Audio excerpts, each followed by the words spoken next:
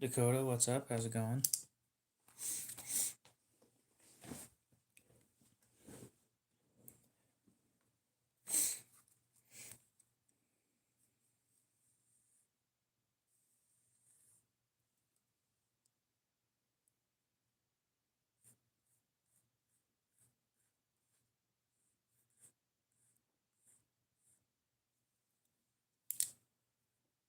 Let's see. We'll give Randall's until he shows up next time. Hendy has until tomorrow. Ethan didn't actually want that Koenig.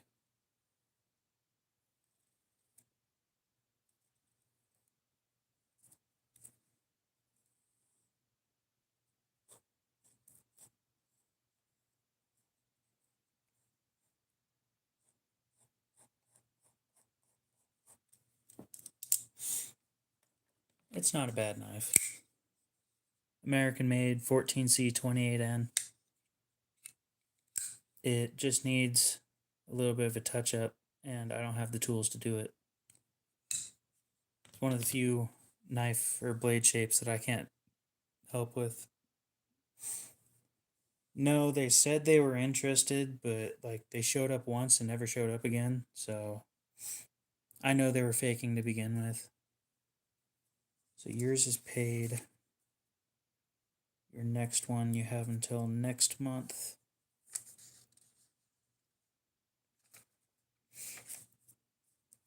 Cody has until... Oh, Cody has a lot longer than I thought. Okay then. Michael, if you're listening, you have 12 days, I think. 13 days. I apologize for that.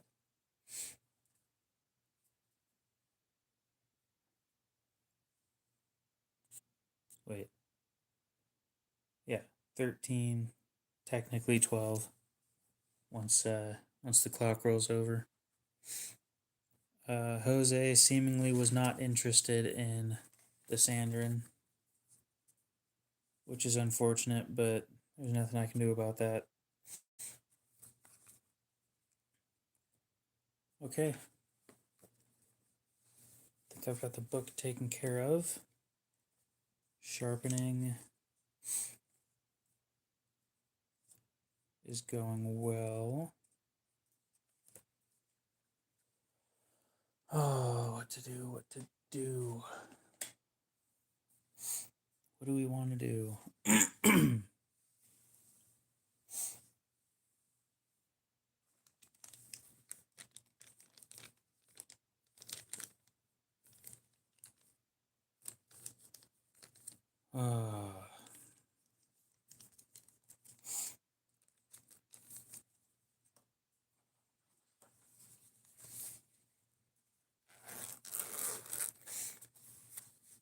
I dropped the price on that Koenig, by the way.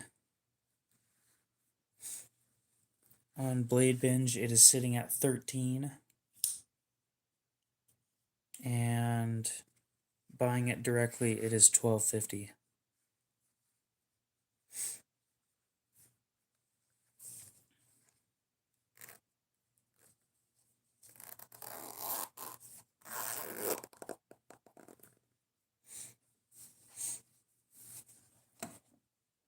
Real quick, did I have somebody who called the launch one? I did. Cool. It's about time somebody wanted that thing.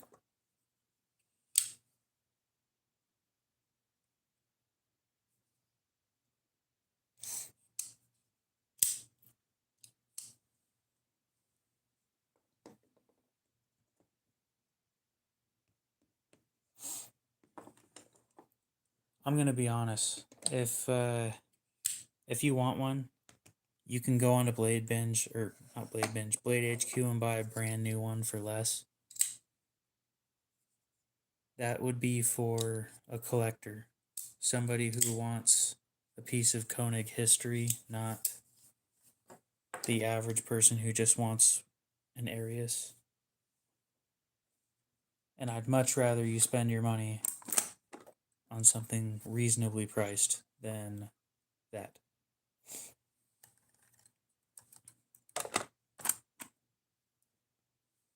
Found a couple ZTs on Blade Bench for pretty decent prices, by the way.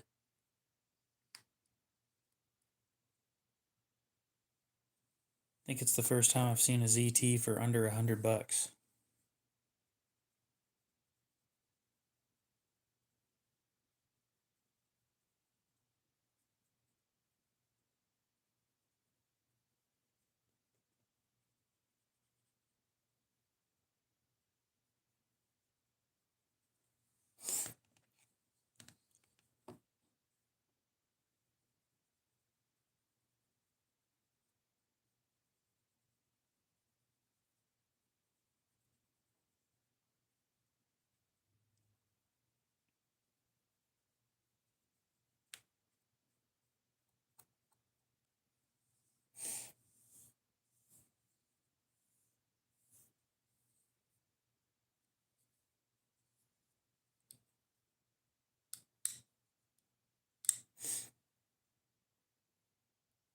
I'll see what I can do. It's so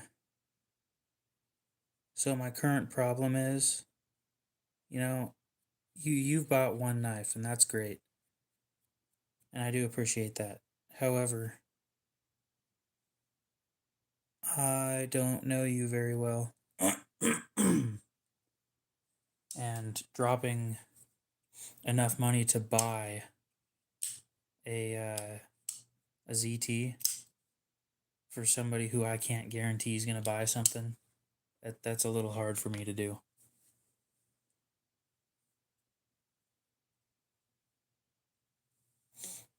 Thank you. I definitely needed that insight.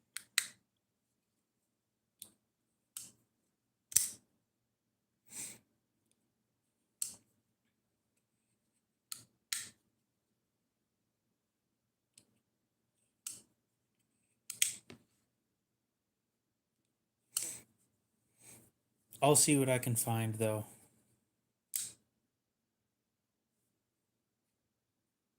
I'm not 100% sure what you're interested in. That's why I'm waiting.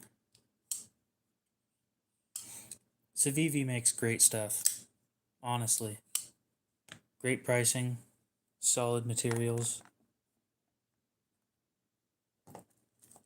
They're getting up there with being hard to beat.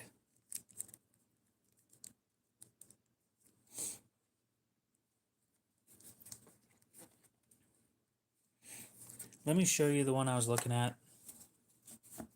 I mean, you could probably buy it directly from them, save money, but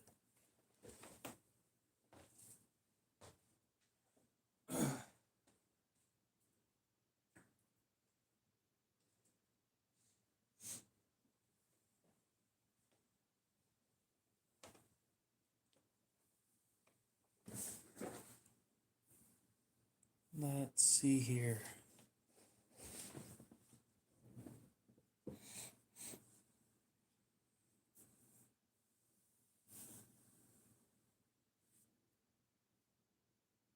Log in.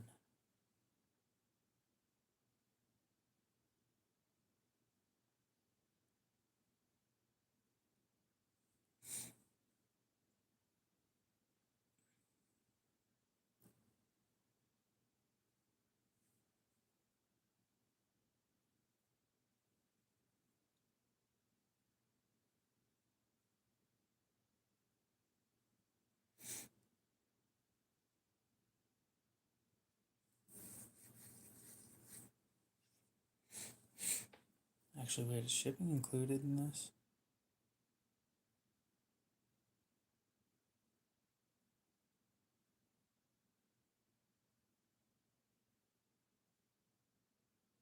How long's the blade?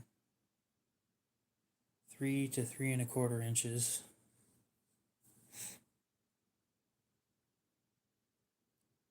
It's a frame lock flipper. Also from Sinkovich, just like the one that you just bought. Just sitting here at the moment. We're about to sharpen this thing.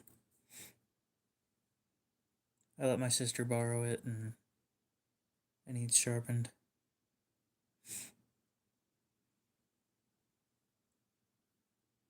What size glove do you wear, Dakota?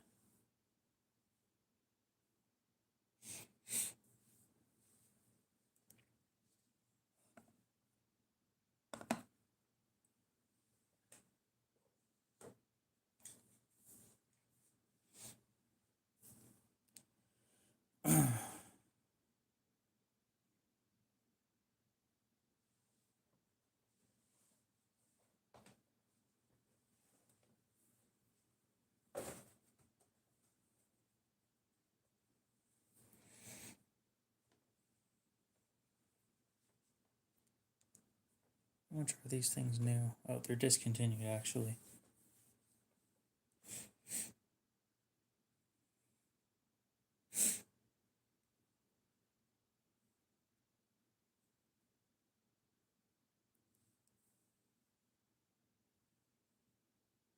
This 3 1/4 inch blade, S35 VN.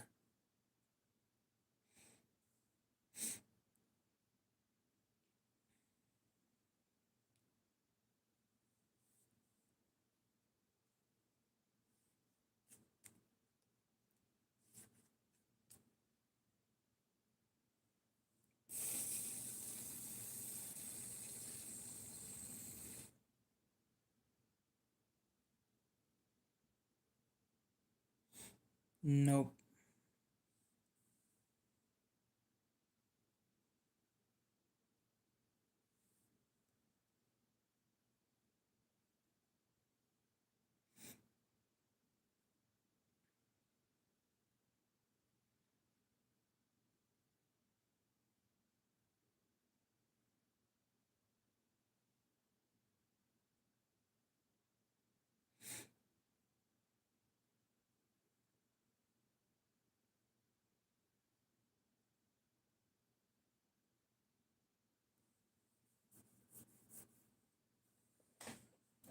Coolest one I've got so far. Give me a sec. All the cool and expensive ones are in pouches. Nope.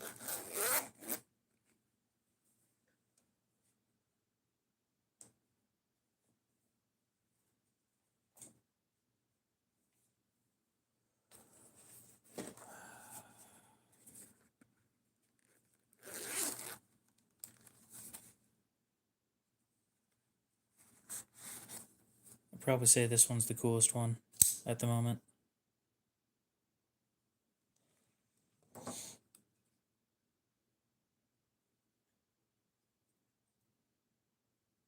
It is a beefy knife.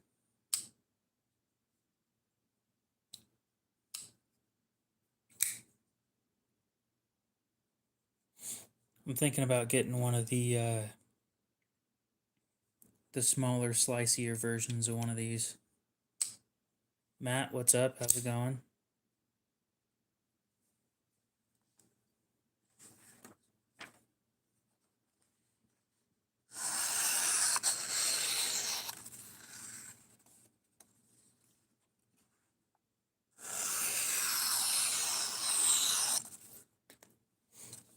Nope, I'm a knife collector.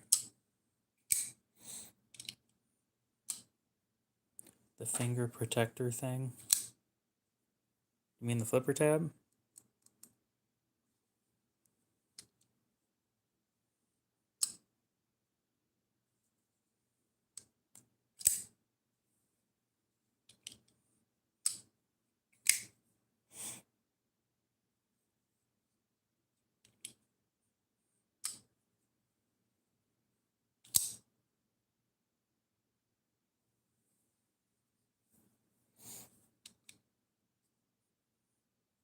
It could definitely double as something like that.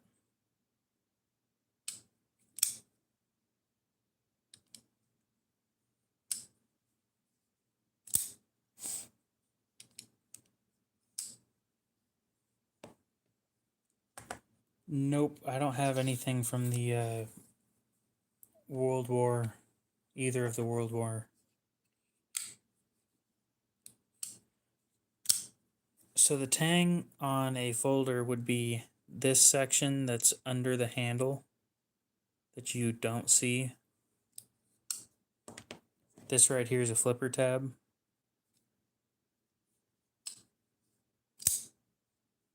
But the tang would be all the stuff that's under the handle.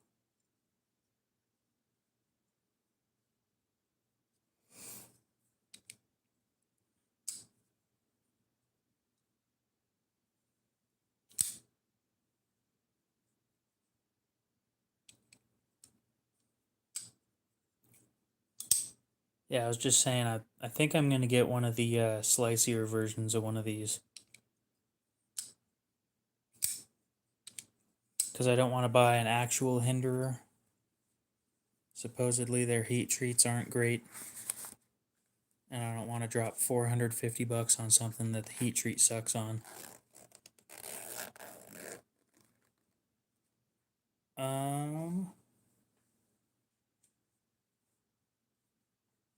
A hand guard of some sort. I don't remember what they're called. There's a specific word for it. I don't collect fixed blades though, so I wouldn't be the person to ask.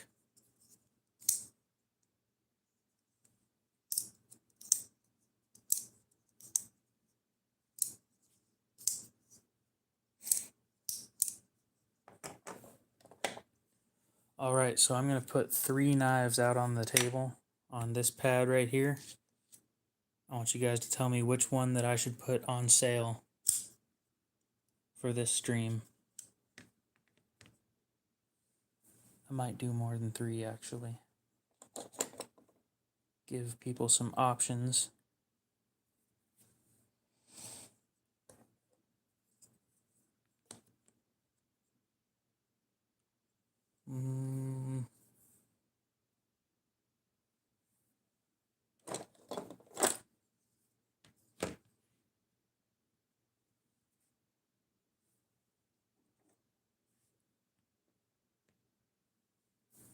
Okay, we got 5 knives. The Kershaw is a good knife.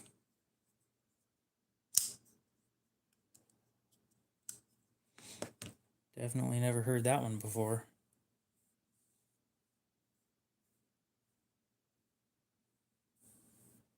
I'm sure they are kind of dangerous. Especially when they're used wrong.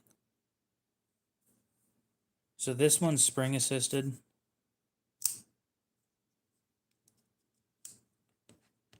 This one doesn't have a flipper tab.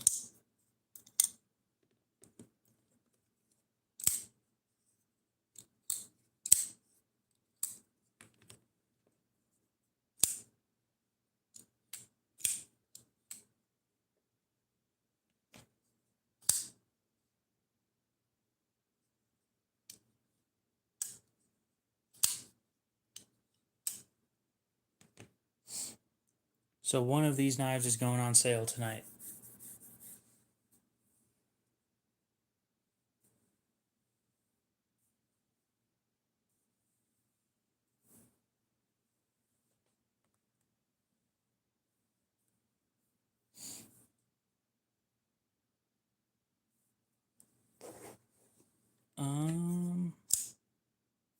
No.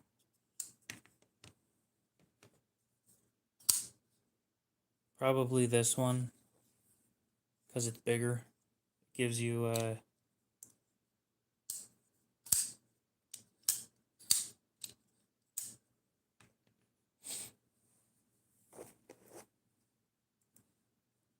the Kershaw needs to be sold.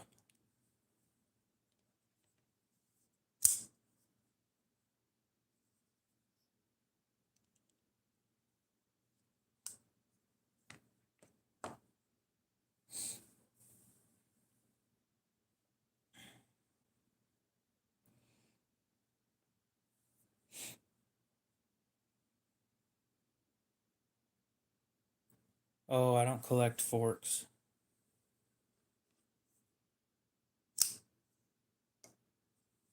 $18.12. Yep.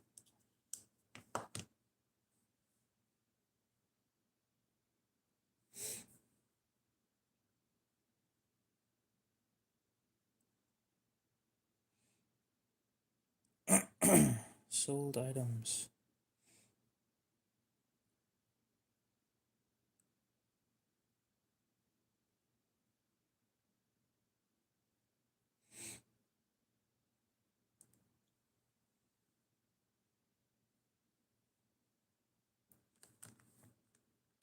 Yeah, it was made in America.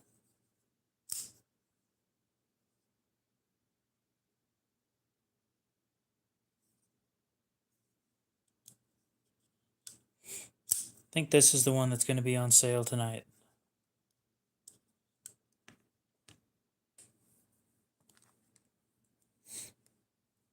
So normally I'd be having that thing up for 65, and tonight we do $5 off. Angie, what's up? How's it going?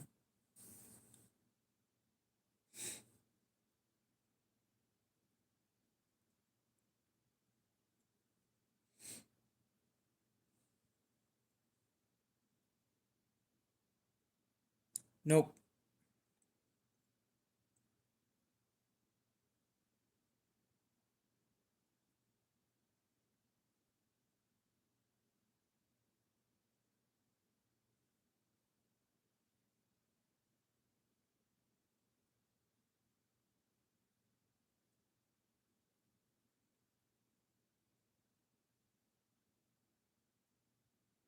Yes, they are pocket knives.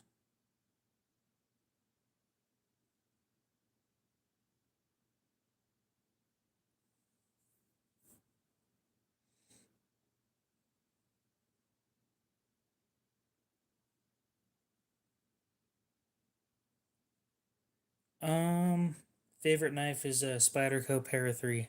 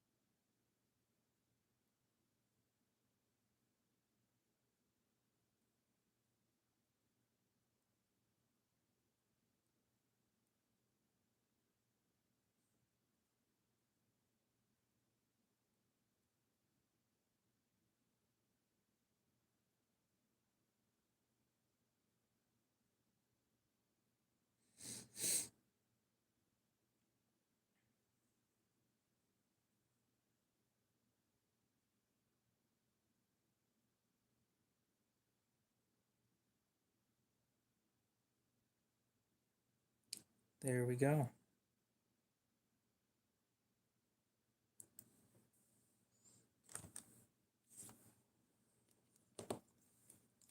Now we can start with the sharpening.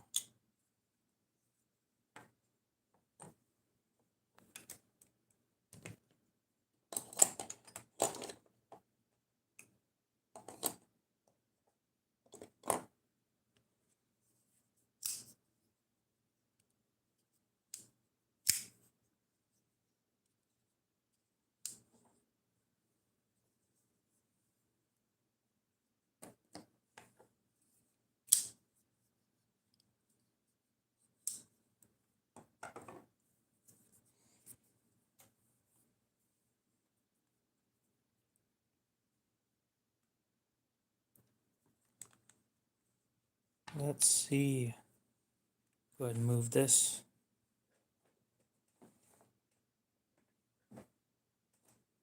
Grab this.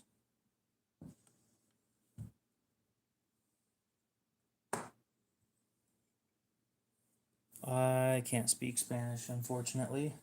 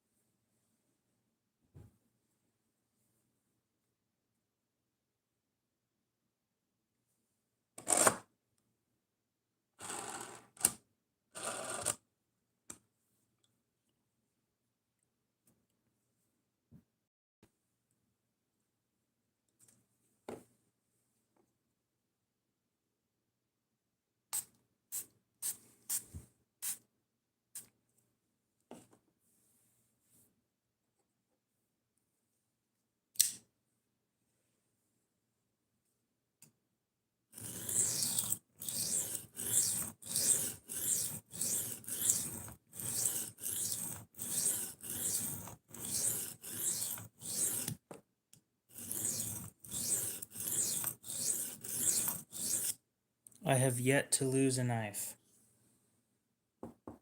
Knock on wood.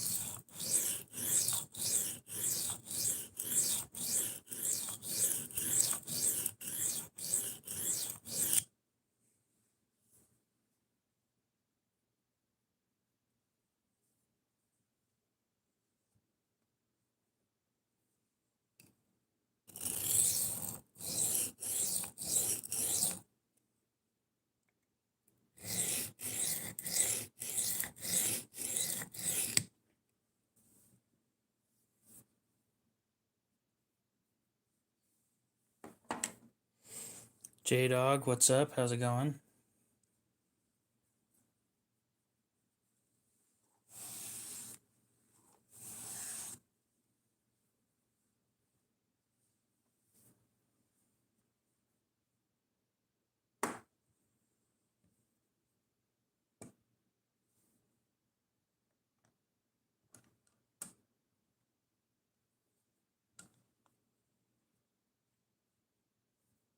Nice.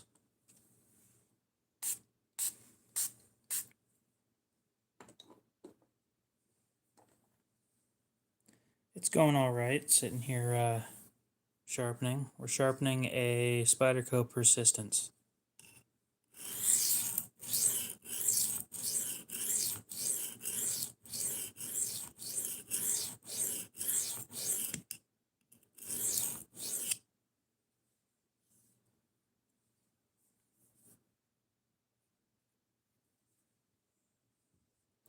I let my sister borrow it, and it came back not as sharp as it used to be. So,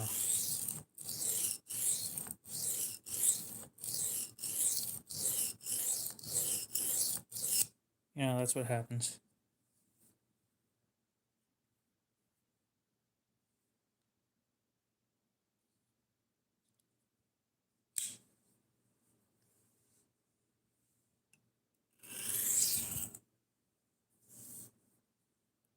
No, I told her that that's the one of the few knives that I won't let her touch.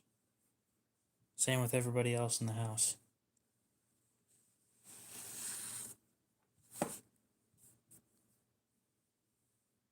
You have a good one, Angie.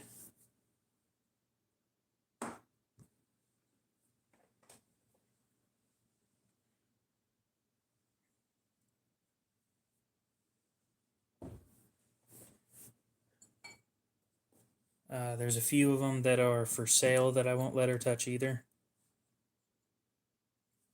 Partially because they're as expensive as they are.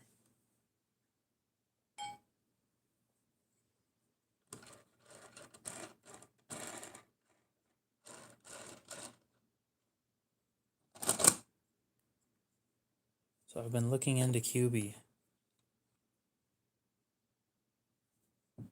The Kershaw is this one from last night.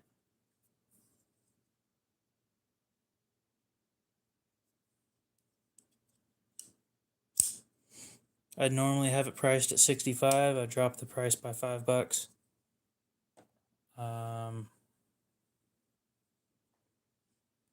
Kind of need that one gone, but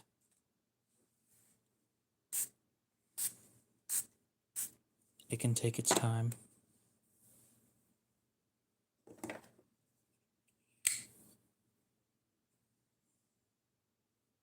I mean, the Maximate would have been fine, in all honesty.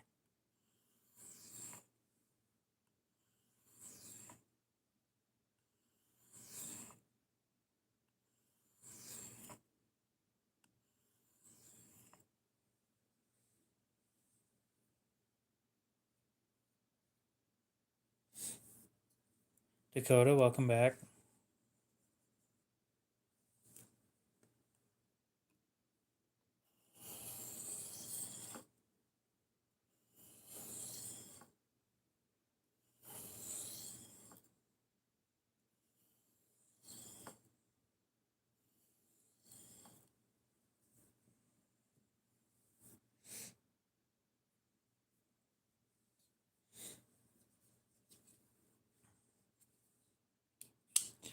So CPM D2 is Crucible's version.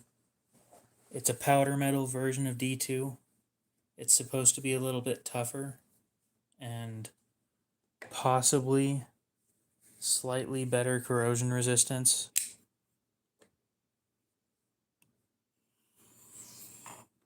Other than that, I don't think there's a huge difference.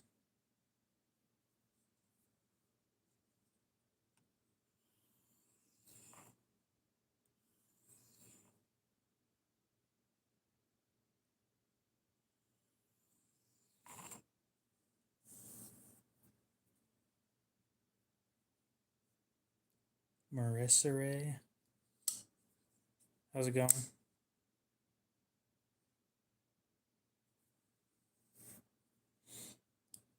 Yeah. CPM stands for Crucible Powder Metallurgy.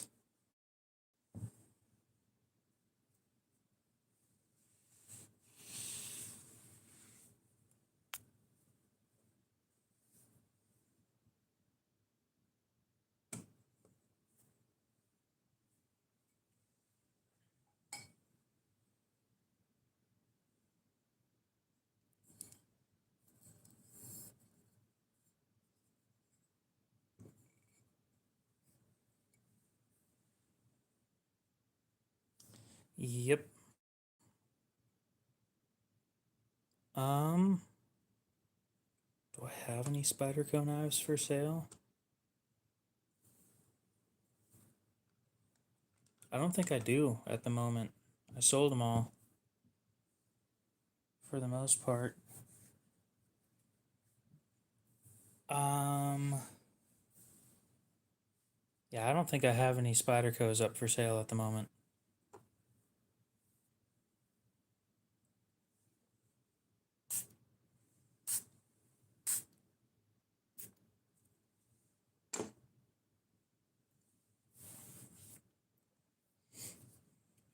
I always like how Kaiser does that.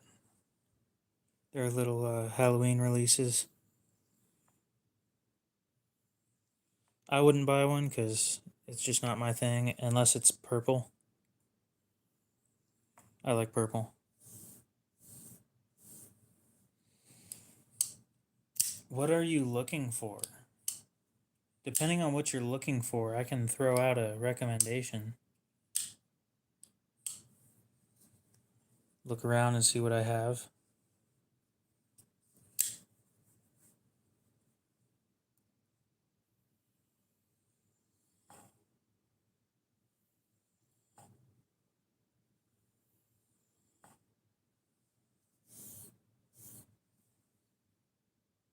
It's a persistence.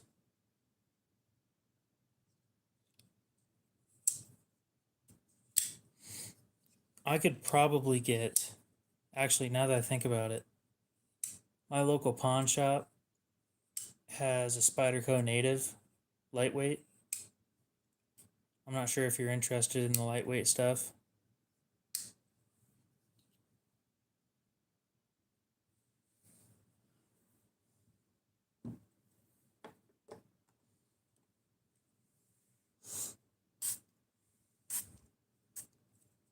No, that's fair. I'm starting to move away from my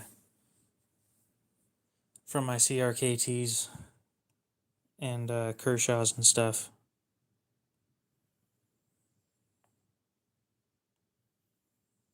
You know, when you got 160, 180 knives, it's about time that I start consolidating.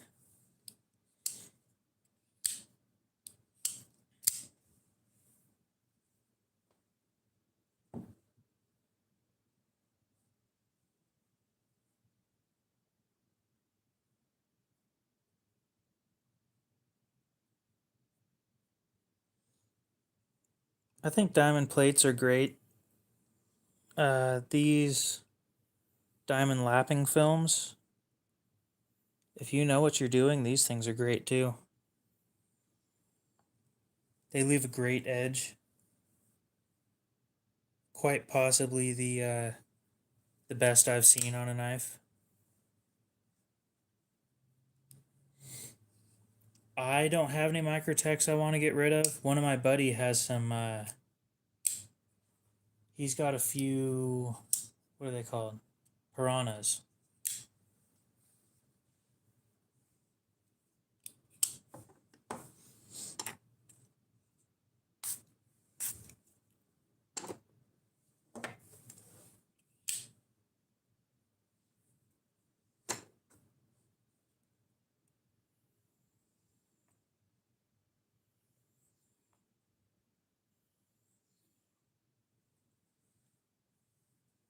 He's got like 3 or 4 that he's trying to get rid of.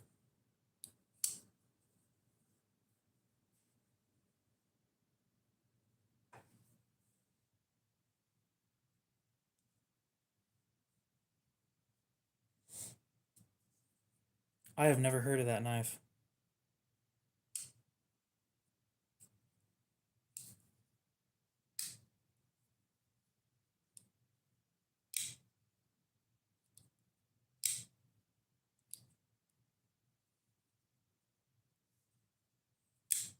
Tony, could you say that a different way? I didn't quite catch what you were trying to say.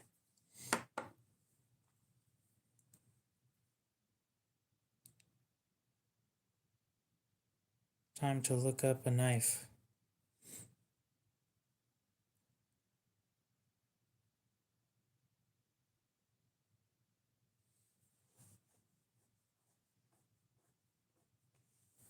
Oh, I've never seen one of those things before.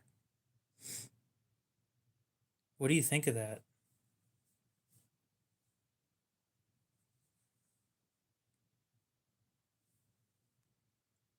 216. Yeah, fucking right. Not for me.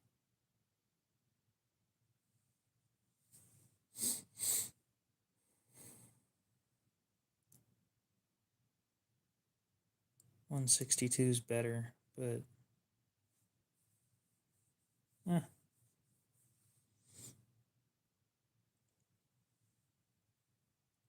that's interesting looking.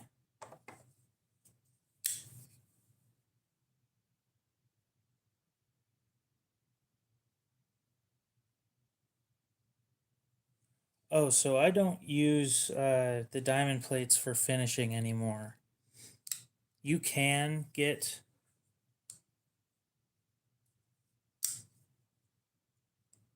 a good edge off of diamond plates. What grits do you have? That'll help with determining how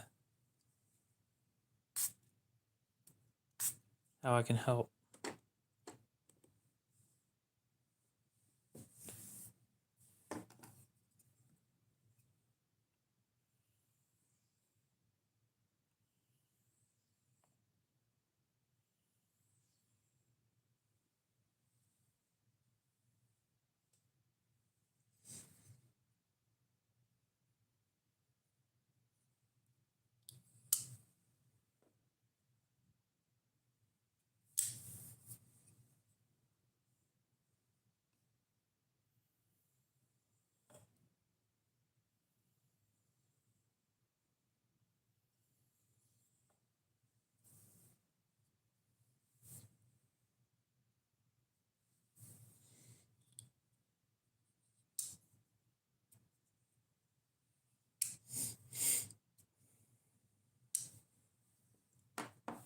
So if you're going to use diamond plates, I would practice on the higher grits. If if you're not sure what you're doing, and learn with those.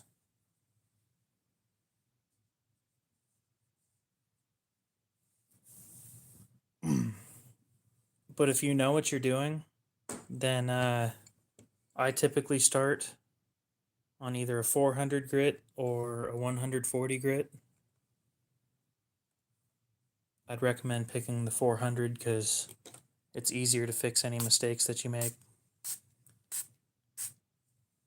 The 140 is kind of permanent.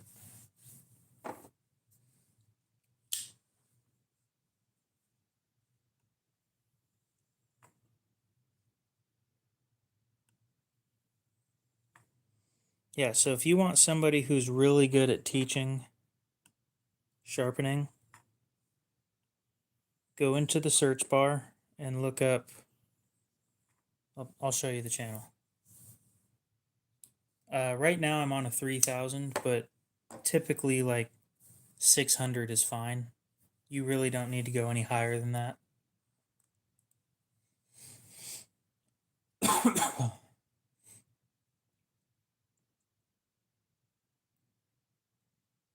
Okay, YouTube.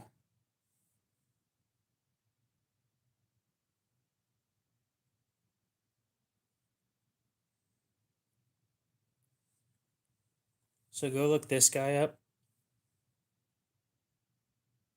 This guy is way better at teaching how to sharpen than I am. Outdoors 55. That's where I learned most of the stuff that I know.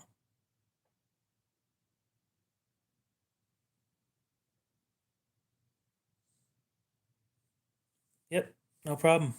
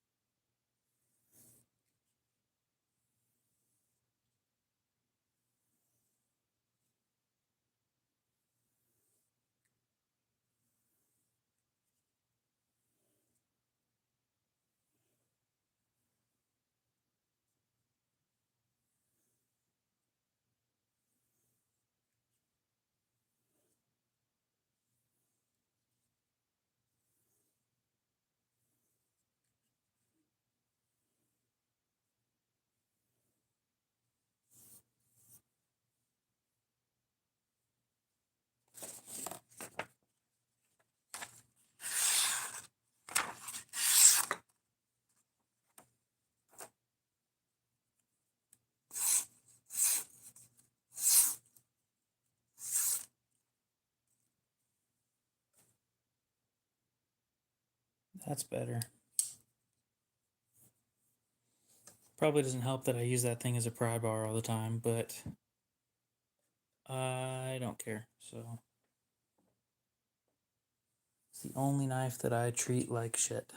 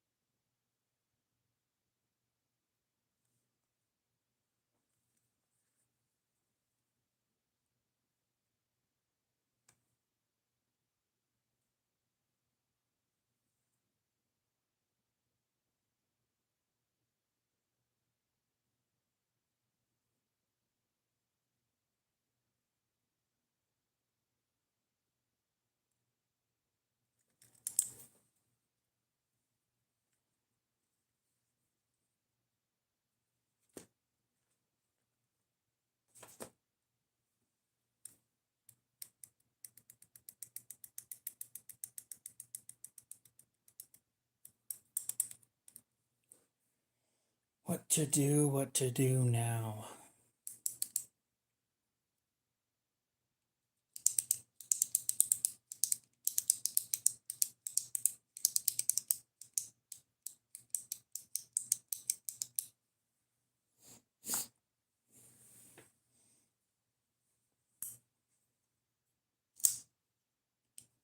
So I'm thinking about getting a new knife. I know.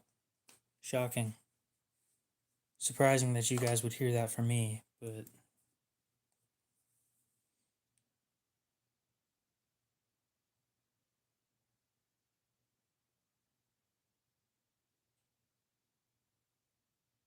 let me pull up the knife I'm looking into.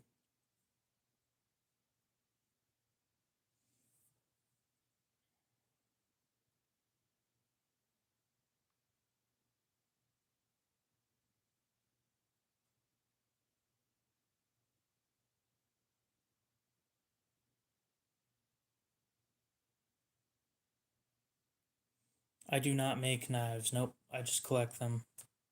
Fishy Fingers, what's up? How's it going?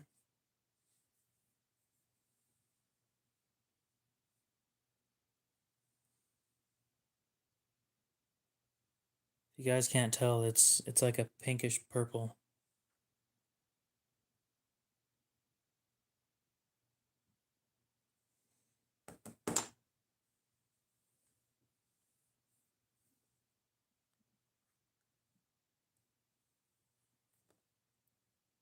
I don't have the tools to heat treat. So as much as I may be fine learning it, I don't have the money to buy a kiln.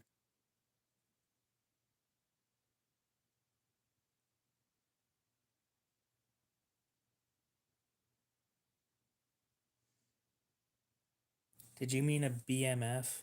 Yeah.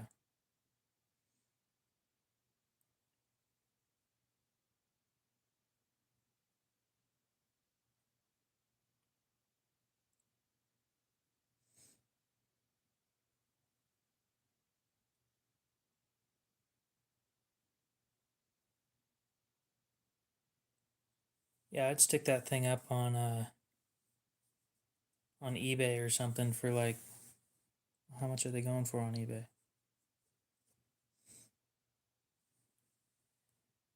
Yeah, tell me about it.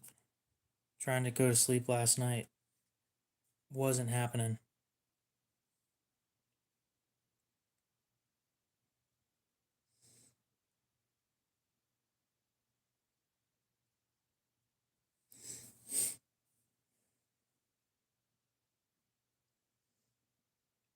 $800. Yeah, right.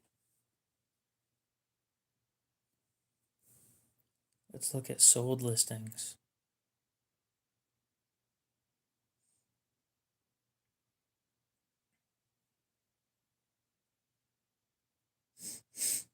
Yeah, if you're gonna get rid of those things, I'd stick them up on eBay by the looks of it for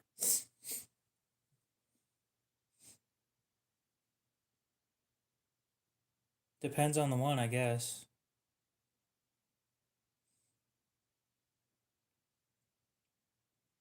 Probably around 270.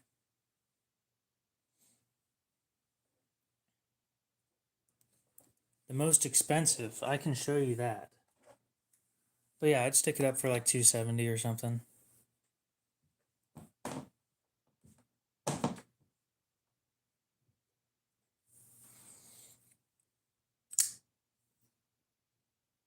It's a Koenig Arius.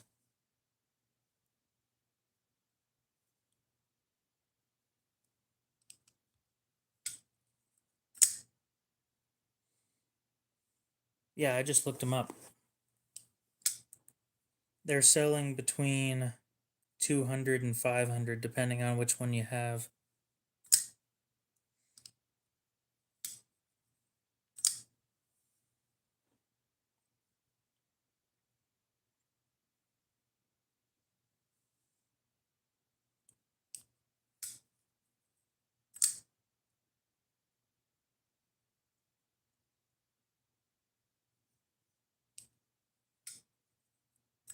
Oh, you don't want to drop $1,250?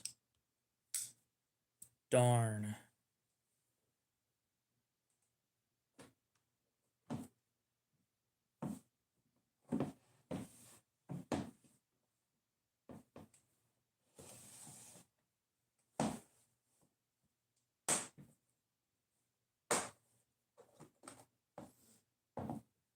Give me a sec to look around at what I have.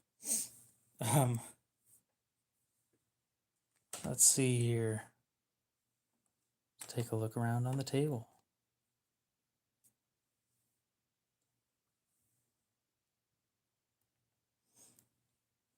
What's your budget? We'll start with that. Based on your budget, I can tell you stuff. That is always the best way of doing it.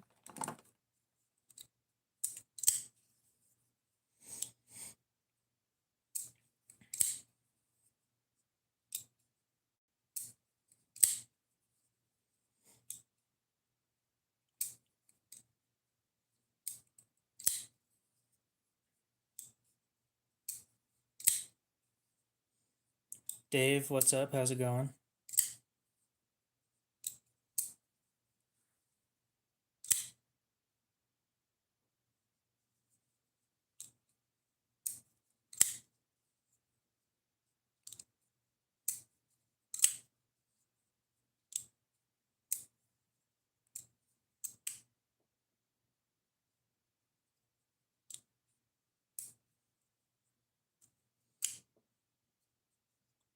$300's the highest you'd want to go. Okay.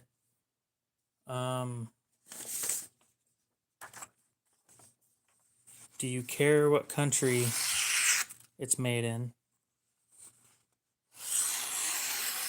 Do you care if it's assisted? And yes, this thing is very sharp.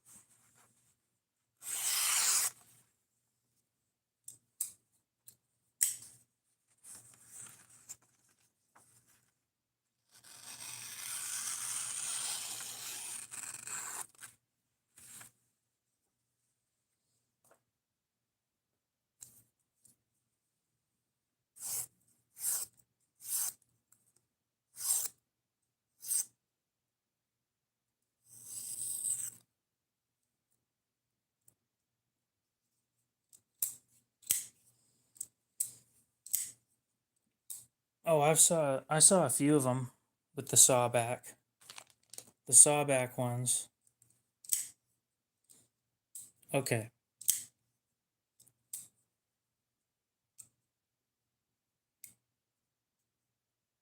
Shit, what do I have that's... I'm trying to think of something that's roughly in the $200 price range. But I really don't have a whole lot at the moment in that price range. Yeah, the BMF with the sawback right here, 280. 389. That one didn't have the sawback. 280. 250. 200. 500. Yeah.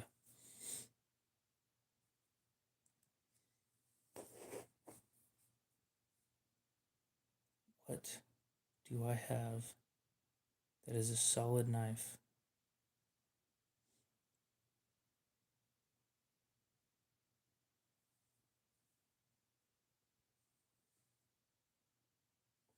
That one's called for. That one's called for.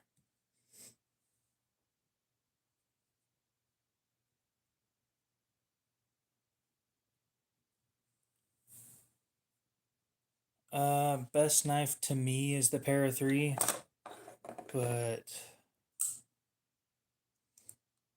I know it's not the best knife ever.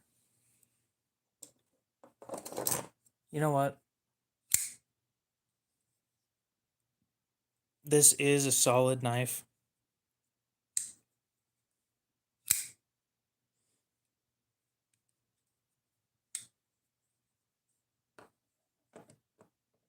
It's American made, 14C steel, aluminum scales. The only downside is I can't sharpen this one. What do you mean sold?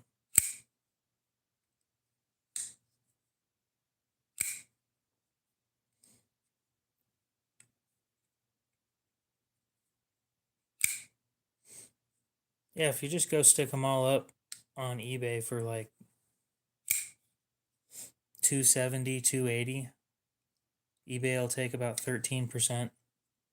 Oh, yeah, it's a solid knife.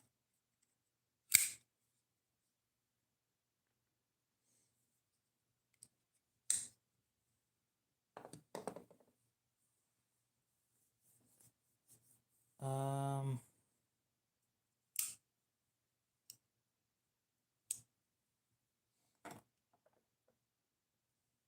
God, when I think of a good knife that'll last forever, I think of a frame lock. I don't have anything with a frame lock for sale.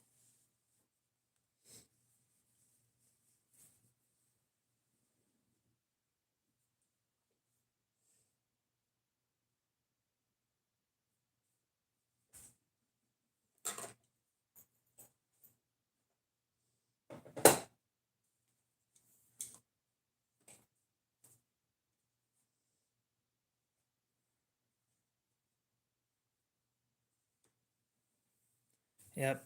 Unfortunately, I cannot help you with that. Vintage knives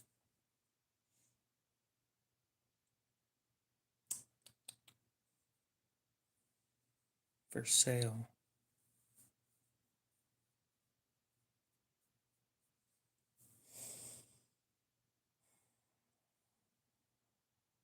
I do have a few. Push button autos. I don't have very many of those. I think I have two, and neither of them are nearby. Vintage knives. What do I have?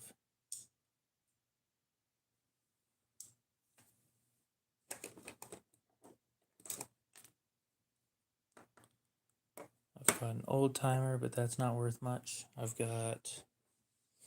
Let me go grab another box. Oh. An older Kershaw that had a reblade, but it's half serrated and nobody wants that.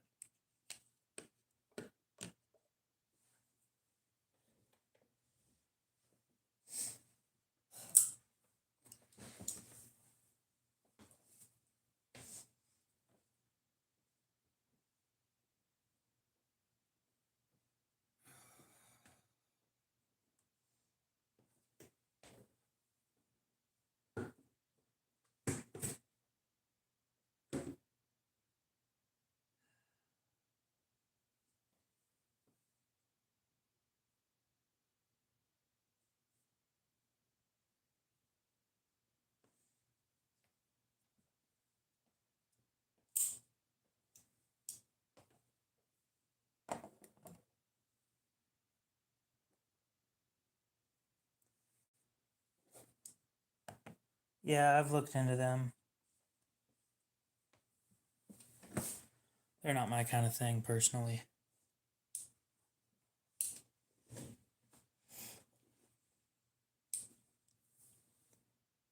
And I'd probably be willing to sell the Walker blade lock.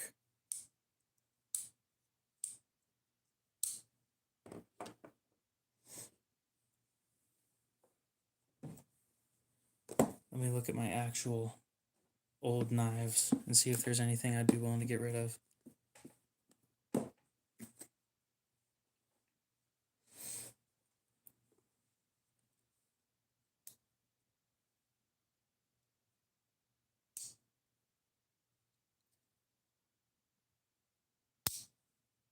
We've got an Imperial with an awl.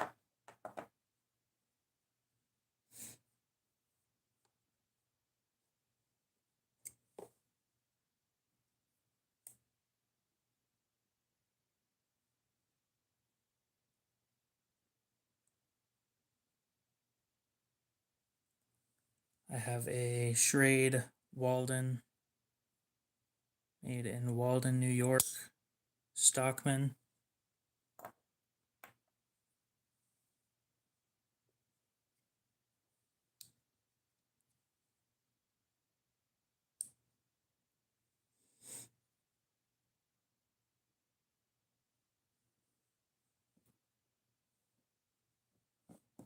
Yeah, that's about the only ones that are in decent condition, to be honest.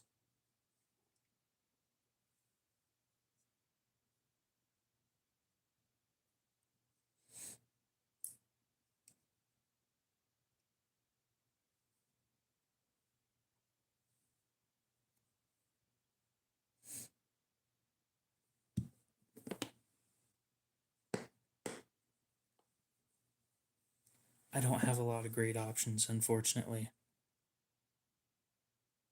Not at the moment. However,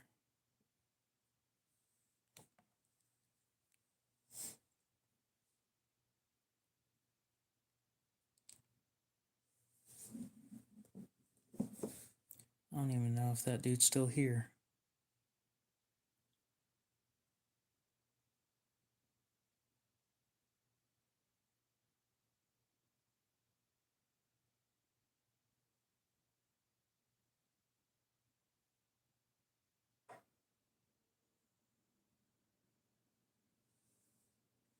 Abdullah, welcome back.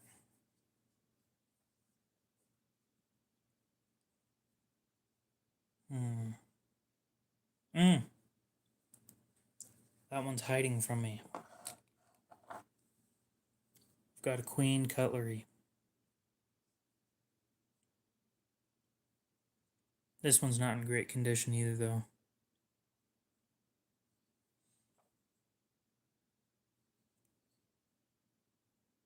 Just looking at all the stuff that's...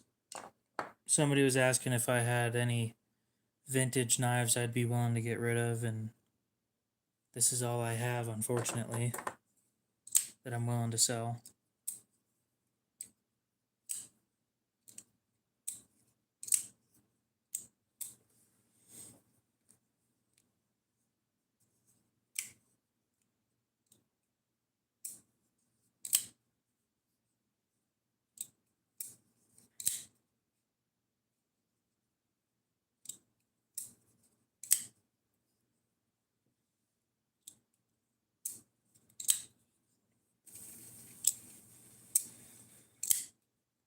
We were sharpening some knives earlier.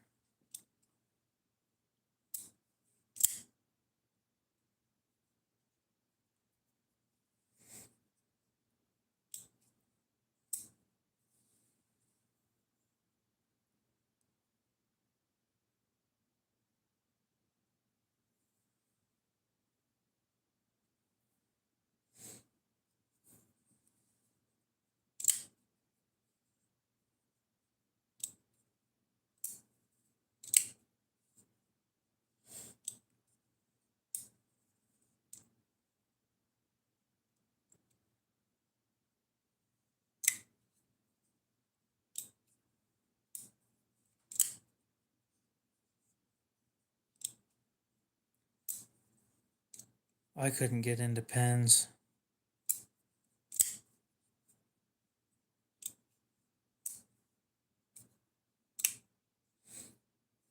If I got into pens, oh.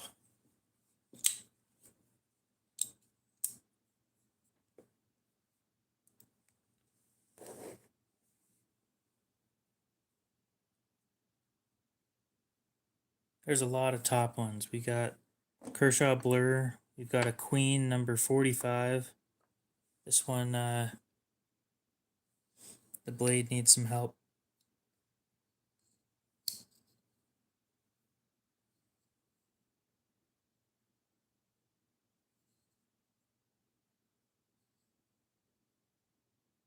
A lot of scratches.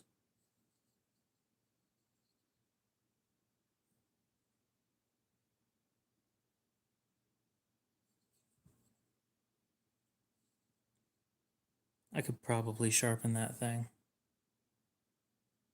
Never mind.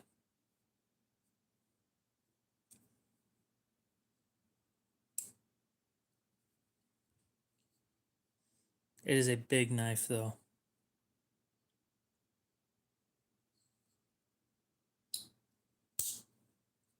How much do those things go for? eBay. Help a guy out.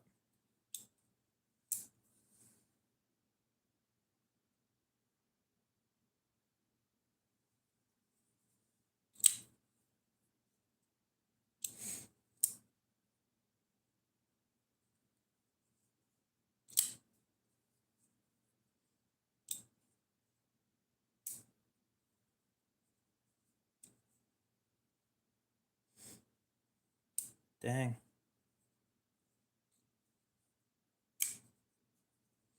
These things ain't worth shit. Sold listings are sitting at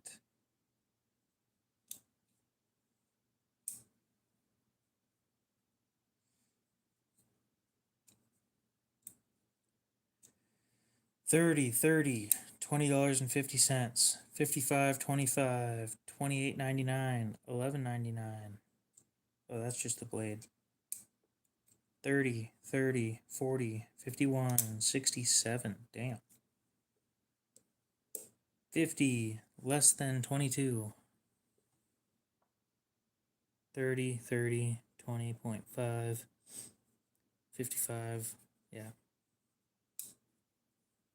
They're all over the place, but all these are in better condition than mine.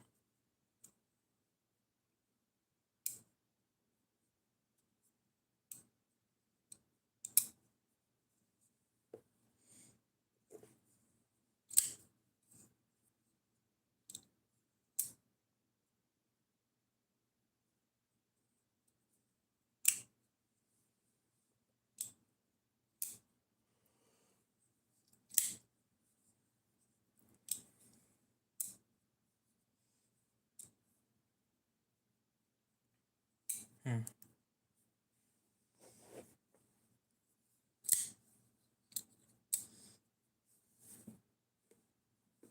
Well, there was one on there that was in worse condition than mine that they had up for 15 and it wasn't selling, so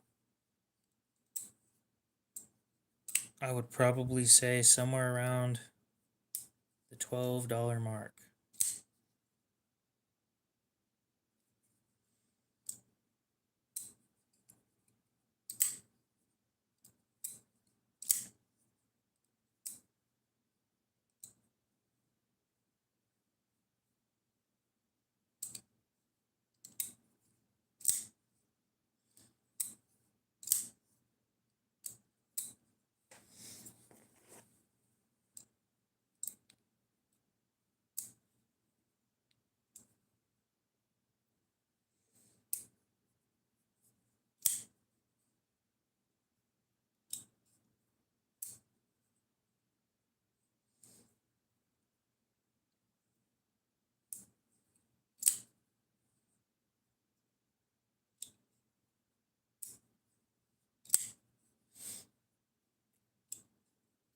Well, it looks to me like the guy who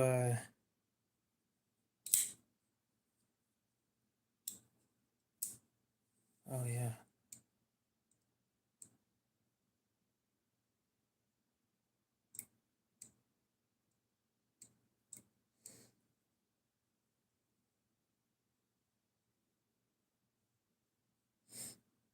Um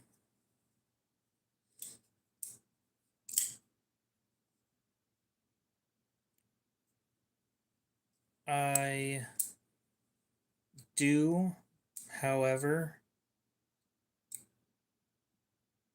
none of that. They're either all called for on hold or they are not for sale at the moment. I can get my hands on specific ones though.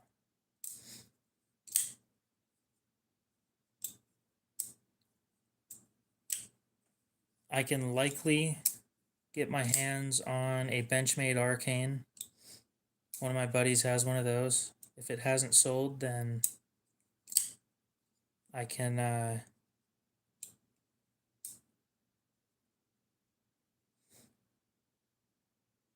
do that.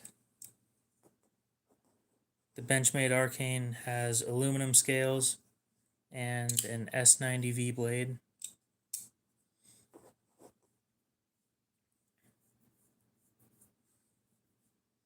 That one I can't put on hold though, because it isn't mine. It would need to be a payment down before I can get it. I cannot do a backflip. Nope. Need to enter a giveaway real quick. Let me look up the Arcane, see how much they go for. And that's typically how I price them off of.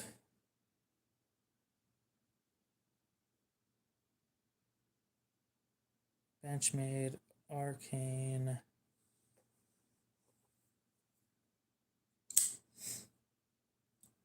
And we go to sold items.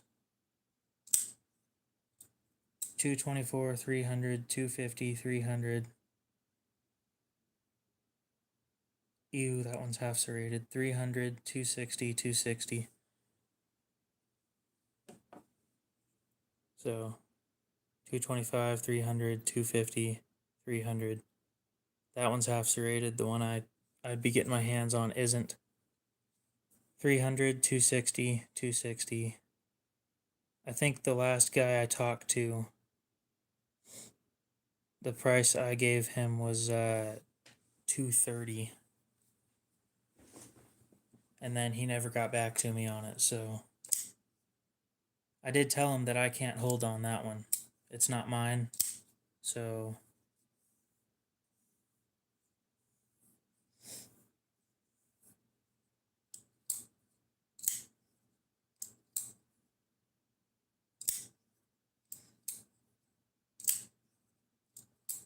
actually no, wait. This one went for 225 with the box.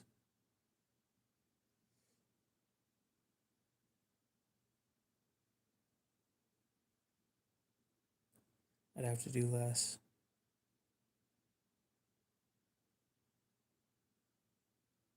I can do around 210 on that. If he still has it.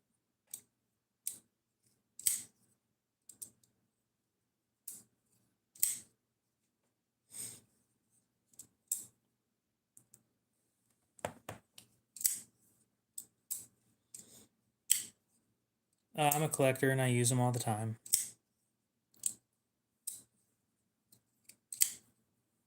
To me, there's no point in collecting if you're not going to use them. Other than like limited edition knives, I don't use those. But most of them I use and carry.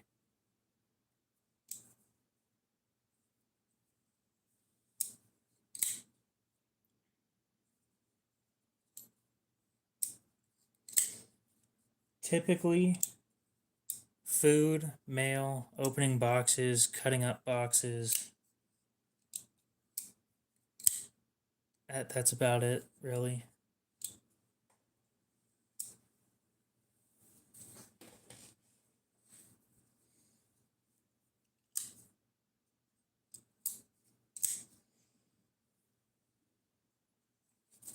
A lot of cutting paper.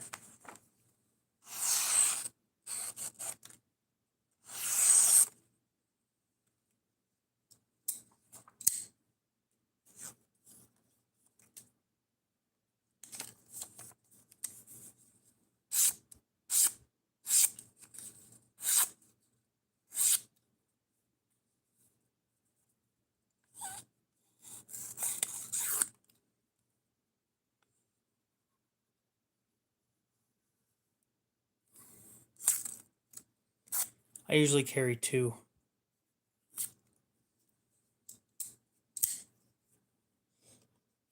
If I wasn't having issues. That's more like it.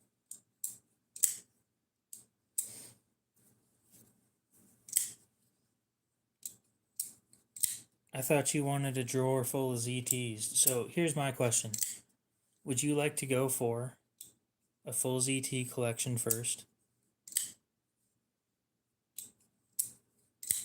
No, they aren't.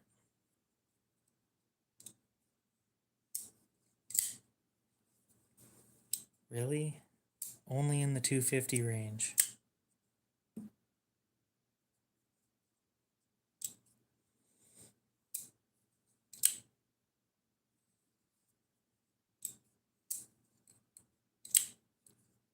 I mean, I guess I can buy one and then jack the price up to an insane amount. You know, buy it for like 120 bucks and then sell it to you for 250. No, I wouldn't do that.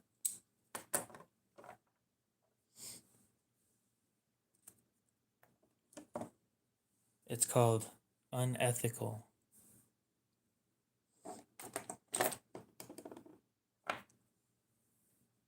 Or something like that.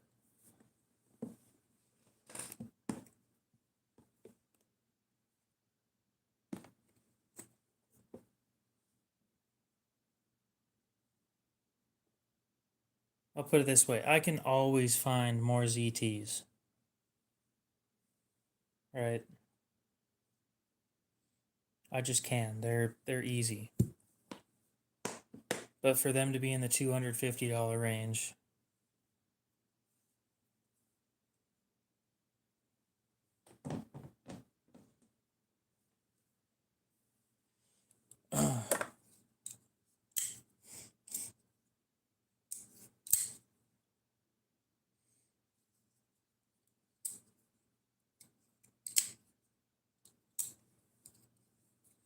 they're nice, but they're heavily reliant on this locking mechanism. It's like their whole shtick. They don't do anything else. Up to 250. That makes more sense.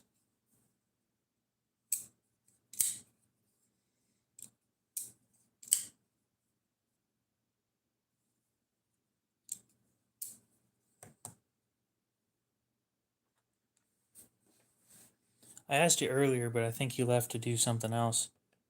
What size glove do you wear?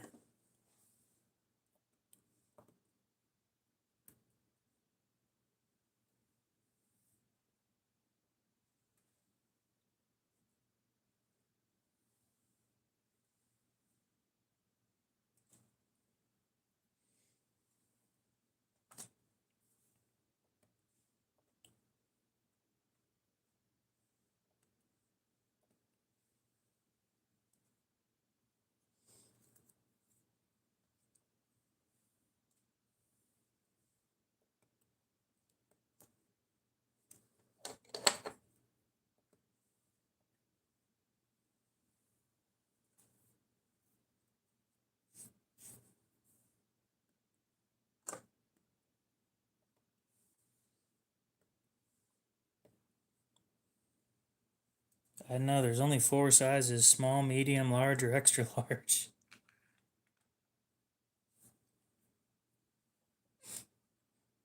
What's. No, like work gloves. Just a pair of leather gloves.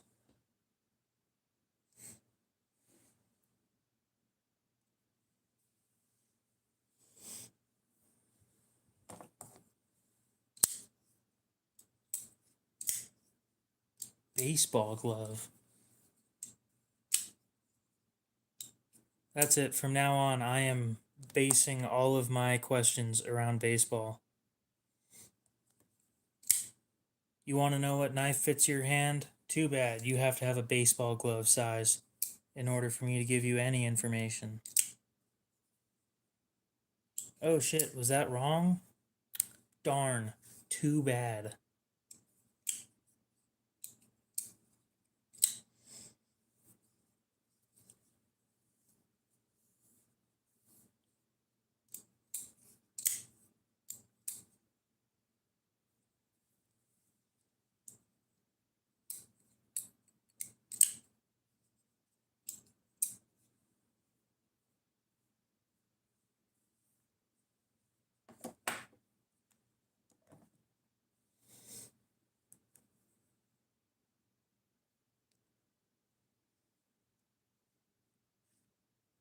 Let me go on eBay and find the cheapest zero tolerance knives I can find.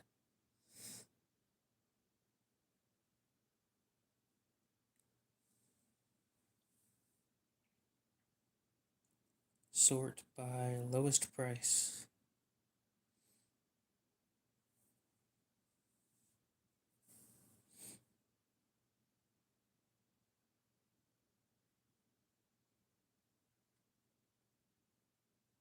A ZT in D2 steel. Now that's old.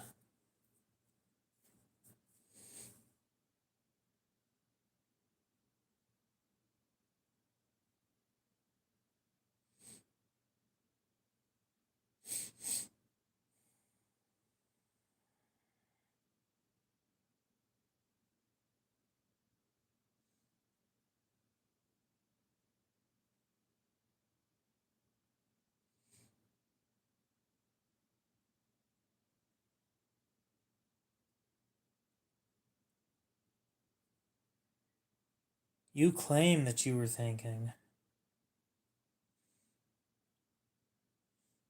I don't. Well, actually, I have one rare ZT. It's already called for, though.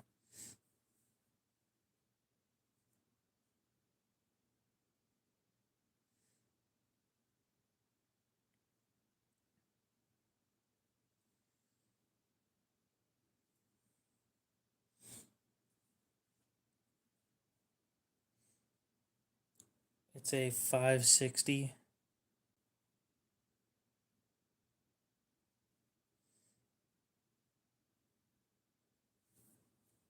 560 BW.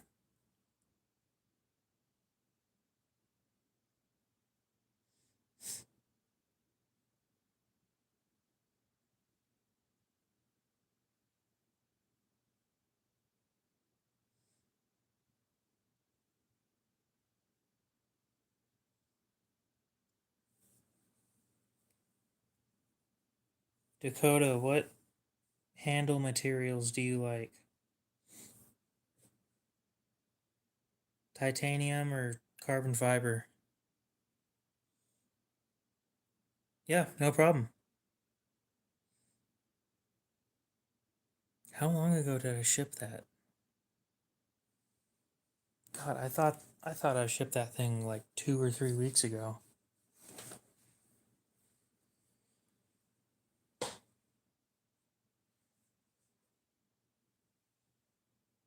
Both? But which one do you prefer over the other? If you had to pick one.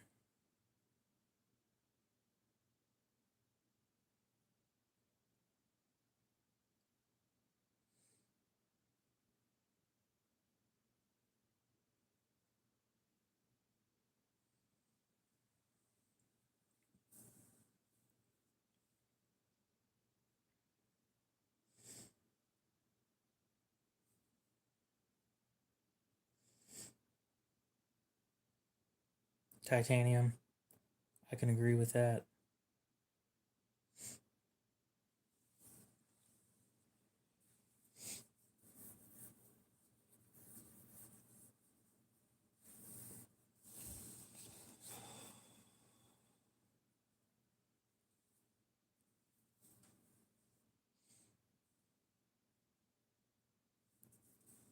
I don't know. Carbon fiber doesn't have the same feel to me.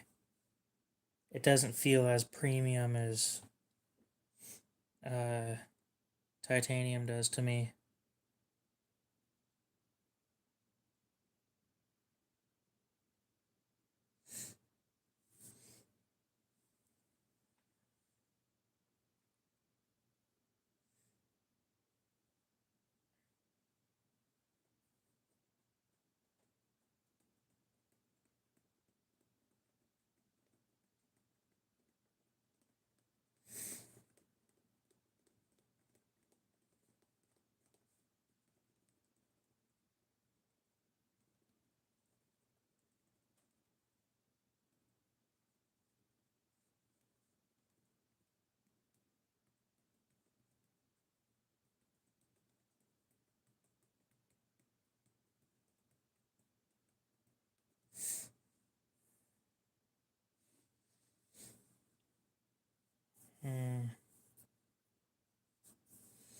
Still looking around.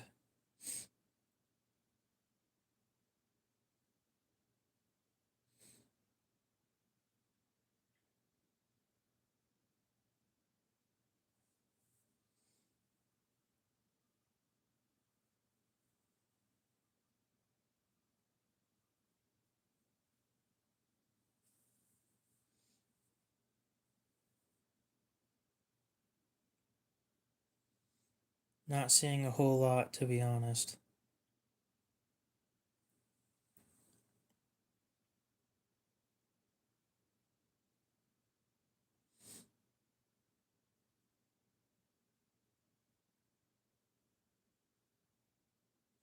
We do have plenty of time. Considering I'm looking around for next month's.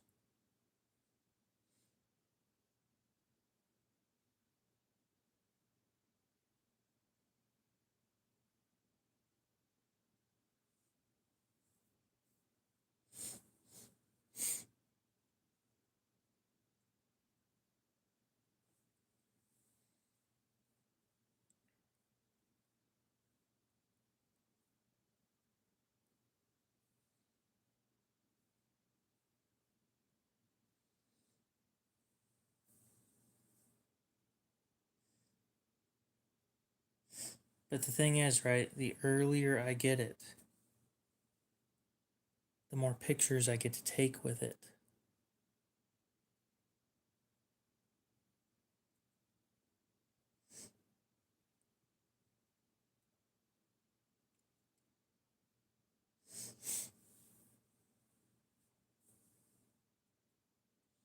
It's the small one.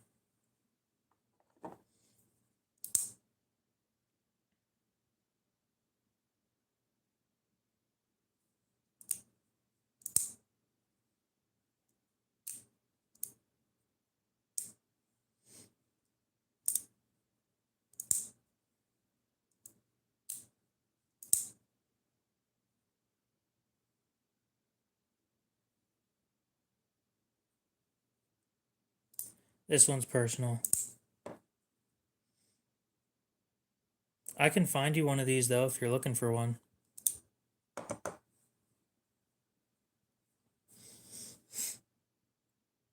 Being a broker is something that I do.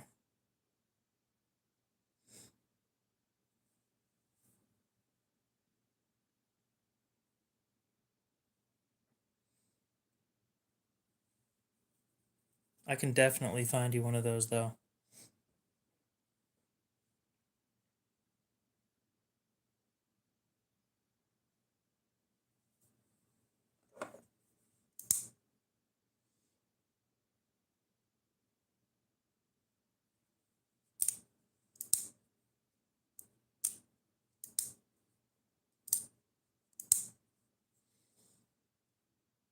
Sounds like a plan.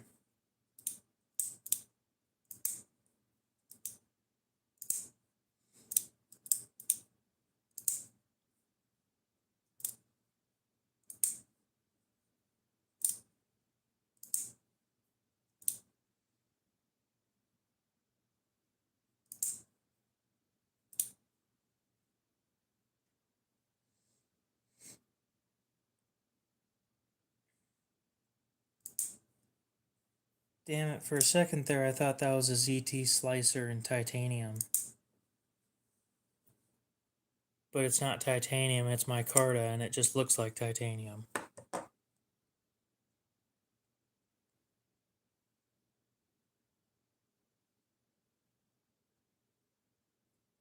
Looks like titanium. Micarta. Nope, I don't have any butterfly knives.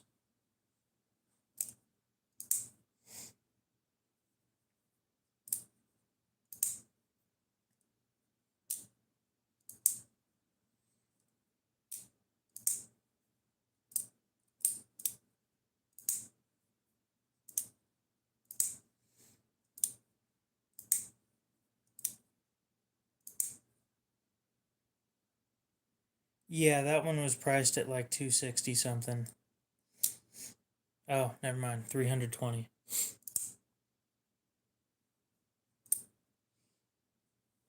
I'll be honest, I definitely should have charged you more, but oh, I hate charging a lot of money.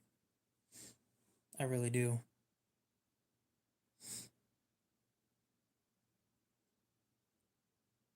I made money. You're getting a good knife. I can't complain too much.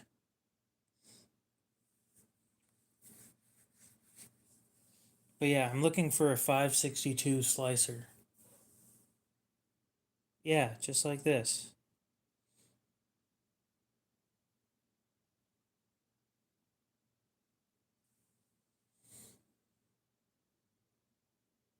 It's basically the knife that you're buying, but thinner.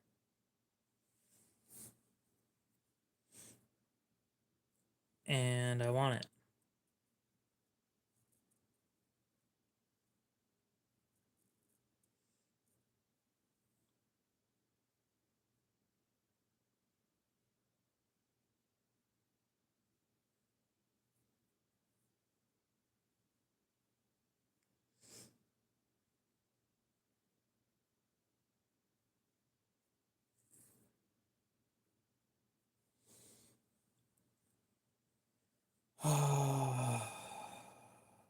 But I don't want to drop 270 bucks on it.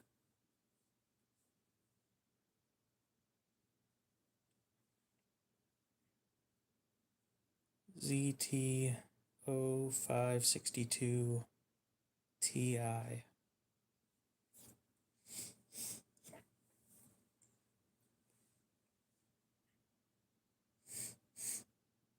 Sort from lowest price. And I don't care if it's a user because that doesn't. Wow, the cheapest one is 224 bucks. That's still a lot of money.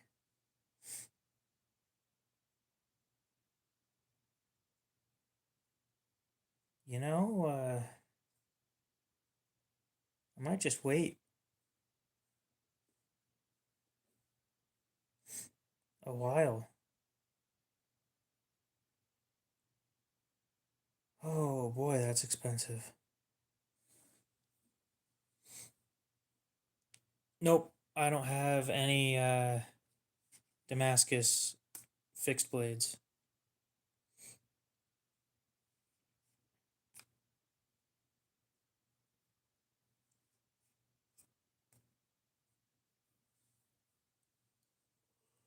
I've got this cool thing though.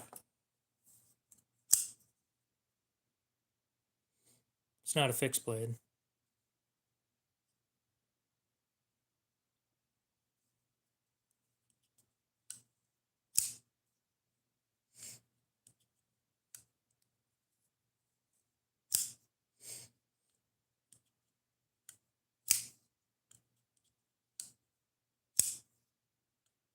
Yes, I like the Mini Adamas a lot more than the Osborne, but this thing's a lot thicker. It takes up a lot of pocket space, but it feels like a fixed blade. It's thick enough that it feels like you have a full handle.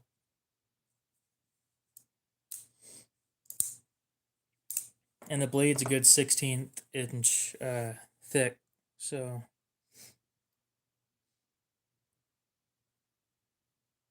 yes, there's a whirlwind on the table. Unfortunately, it's half serrated, but rust. No, I don't. Carco, what's up? How's it going? Yeah, you move through shit way too quickly. I thought I might be able to find you a set of handles for that Osborne, and then you went and sold the reblade for it already. That was really fast.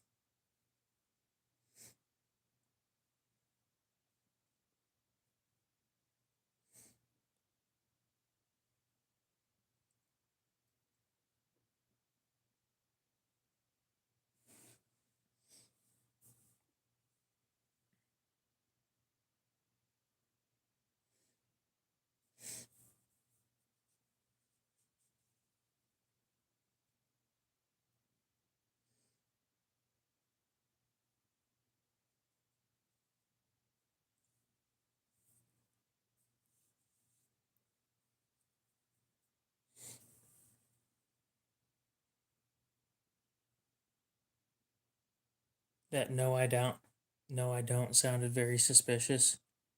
Okay then.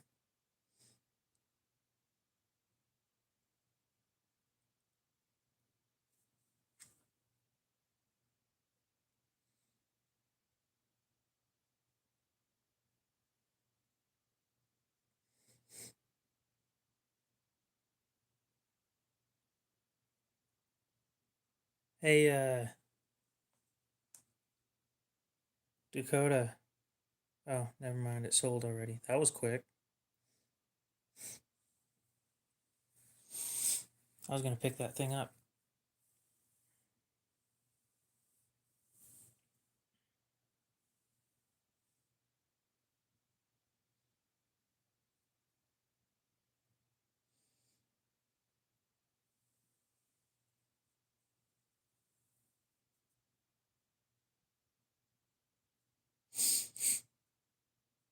Knife brand.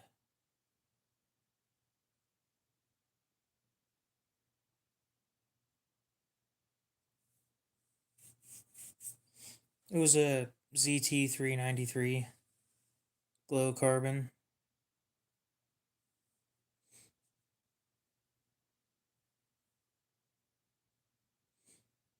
It was 160.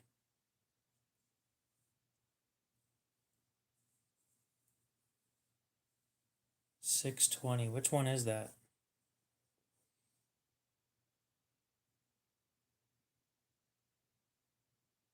Sorry, I'm trying to look for ZTs right now. It's one of the few times I can actually afford ZTs. Feels nice, by the way. Garco, you might find this cool.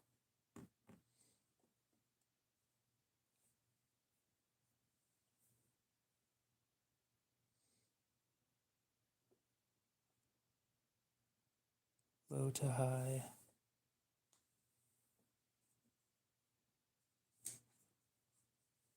I do want to preface this. It's actually sold already, or called for already, but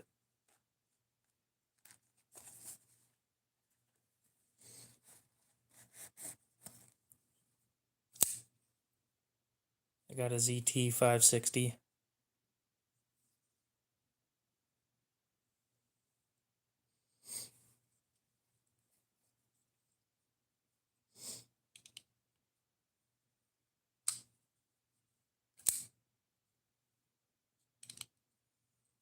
Dude, this thing is thick. And for how small it is, I mean, it's not a small knife. But for how small it is, this thing is heavy too. 6.4 ounces. I don't think that it's milled out at all. Yeah. Solid titanium frame lock scale. No milling whatsoever.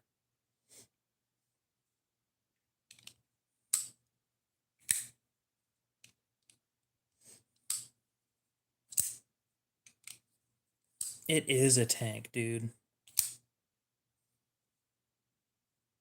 Thick. Thick knife.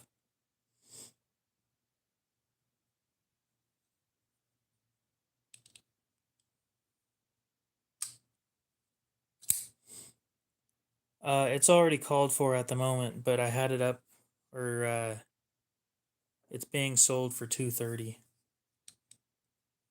Yes, I know I could have gotten more.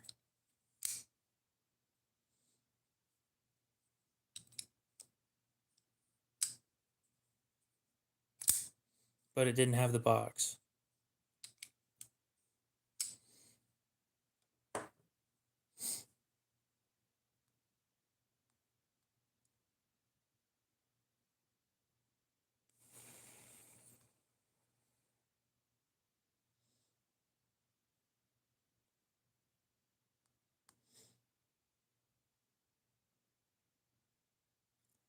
But I personally, I'm looking for a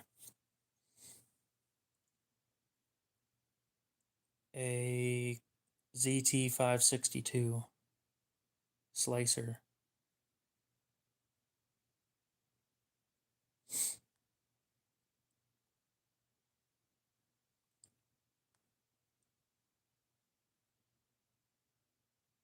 I haven't seen your box.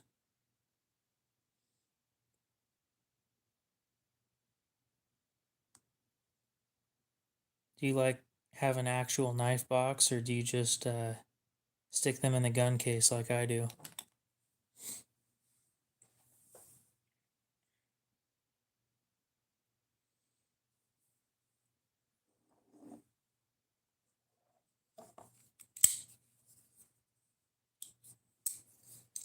You lost about 10 of them? You can buy more from me. Woohoo.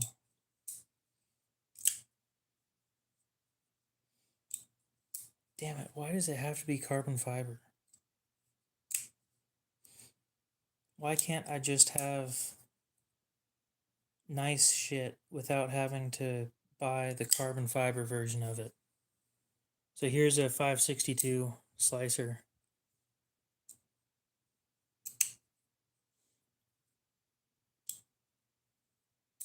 Gimme half. I want to see this shit.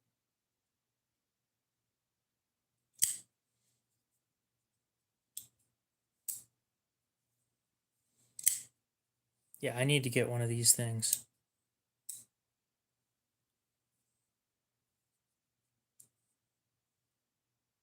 Serial number 21,661. I'd say that this knife's been around for a while, or that they've made quite a few of them.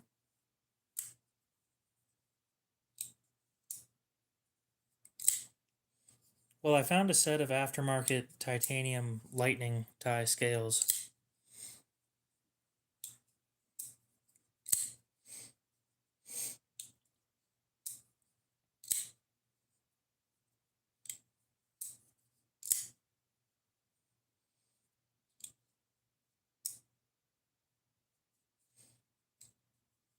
Yeah, I just don't like. I prefer titanium over carbon fiber. I just do. Like this is G10, that's a little bit different, but see, the sad thing is, I want to keep this, but I will never use it. And that's the problem that I have.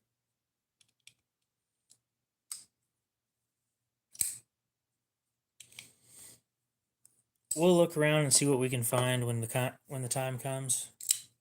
Exactly.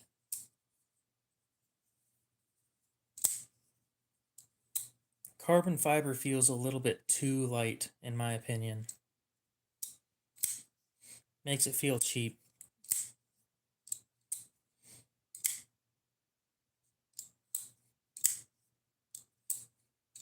So here's what I think I'm gonna do. I have one full tang knife, but I'm not selling it. It is a Rat 5.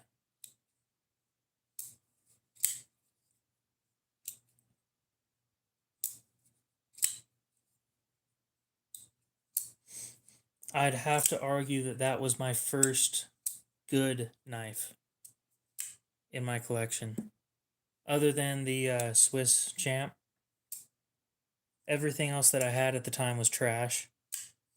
They were all gas station knives, and then I got that thing and didn't even realize it. That's what kickstarted the whole collecting nicer stuff.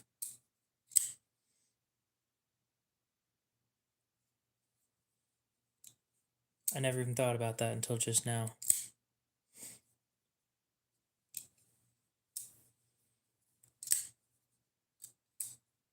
I don't know, I just carrying something that weighs almost half a pound in your pocket, uh, in the same pocket as my phone, that pocket is going to weigh a pound.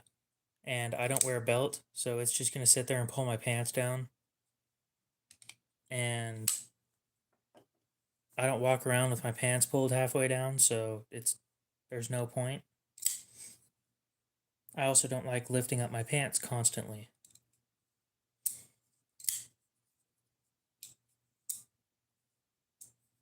Look, I'm not super worried about practicality as much as I'm worried about the fact that I don't want to constantly pull my pants up.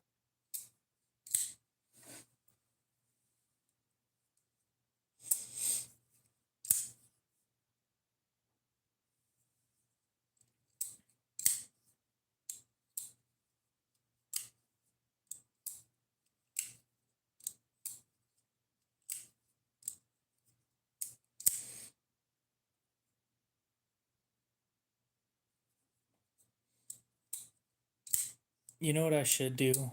I've brought this up. I've brought up liquidation before.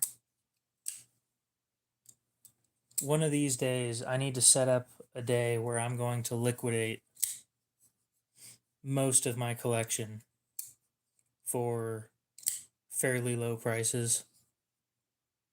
Probably lower than what they go for on eBay.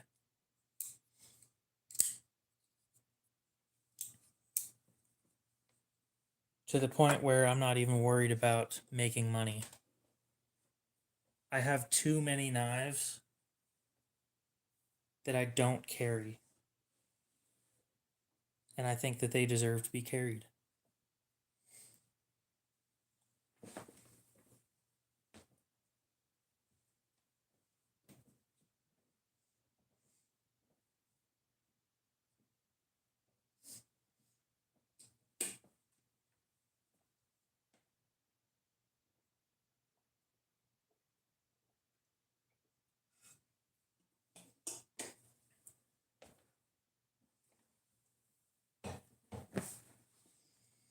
Like, don't get me wrong, I'm going to keep some of my budget kings, but I'm going to get rid of so much.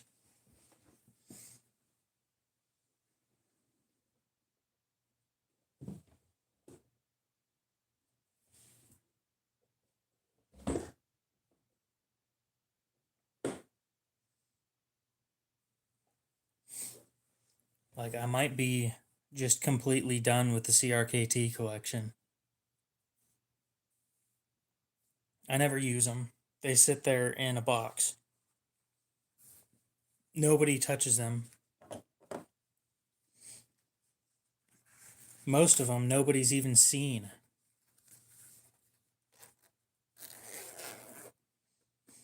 Same thing with my Kershaw collection at this point.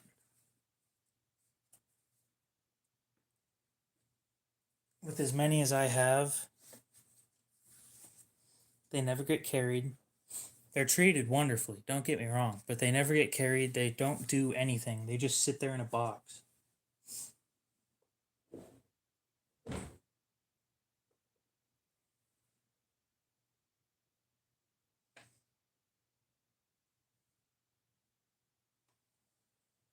And anything that doesn't sell in a liquidation, I'm probably just going to dump off at a pawn shop.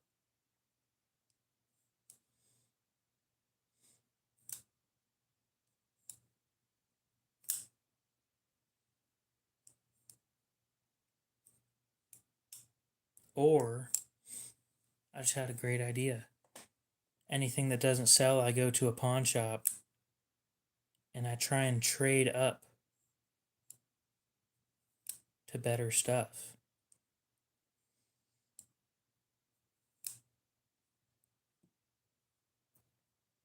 That might be a good idea right there.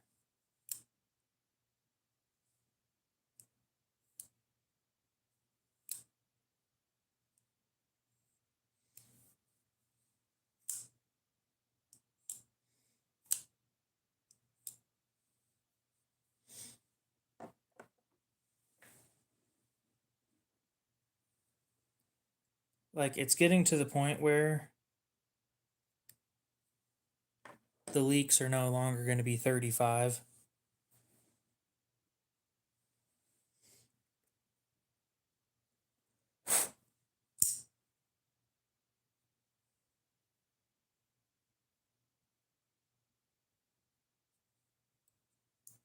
I might just drop these things. Which is stupid.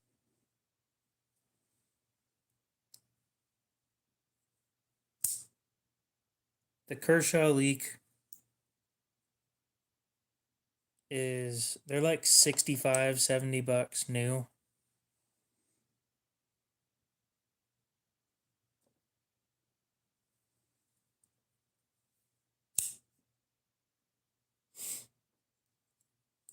But they're an American made knife in decent materials and nobody wants them.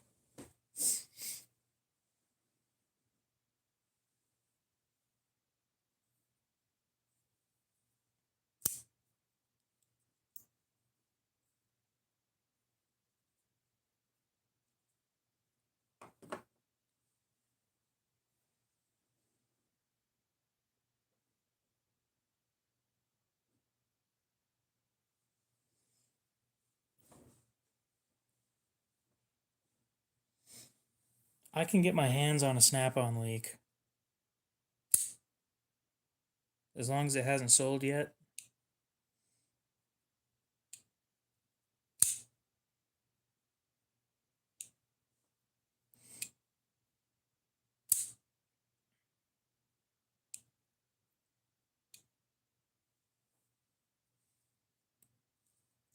Dan Stan, I'm always up at this time. It is 1 a.m., buddy.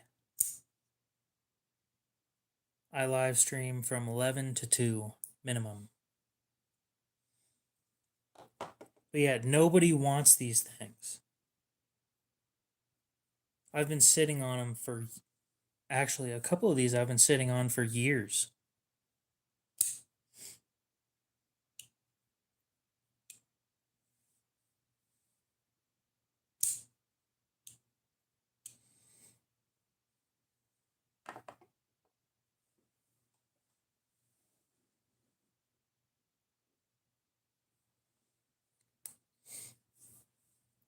Yeah, they're made in the US. They're a great knife.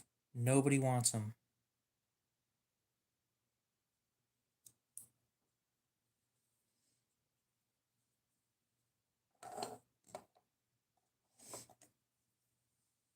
And for some reason, when they do want one, they go buy them new instead. Go out, buy a used knife. The scratches don't matter. You're going to leave scratches on it anyway. As long as the edge is in decent condition and everything is fully functional, you shouldn't give a shit.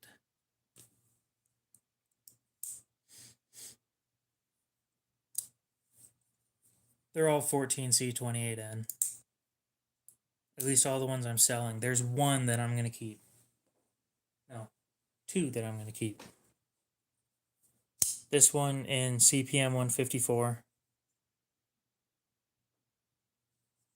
and carbon fiber. And then this one where the tip broke off.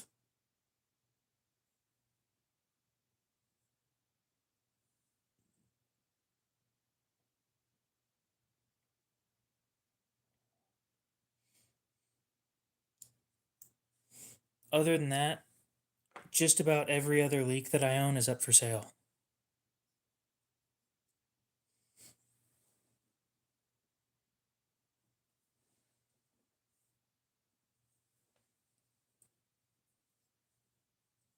Every single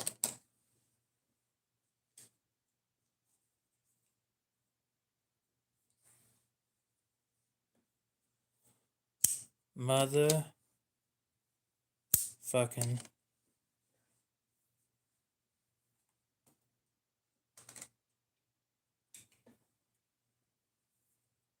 leak.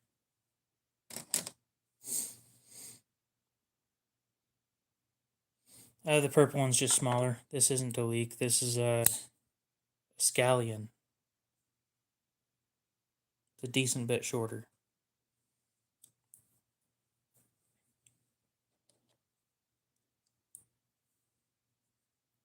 I have 11 of them. I bought them to resell them, and they don't sell worth shit. You know, I was thinking, it's one of the most popular knives in the country. There's no way that they won't sell well. They don't sell at all. Out of all the Kershaw leaks that I've bought to sell, none of them have sold. None. Not a single one.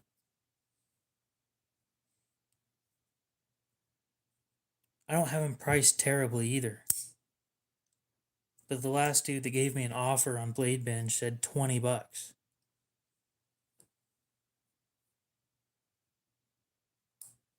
They work great. They cut great. They're nice and thin. As long as you use them for what they're designed to be used for, they're a great knife. Actually, I think this is the only one that isn't for sale. Ground Fog, what's up? Welcome back. It's because it doesn't have markings on the blade, so I can't verify that the blade's real.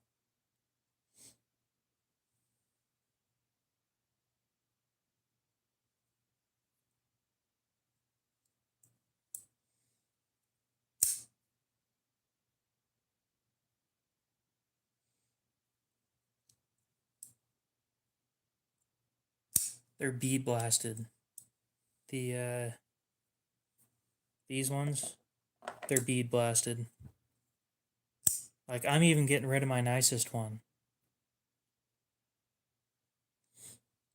There's no point in me keeping these things around.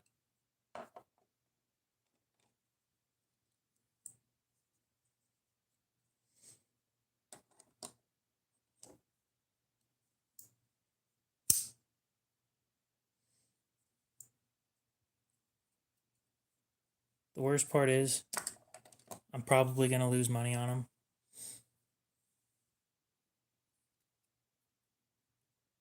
Here's what I might do. What do you guys think of a stream where the whole stream, all I do is try and sell my Kershaw leaks?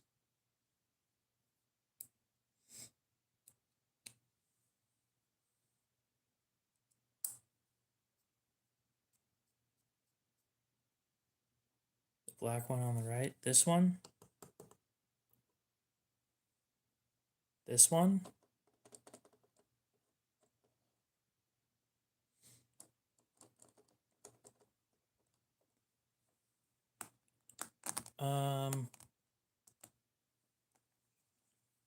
I need to check if that one's on hold, actually. It's not.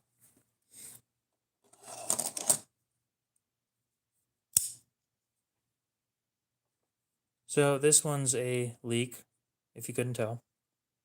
In 13C26, it's the only one that's in a different blade steel than all the others.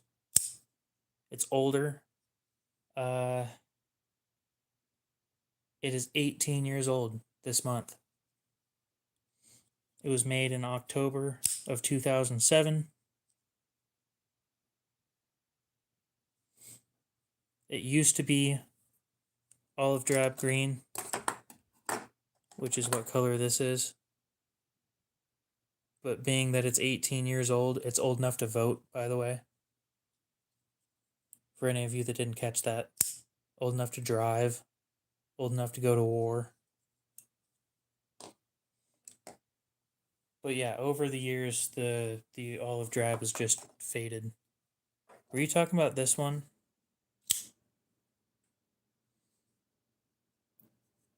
It's just an aluminum liner, or an aluminum piece around the pivot.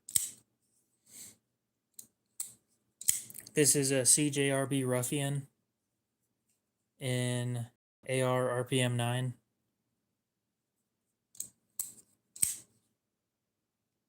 It's not in terrible condition, but somebody tried to do a custom polish on it and it didn't turn out the best. Brand new, they're $50, and I'm trying to sell it for $30.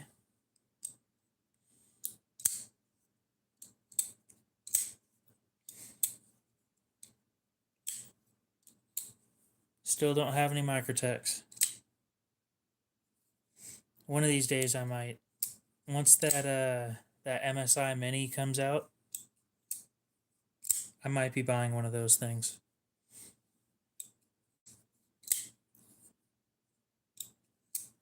Now I think this one, somebody wanted it and they have it on hold, but he told me to take it off hold.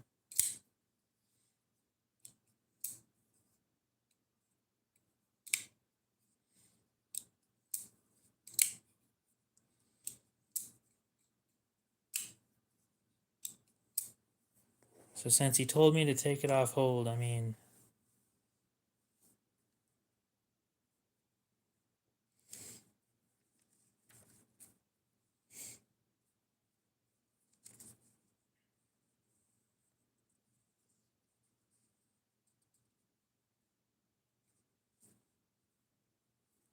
what's my what?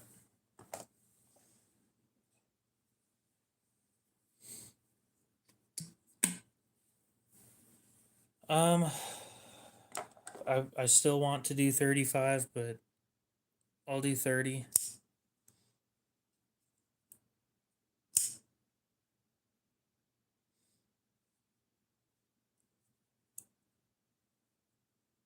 Now I have two people asking about it.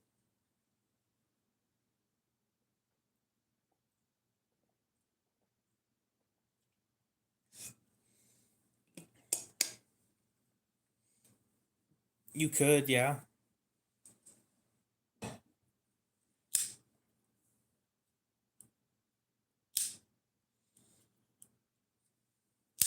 Yeah, if you want me to add this in with the HK for an extra 30, I can do that.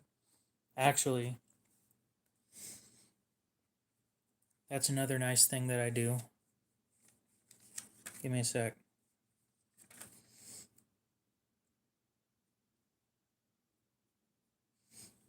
So it would be 82.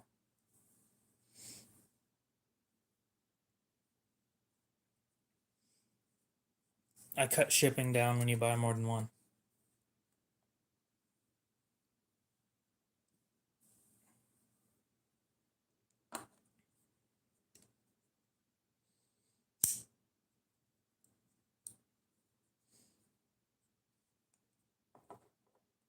I do not have any K bars.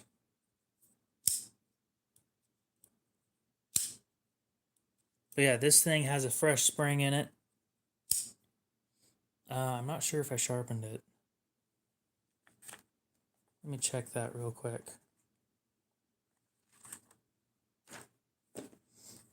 And if I didn't, it will be sharpened before it leaves.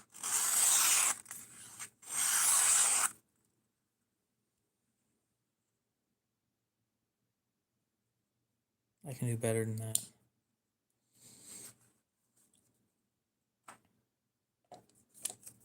So yeah, I'll put this on hold for you, and we'll get that worked out. What, next week or something?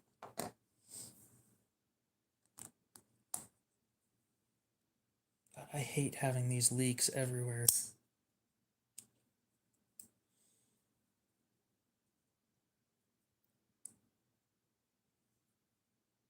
I don't know what you're talking about.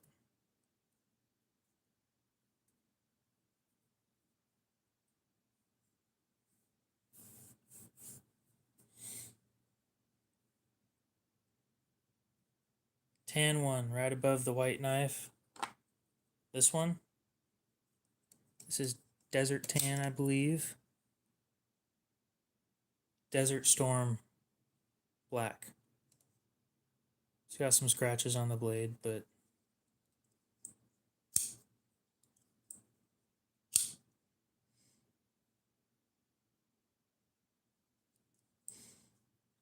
aluminum scales.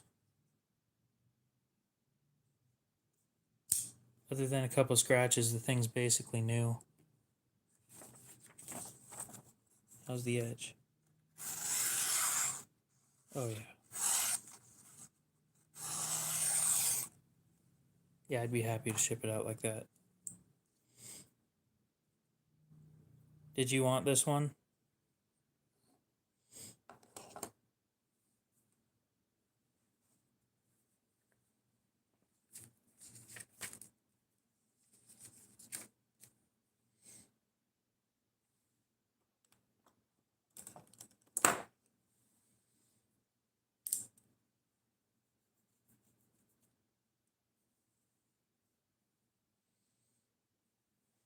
Okay.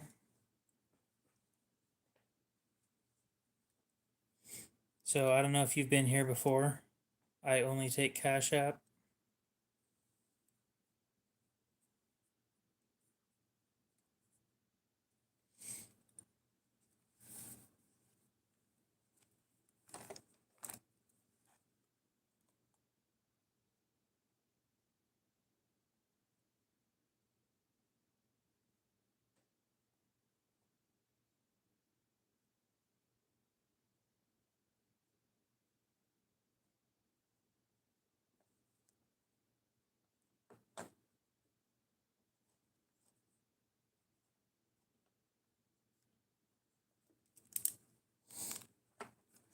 I'll do 30 shipped. Yeah, so when I looked this thing up, I was trying to figure stuff out about it, and Google kept telling me that it was 14C, but 14C wasn't invented until 2009. So I did a little digging. I found the catalog that these were in, that this specific design was in, and it was in 13C26.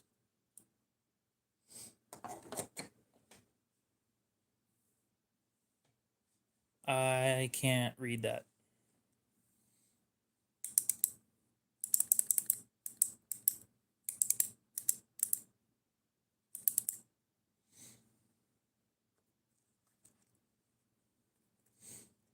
Bundle with what?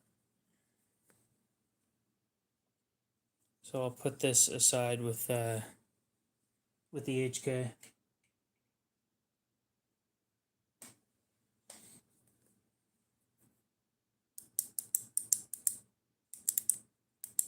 Honestly, at the $30 price, these things are like great for a gift kind of a thing.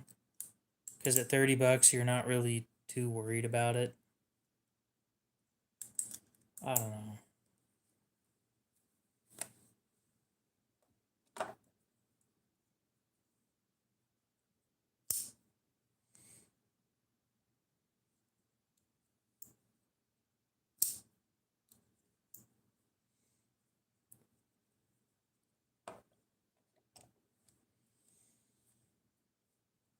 I guess we'll see what kind of bundle Patrick's trying to make.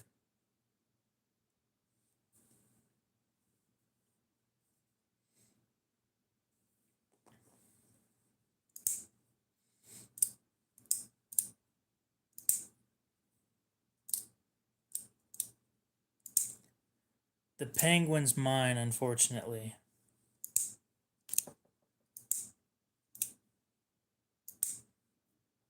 Not everything on the table's for sale. Well, actually, most of it is. I should probably take the couple things that aren't off the table at this point. Yeah, it was. It is the blue carbon.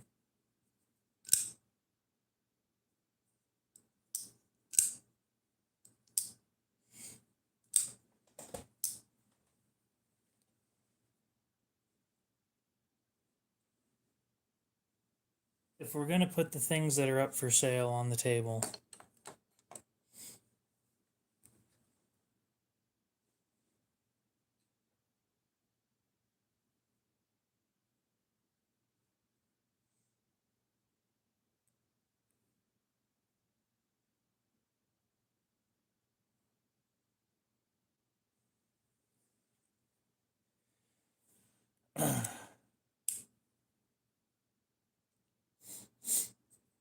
I do not have any other penguins. That is the one and only one that I have.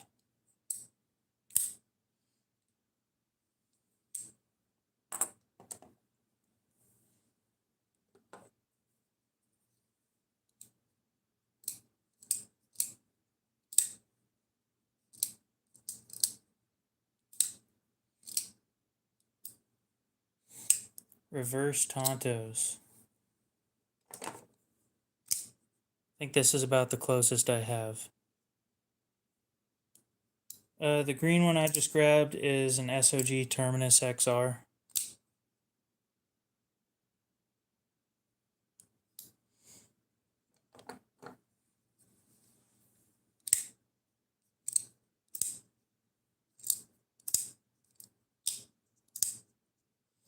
It's in D2.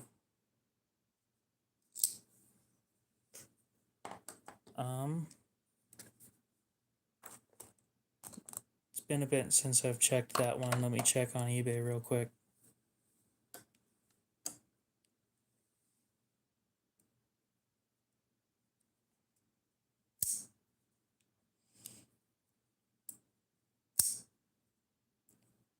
eBay, help me out. No network my ass. CRKT. Thero.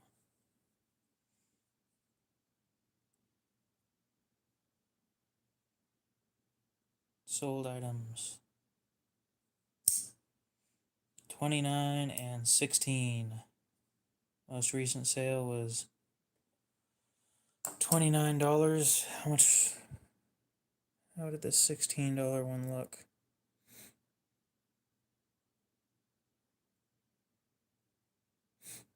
Better than mine, but I doubt it was as sharp. Well, that was 16 plus shipping. Oh, that was cheap shipping. So 18 total? Damn. I could do 16. Again, Cash App only and shipped anywhere in the US. Continental, US. It's got some scratches, but it's a used knife.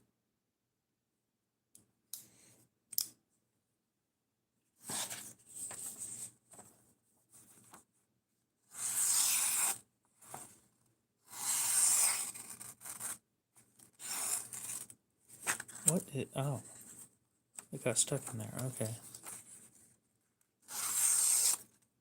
I was gonna say, I know this thing isn't dull. It shouldn't be struggling.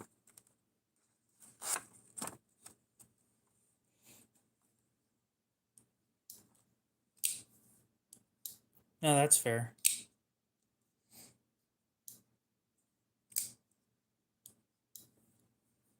I do have other stuff up here.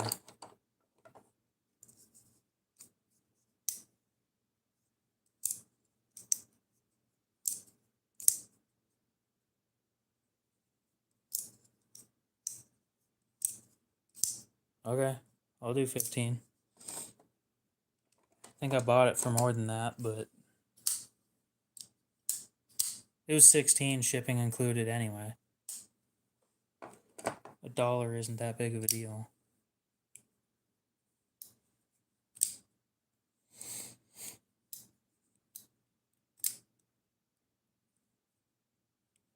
Gray one, top right. This needs a pocket clip.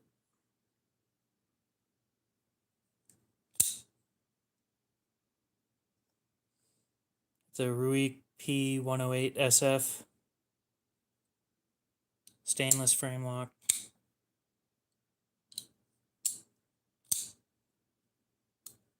Got a little thing that clicks in the way so that it doesn't close.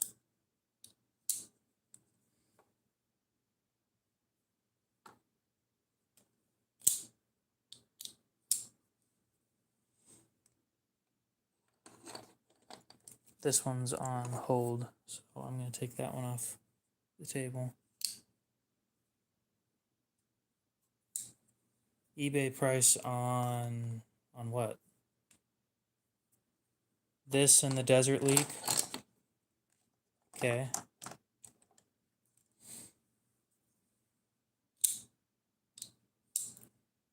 Let me see what I can do there.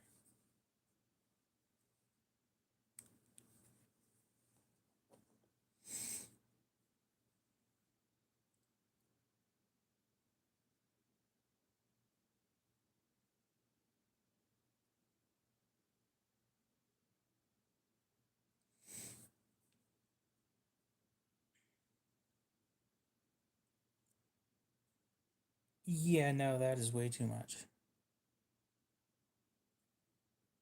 But that one's hand engraved, I guess. Big whoop. 31, 52, 20. What does the $20 one look like? Rough. A little bit of rust. Dude, this thing had a huge pocket clip. What in the hell is going on there?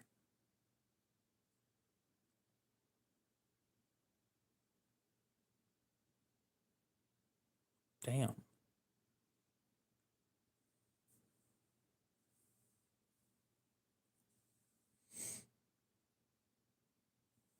I like my Atoma 140 the best. So this one went for 20 plus 5 in shipping. I think for the pair, 30.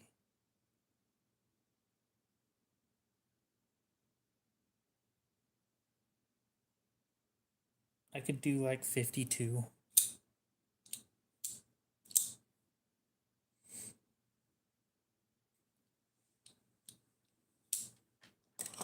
Anyway, I gotta get the deals worked out. So for the pair of these two, including the lanyard and the titanium bead,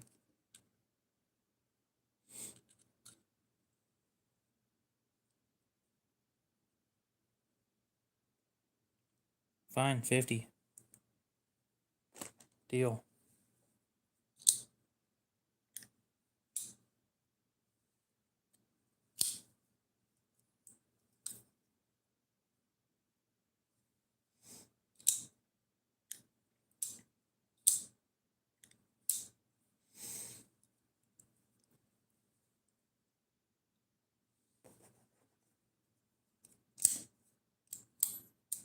Woohoo, after tonight I should be able to afford the Grail knife. Well, considering Patrick already has it called, I mean, you can look at it, but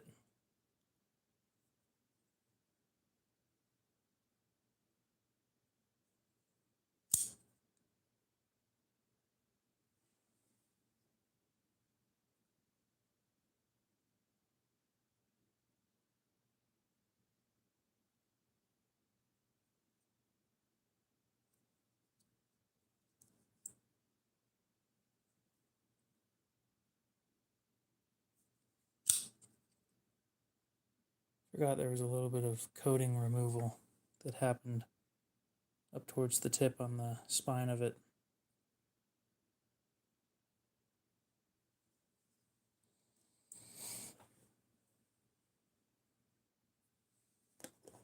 Anyway, Patrick, if you want to get that moving forward, we can do that. Both of these should be quite sharp.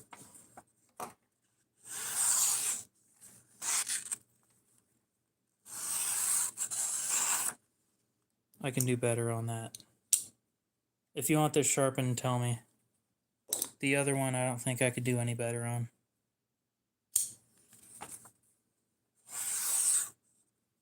Yeah. Sharpening doesn't cost anything, it's just more time.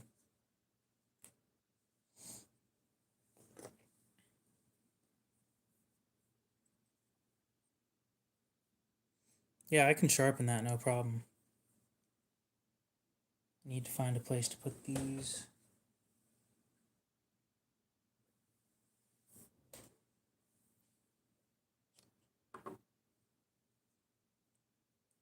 Yeah, my favorite stone is the Atoma 140 at the moment.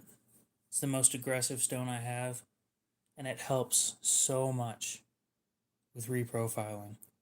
Oh my god, it's so wonderful. Now for the orange one.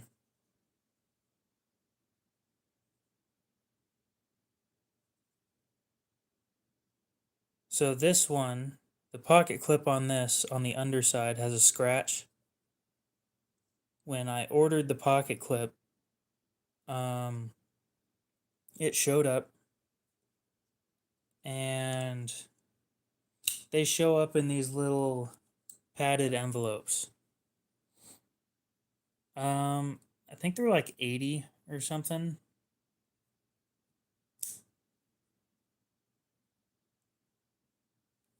It really depends on where you get it. Anyway, I was carrying the... This tip needs fixed. The Sandrin Torino carbon, the second one that I got. And it, the pocket clip got in the way when I was opening the thing and just destroyed the edge on it.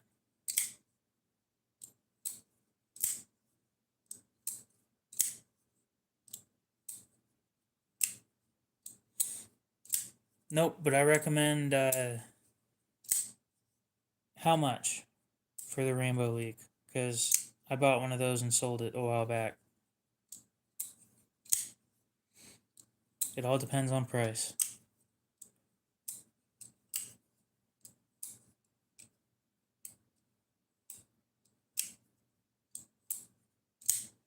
Nope, not for 200.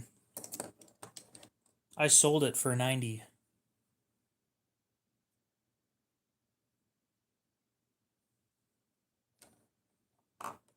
Trust me, I know they're expensive, but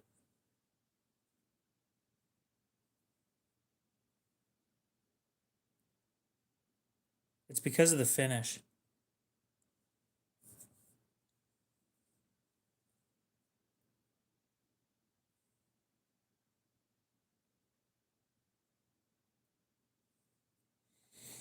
All right, let's start moving these things out of the way.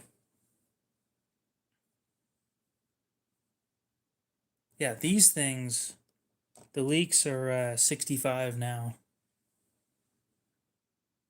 depending on which one you get.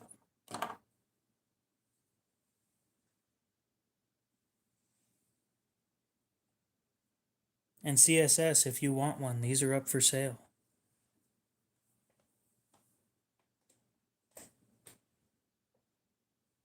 Pat called it, so.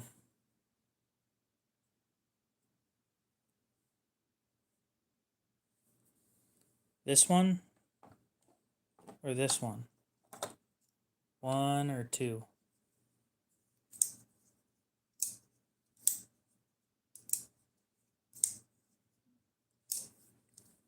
It's a blur. Also made in America.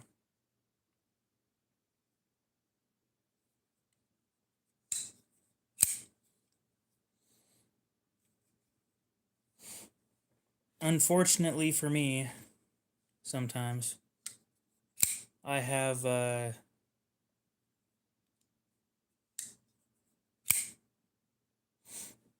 did I price this thing at the other night? I think I said 50. These things are way too expensive new. It's like $100 new.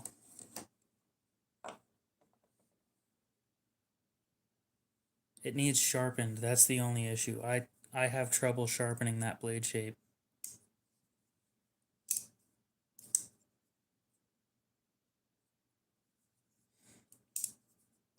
I can do my best on it,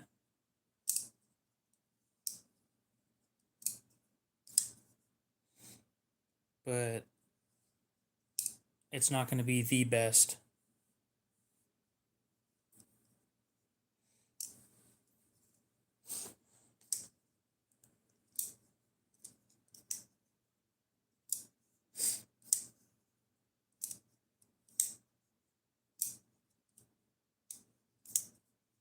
Yep, I have a lot of trouble with recurves. Hey Patrick, are you still in here? Cool. Oh, on Facebook Messenger, that works.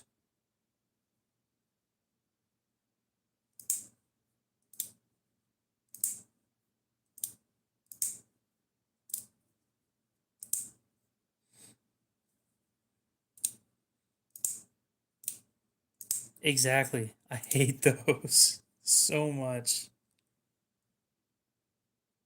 I hate those so much. I remove the recurve on those things.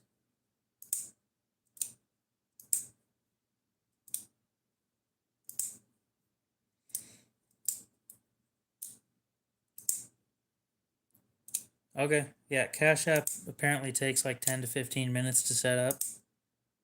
And depending on the,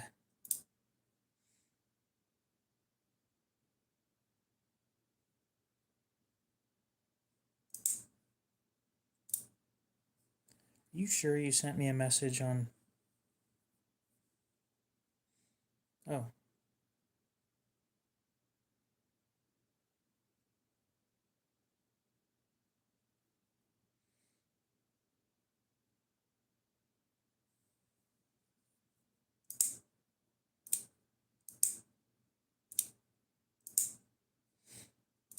okay.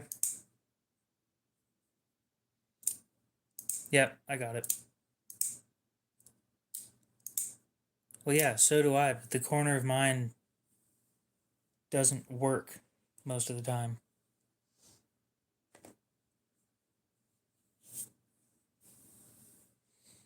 No, if I use a bench grinder, I'm gonna fuck that up.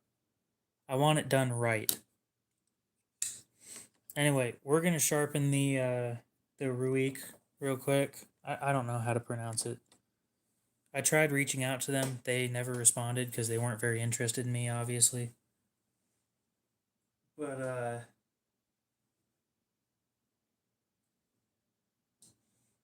let me put all the leaks away and then we'll sharpen that thing.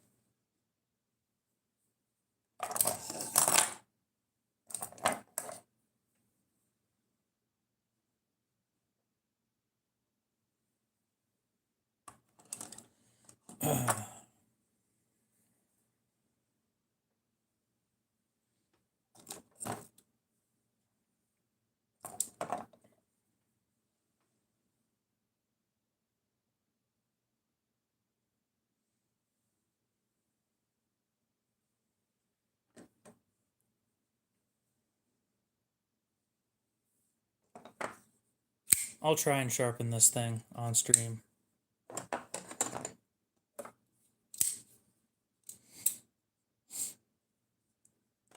Recurves, Tontos, those both of those I have issues with.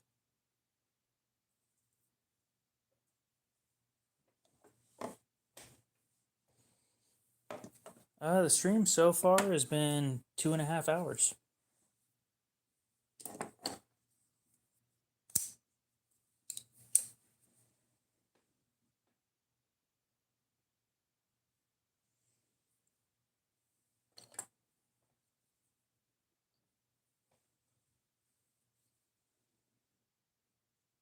That sucked. Somebody named weekly?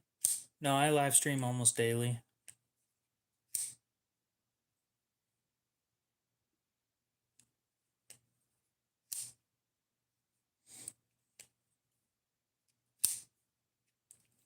Yep. Roughly 3 hours a day. Starting at 11 p.m. Mountain Time. Within 30 minutes of that, I sometimes I'm watching TV, sometimes I'm eating, sometimes no. It heavily depends on what I'm doing. So Alex, actually I think it was Alex that wanted it. Yeah. Is there anything else you wanted with this, or is this all?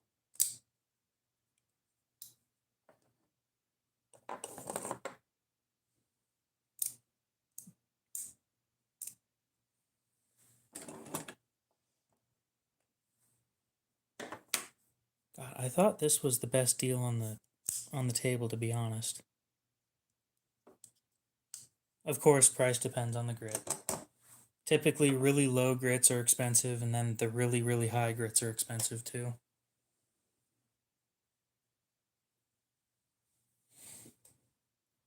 Price for what? Oh, for that Kershaw? It's the one that's on sale on the pinned comment.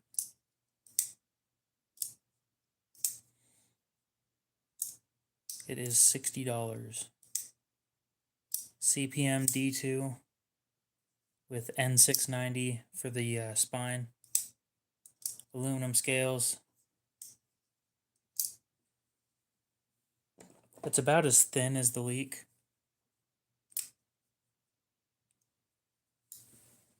And it is a little under half of new price while having a wild edge. Okay, now that we got shit out of the way, for the most part.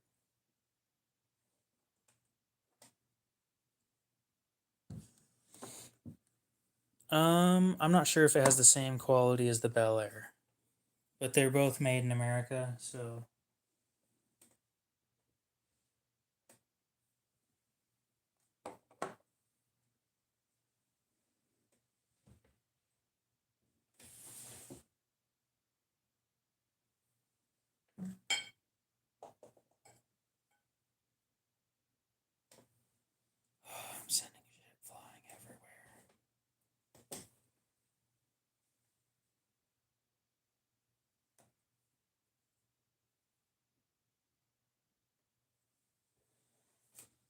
Okay.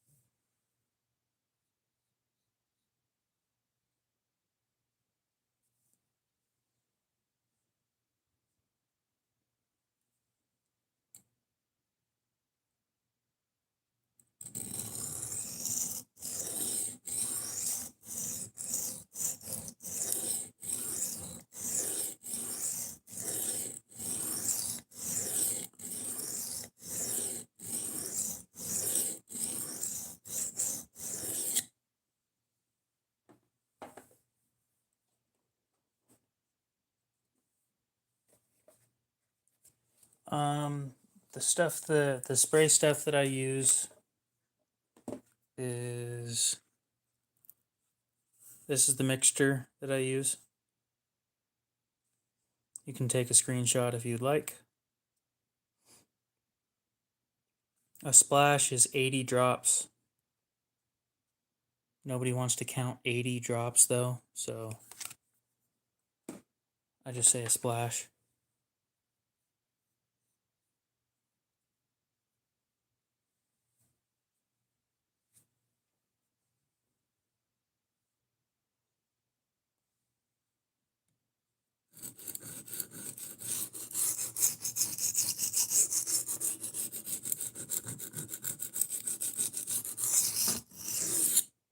I can't afford anything from Venive. I know that for a fact.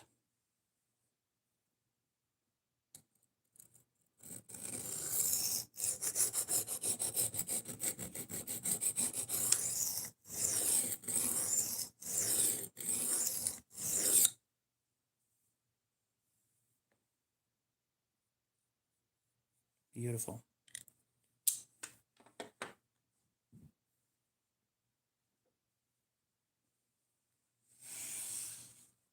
That's all me. That was definitely trial and error.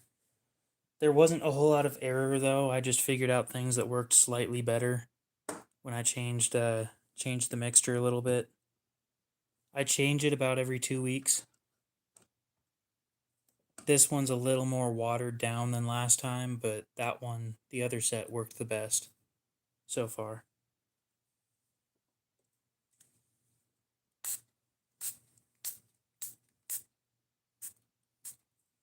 Starting to run out of it.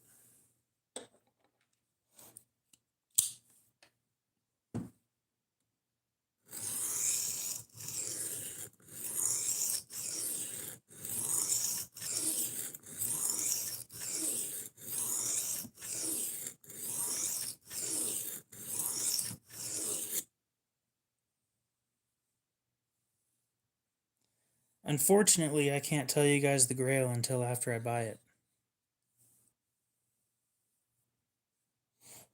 The review video on it should be fairly entertaining though.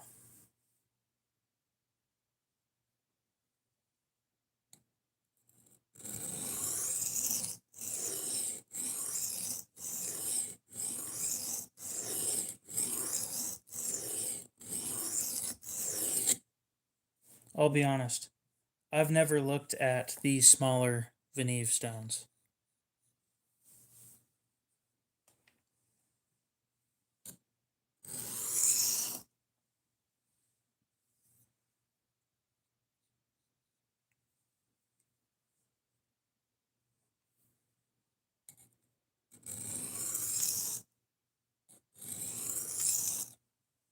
I just have a disdain for recurves because I've never been able to do them right.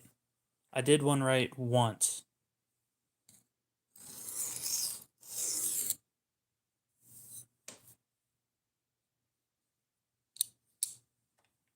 Okay, so that was a 600 grit. Now we're going to move back down to 500. Do a touch up, then move up to 18 and then up to 3000.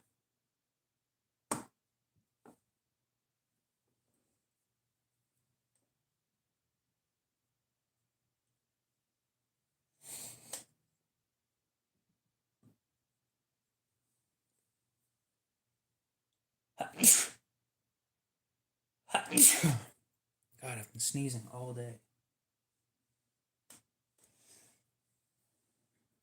I've had a stuffy nose all day. Just the whole fucking day has been that.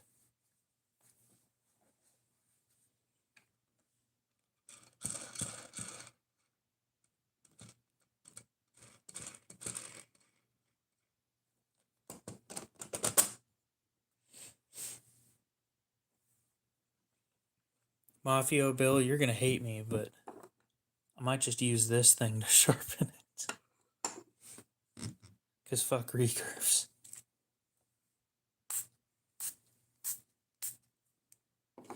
I hate recurves so much. So much. No. What brand of what?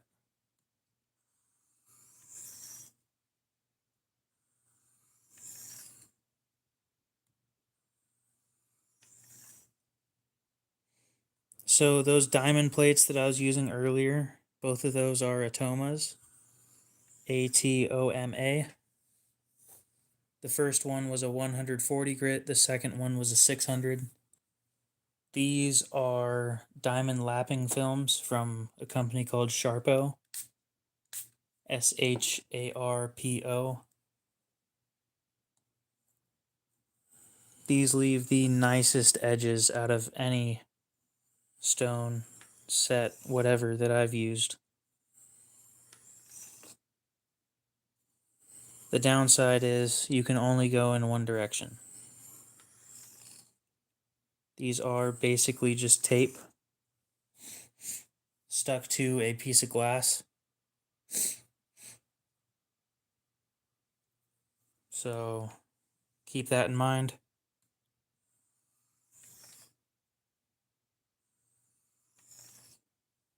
This full diamond set comes with 3 320 grit lapping films, 3 500 grit, 3 1800 grit, and 3 3000 grit. It is $70 last time I checked. They say that they're on sale for 70. I got a feeling that they're just always on sale for 70. I don't like it when companies do that personally, but I'd much rather they just say what price it is instead of saying it's on sale all the time.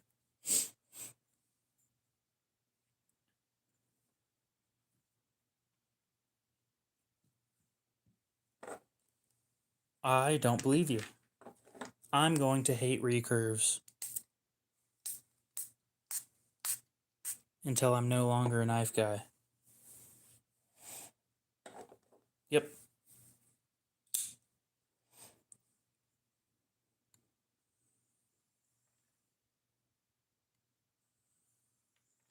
And being that this is 14C28N, it will like that 3000 grit finish.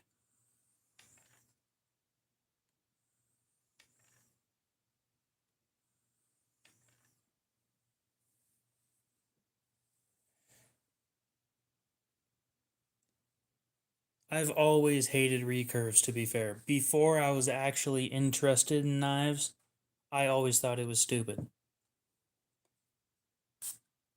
Now that I can actually sharpen knives, I hate them even more.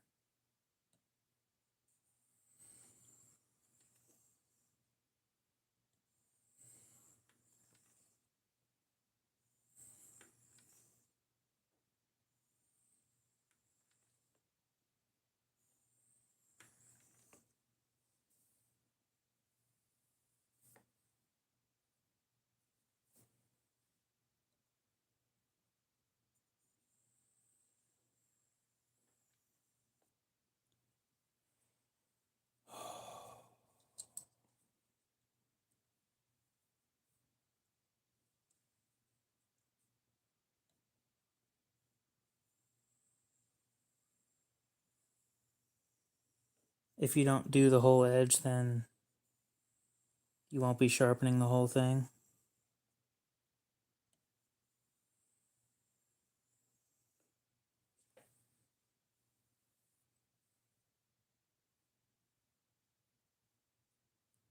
Oh my god, that edge is disgusting.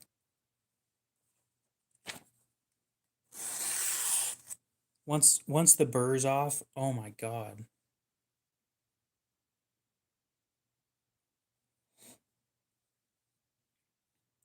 Sounds like a plan. I need to get the burr taken off before before it actually does anything properly.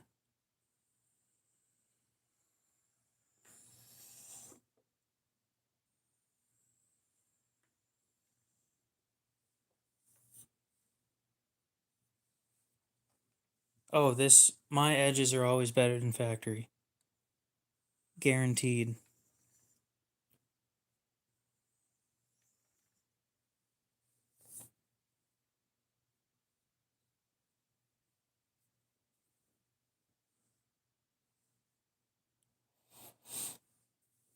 Depends on the steel.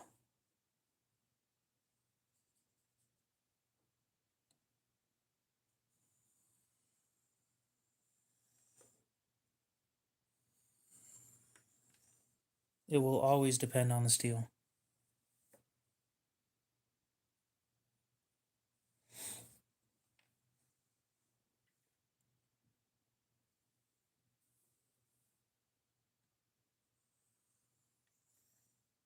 Tell me about it, dude.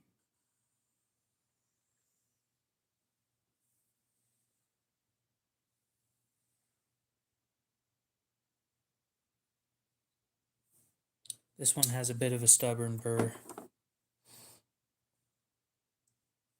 Don't knock it till you tried it. Some of those Chinese steels are not bad.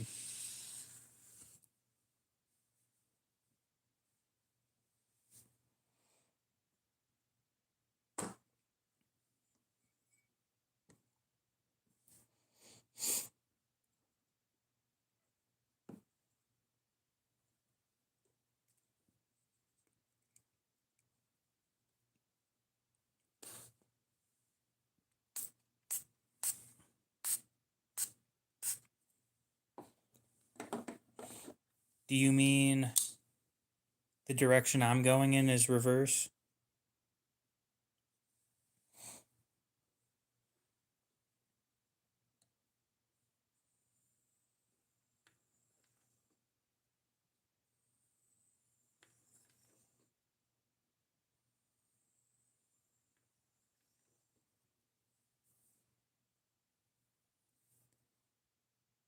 I go in both directions most of the time.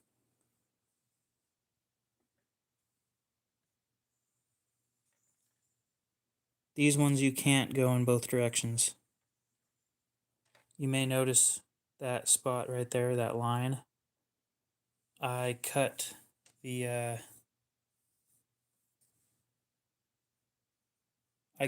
layer, the diamond layer off on this one in that spot.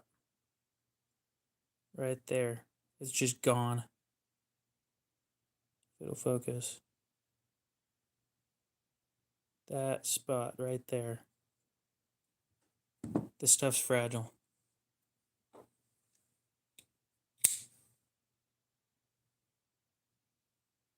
Yeah. These are lapping films.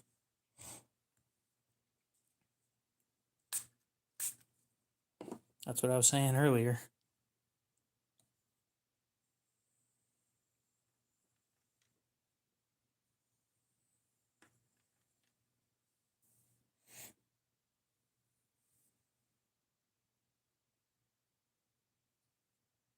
Oh, this thing's almost done. I can feel it. Mostly because I'm feeling the edge and it feels like it's almost done. But yes, I can feel it.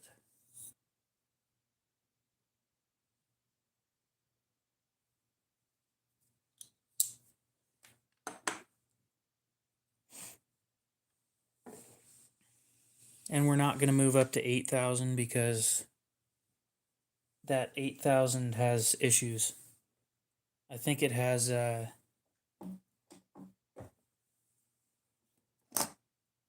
um,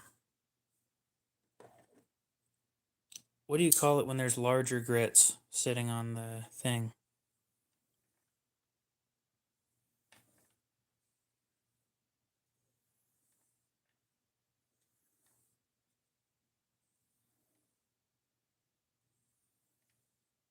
Yeah, grit contamination.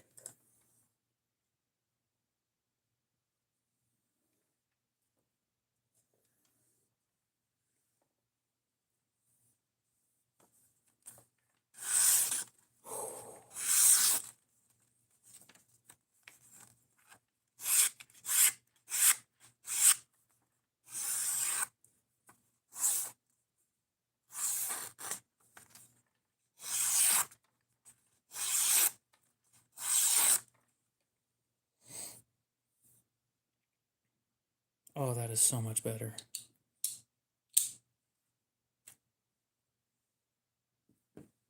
That right there is the difference between how I used to sharpen and how I sharpen now.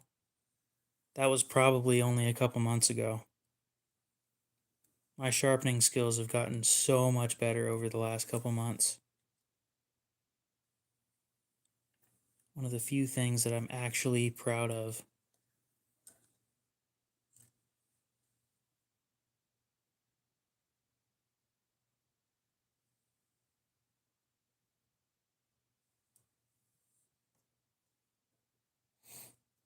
This one's a frame lock.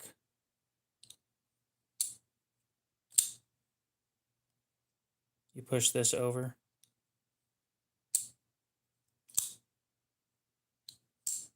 And this little switch thing, when it's open, prevents it from closing.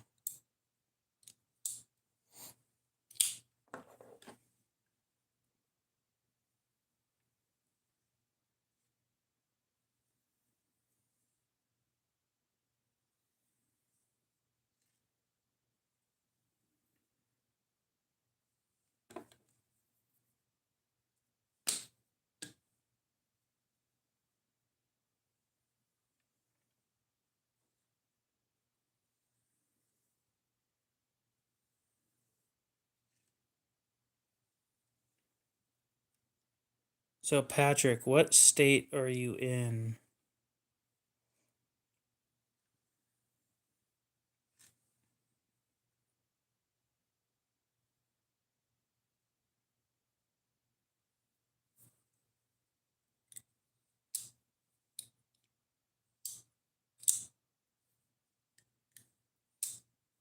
Thank God.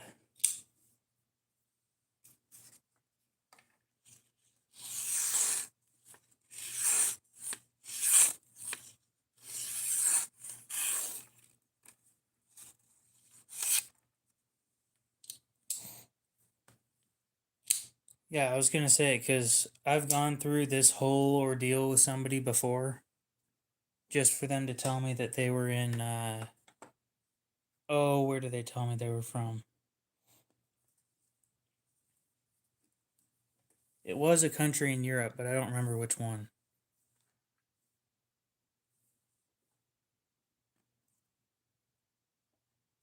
I'm never gonna remember that.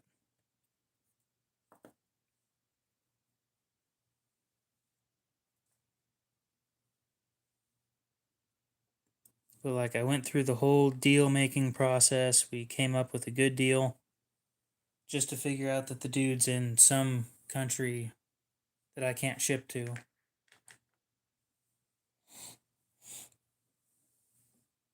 And yeah, not the best day right there.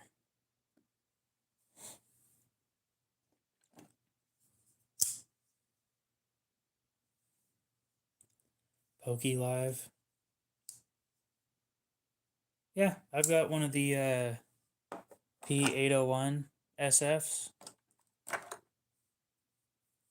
No, some other person that I was doing a deal with a while back.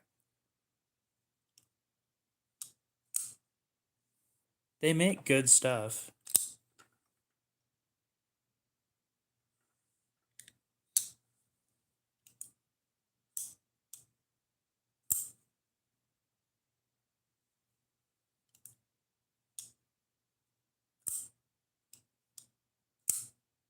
The knife in my profile picture.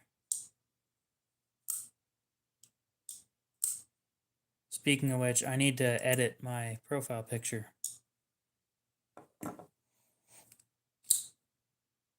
Need to put a crown on that knife.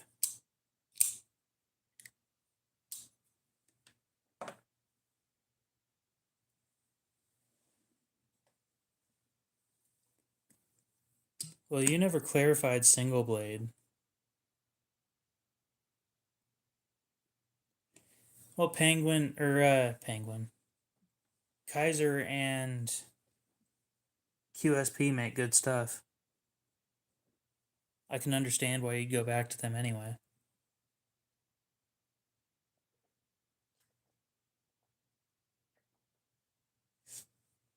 How much does that knife go for new? Now that I'm thinking about it. You might be able to get a hold of them and get a new pocket clip for it, but that pocket clip is fucking huge. And I'll be honest, I carried this thing for a little bit. This sticking out of your pocket is a little bit better than having a pocket clip.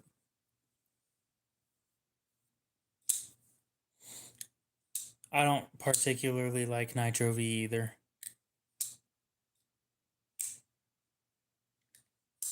There's nothing special about it. It's about as basic as it gets. But they seem to think that it's the best shit ever, so. And people are buying it.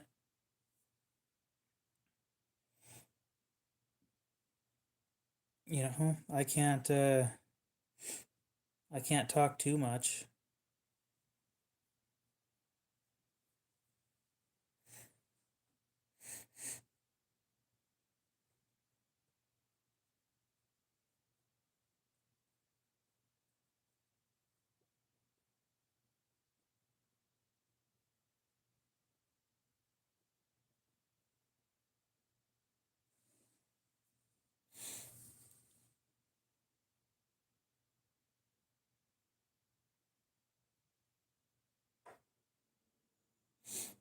.14C typically sharpens up very nicely. I'll agree with that. And with stuff like this, so this one's run a little soft, not really bad, but this one will strop up so quick.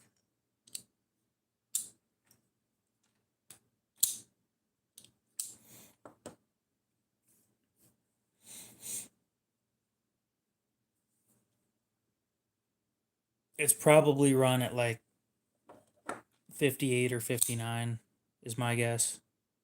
This one specifically. This one's run slightly harder than this one.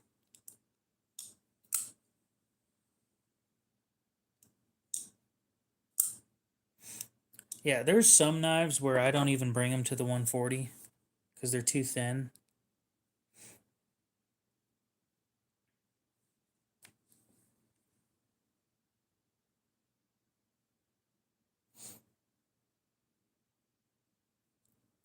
Yep, I'll send you a message with what I need from you. I'll need a screenshot. I'll look at the poke here in a sec. I need a screenshot of your YouTube profile page to verify that it is you that sent me the message. And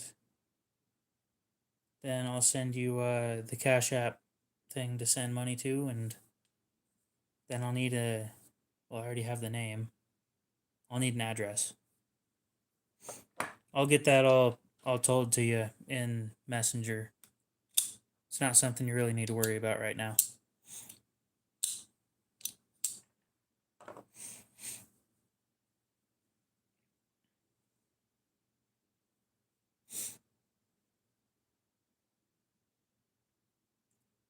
See, that's the thing that I don't like is when companies put. Not companies. Appreciate it. I always appreciate having new people show up. We have a good time.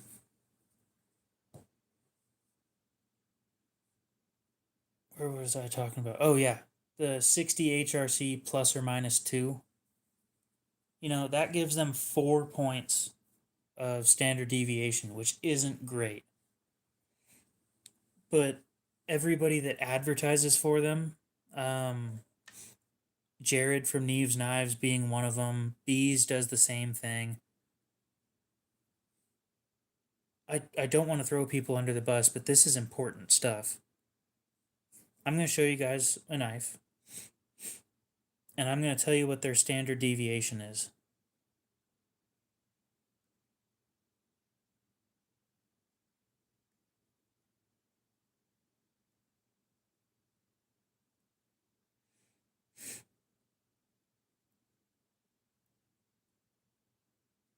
Oh, what's that knife that I wanted?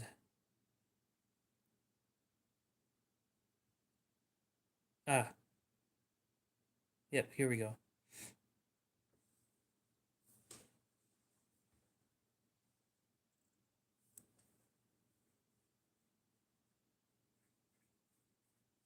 I've never messed with their 14C yet, but here pretty soon I will be. So let's talk about their knife that I actually want. It's the Tac-Ray liner lock right here in ZDP 189. So it is 65 plus or minus 2, okay? No big deal, right? But when they talk about this stuff, they say 65 to 67. They don't say 63 to 67 like they should be, or 65 plus or minus 2.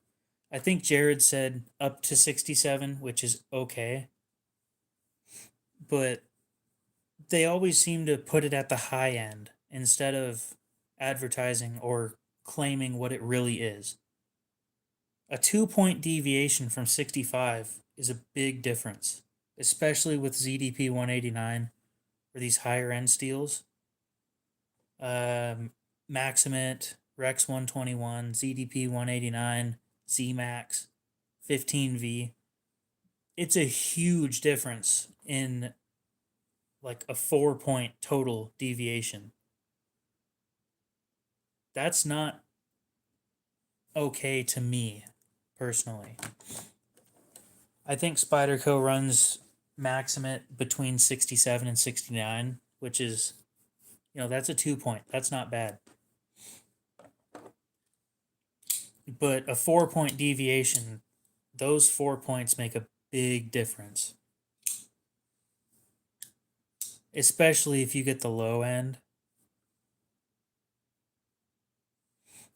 When you're dropping, they're not priced terribly. I'll be honest, from the get go, they're not priced terribly at 160. Okay. But a 4 point deviation, if you get the low end at 63,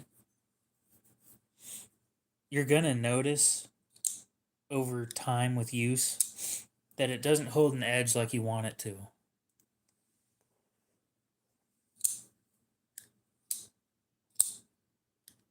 Exactly. As long as they bring up that there's a 4 point deviation total, then I'm not super worried about it, especially if you clarify what that means.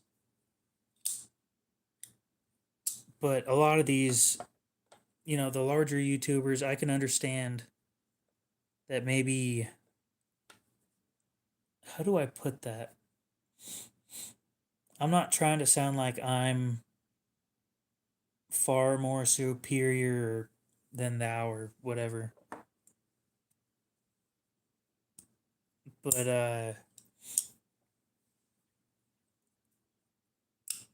I remember the video that Jared did on that knife specifically. No, it was the other knife that they have.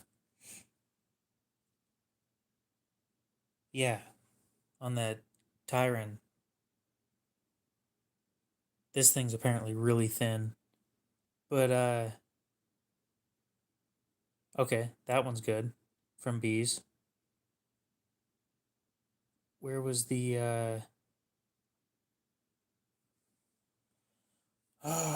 there was one that I saw 64 to 66. That's better. Yeah, so the other one. Is it on the other one? Oh, oh. Bam. Right there. 65 to 67. So I wasn't wrong. God, I'm sitting here second guessing myself whether I'm just talking shit to talk shit. No, I was right. That was from Neve's knife, 65 to 67.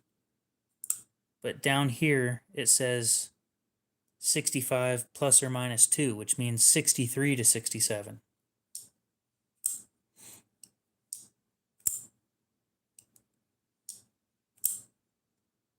Yeah, if you get your first knife, your first expensive knife, and it's got low HRC, like it's not as hard as it should be, you're just not going to be happy.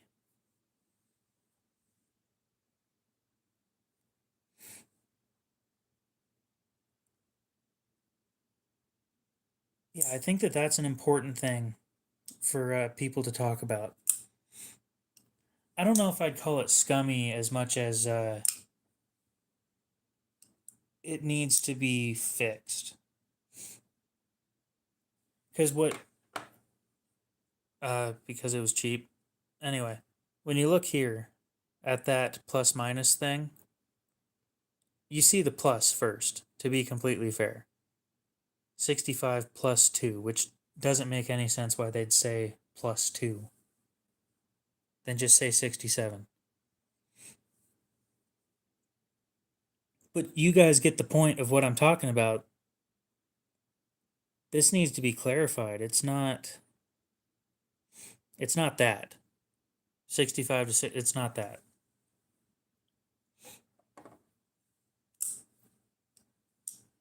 Believe it or not, this is one of the last phones where you can swap the battery out yourself without tools. Takes like 5 minutes or less. Probably like 2. Replacement batteries, $13.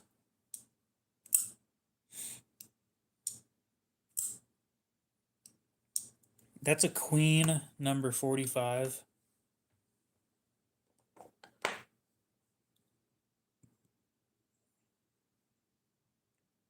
I have no clue how old it is, but considering it's in 440 stainless, I'm going to say it's not as old as I thought it was.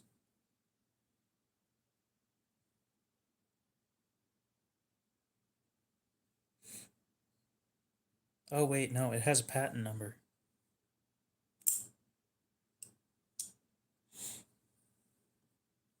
That's fair.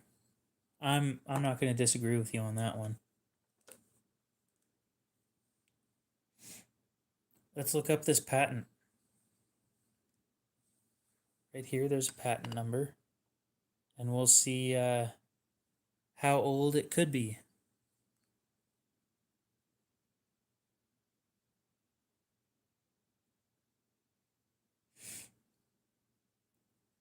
Two, 7, 2, 8, 1, 3, 9.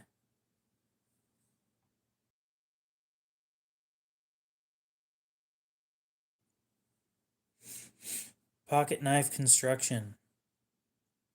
So this knife takes 1, 2, 3, 4 pieces, and that's it.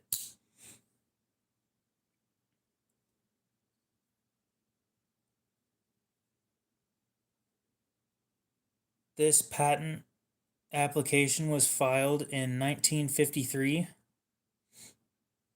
It was granted in 1955.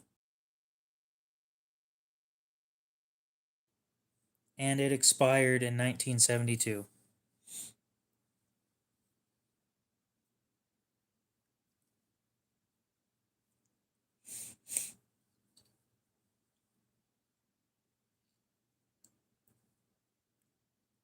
Yeah, but after the 40s. Aluminum integral, by the way. So the way this thing works, this backspacer is the spring that's in here. Okay. I'm going to show you guys pictures of this because it is pretty cool to look at.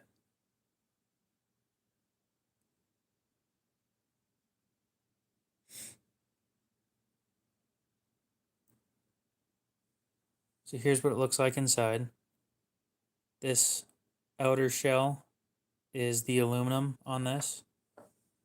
There's a spring that goes in here, the blade, and then a pin. 1, 2, 3, 4 pieces total. Aluminum integral, yeah. So how this works, how you put this together is you have the handle, you slip the spring in and stick it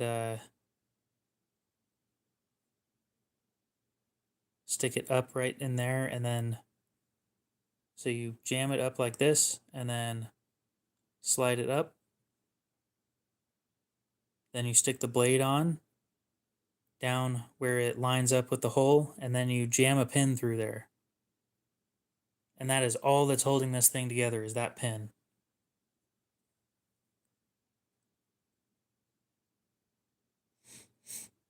Oh yeah, it tells you how to do it right here.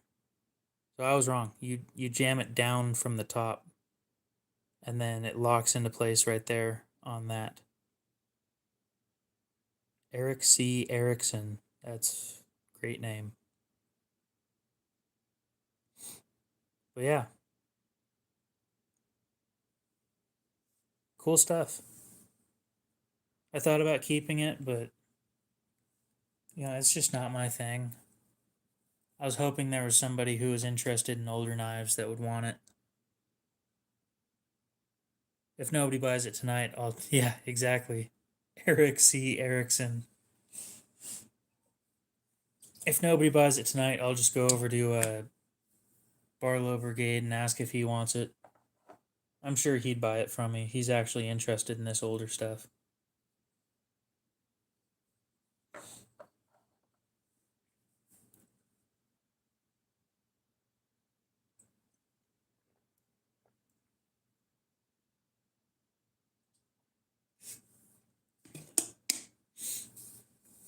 So somebody on Blade Binge bought a knife from me in August.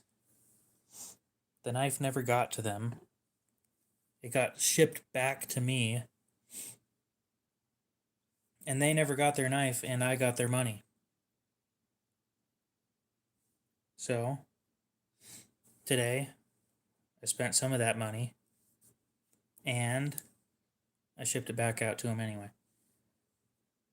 Turns out they picked ground shipping, and I shipped it in a priority box, so they would have had to pay to pick it up, and I figured that's not great, so they would have had to pay $6.48 to pick that thing up. So what I did instead, and I reached out to Blade Binge to get that taken care of, and they didn't do shit, so I just took it into my own hands and shipped it out with one of them padded envelopes and an apology note.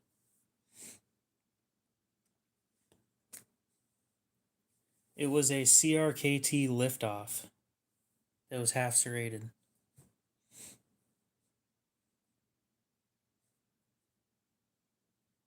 Anyway, took matters into my own hands. It'll all work out, hopefully.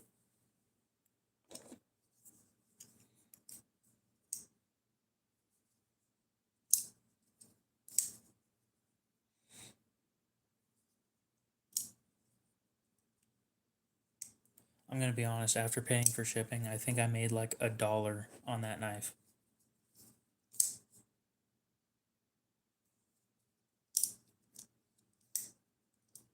Like, woohoo, $1.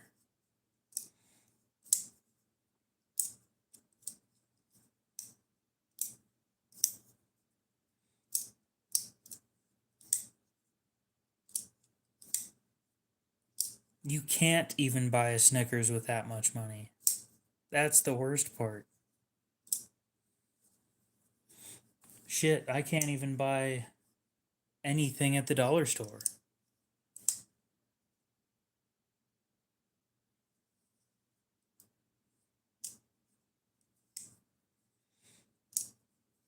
What is that, a third of a gallon? Or less? A third of a gallon of gas?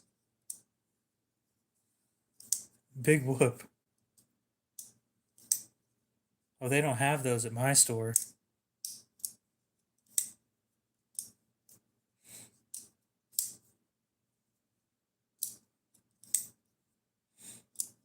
Ooh. 2 pieces of bubble gum that are probably 3 years old.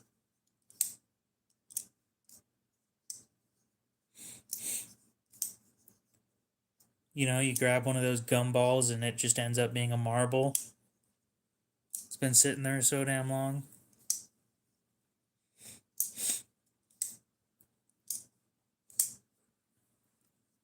What you don't know is that a bag of 200 of those gumballs is probably like 10, 12 bucks.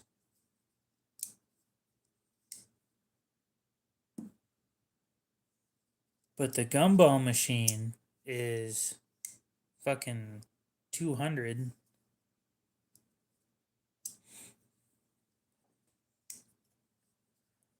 Okay, so we had juicy fruit gum sitting on top of our microwave for years, right? I got my hands on it. It was banana flavored. You know, it was flavored good. Stick it in your mouth, bite on it. It's a brick. Literally a brick that just shattered. Like, oh my god. What was it? Second gen Dodges that had their dashes just shatter. It was literally like that. It was like chewing on a Dodge dashboard.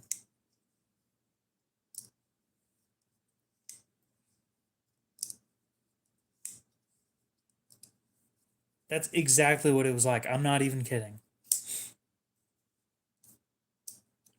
That shit had to be like 10 years old when I got a hold of it.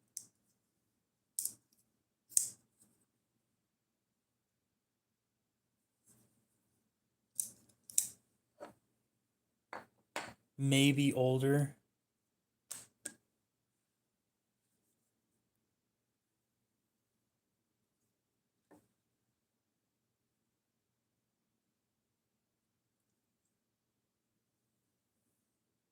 I've seen that.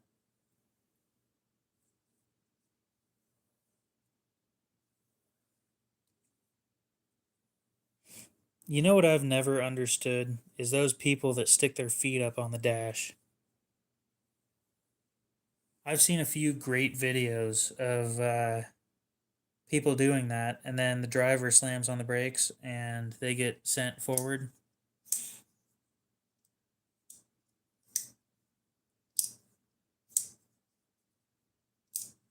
Dude, that's how it was back then. Don't get me wrong, it tasted great, but shit never lasted more than a minute.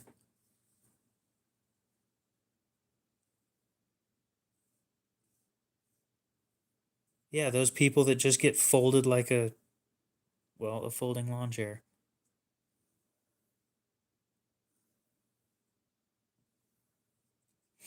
Like, keep your damn feet off the dash. I saw one video, I think it was a mannequin, but I'm not 100% sure, where they got in an accident and they had their feet up on the dash and their leg just went backward and kicked him in the face. Airbag went off and just turned their knee backward. I'm not 100% sure if it was a real person or if it was a mannequin, but that is the video that I show people when they stick their feet on my dash. And I say, I will purposefully make this happen. Get the damn feet off the dash. Dude, I love some of those memes. I never had any of Five Gum, but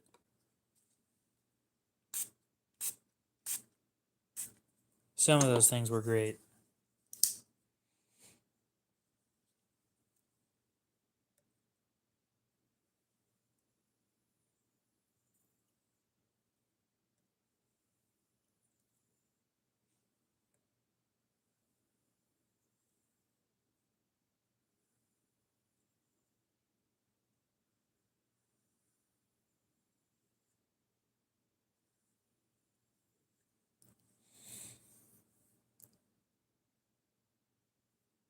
Yeah, I've just never understood.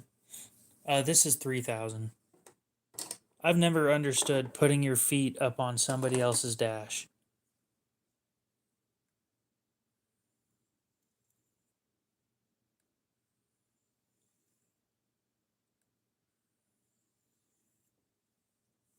The only person I've ever had do that in my truck, I told them, or I showed them that video, and I said, if anything happens, this will be you. They never did it again.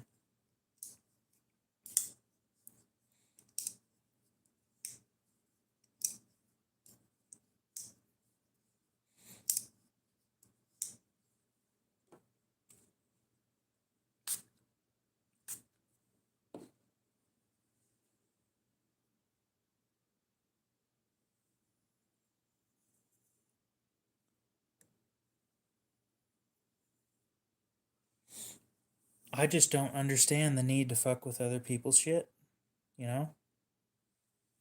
Like, leave my shit alone. It's in decent condition now. If that changes by the time you get out, I'm not going to be happy.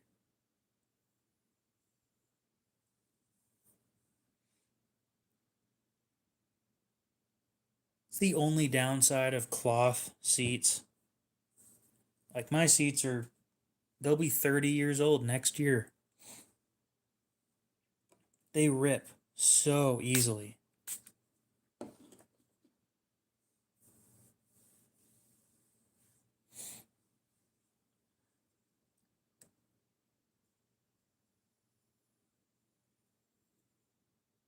Now, you want to know what that's like? That's like you being on an airplane and somebody else taking their shoes off and sticking their feet all the way up under your seat and they're in front of you. That is exactly what that's like. Like you're in my space with your fucking feet.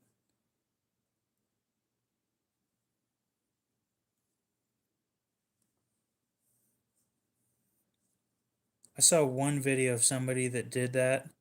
Like it was the person in front. And somebody did that to them and they just poured water on their feet. It was hilarious.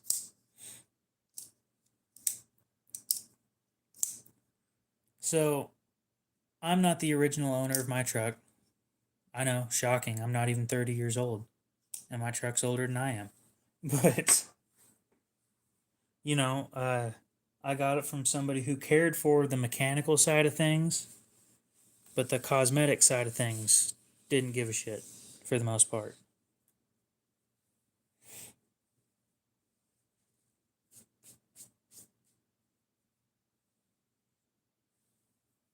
So, now it has that tear that all old trucks do on the driver's seat where, you know, you slide out of the seat and your jeans catch on it and bam. Exactly. That's basically how mine was. I replaced the headrests because I don't know who it was, but every time that they got into the back seat, they grabbed onto the headrest and put all their weight pulling on it. And that thing was just mangled by the time I got my hands on it. I drove that thing without a headrest for 2 years before I finally went to a junkyard and got a set of headrests for like $5.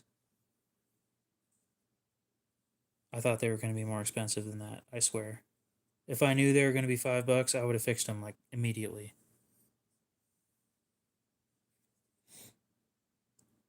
I need to change my oil. I mean, it leaks, so it's not a huge deal if I just replace it, but it needs a new oil filter.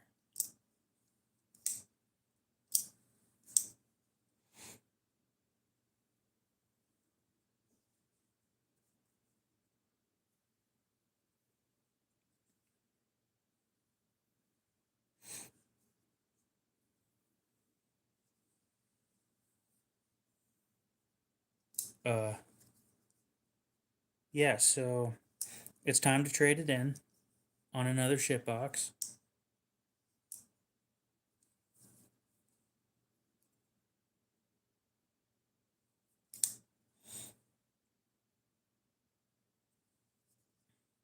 You're fixing it. Okay.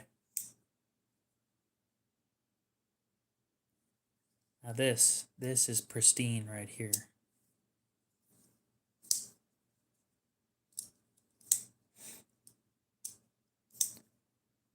We should have gotten the Hilux.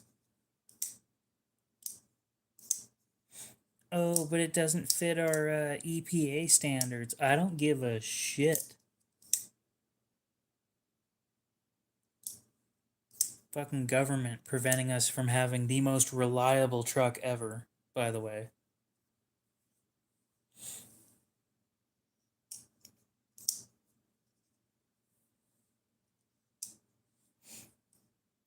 Well, you have fun with that.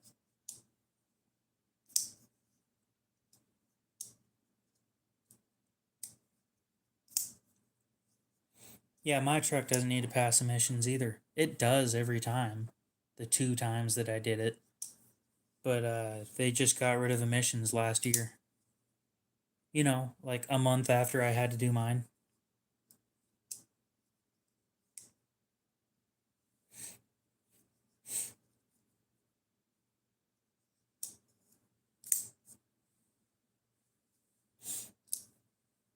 Yeah, they don't do emissions here anymore, so.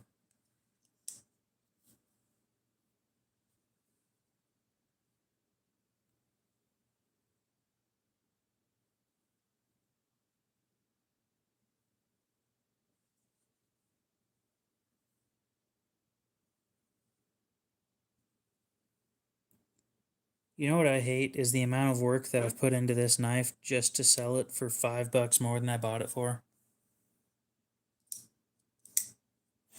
You get 14 to the gallon in a V6? Fucking hell, dude.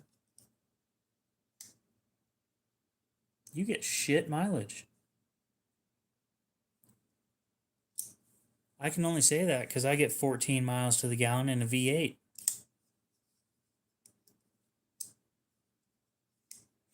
Well, mine has 201,000 and does not have an evap leak. It has an oil leak, though.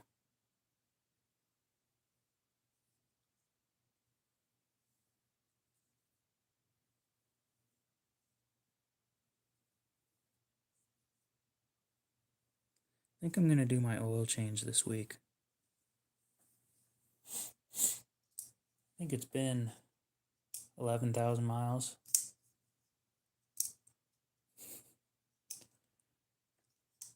Y'all are going to think that that's terrible, but I use synthetic. I don't use natural oil. And frankly, they say it's rated to go like 15,000 or 25,000 or some bullshit. But I'm not going that far with it. Every week? Fuck no.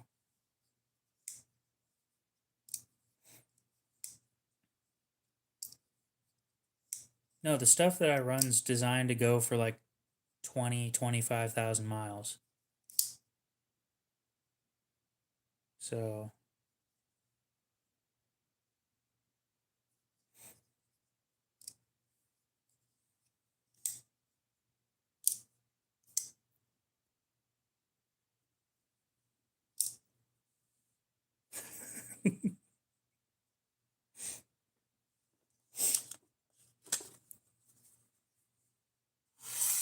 You spend how much money do you spend on your oil changes?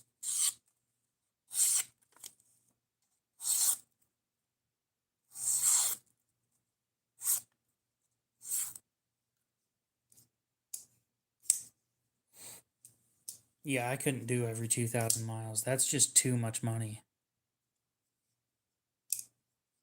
Yeah, I do the oil change myself, but it still costs like $70. And $70 every 2,000 miles ain't gonna fucking happen. You know how quickly I do 2,000 miles?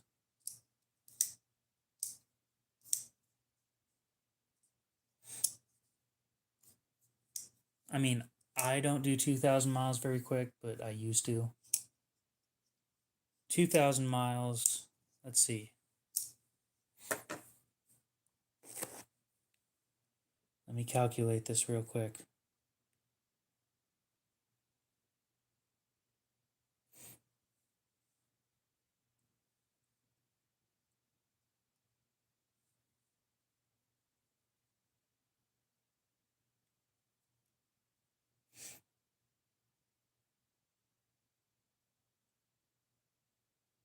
What would that be, like every 3 months?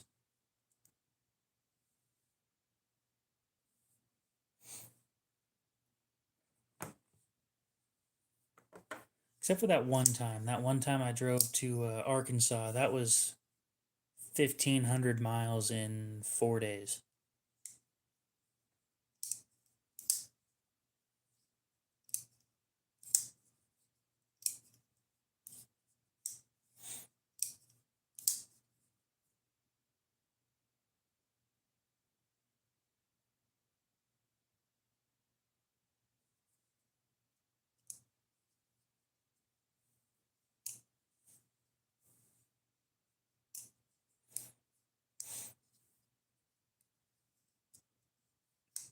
I think I'm gonna stick with my. I think I'm gonna try and stick with my 10,000 mile oil changes.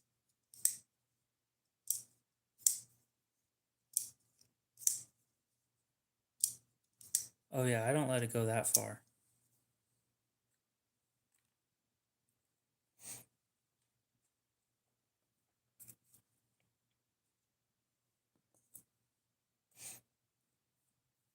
And again, the only reason I really need to do an oil change is because I need a new oil filter.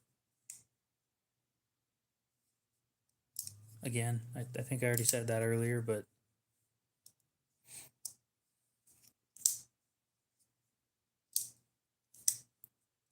yeah, exactly. So let it go longer than that.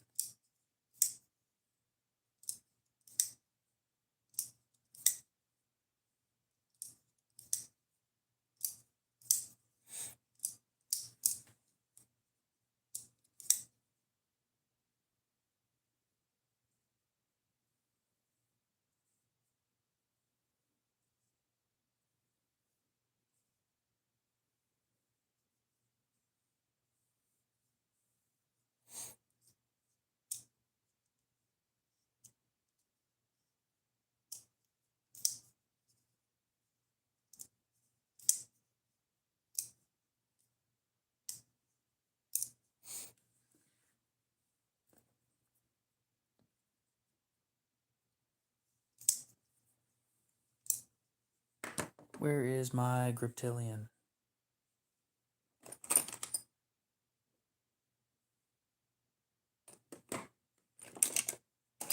There you are. You ugly piece of shit.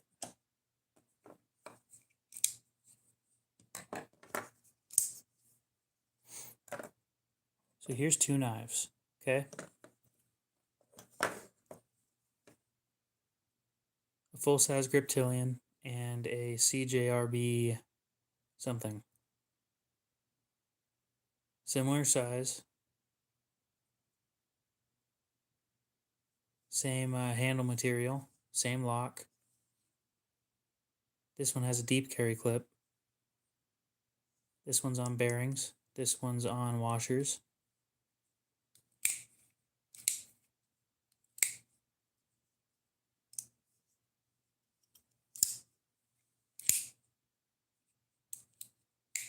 $160, $30. It's S30V.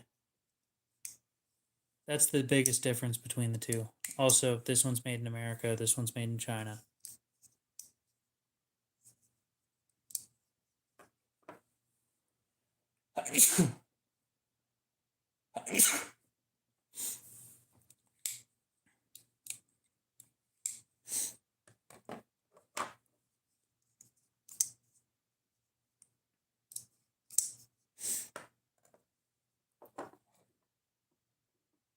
So made in America, made in China. AR RPM 9, S30V.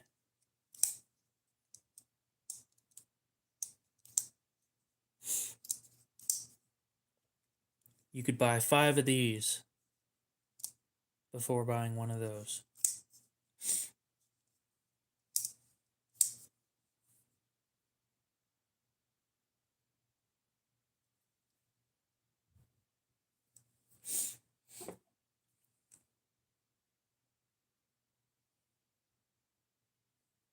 This one's a hollow, this one's a full flat.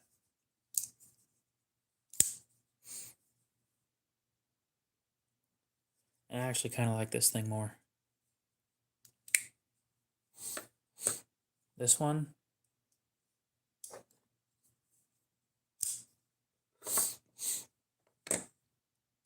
well, it is up for sale. $60.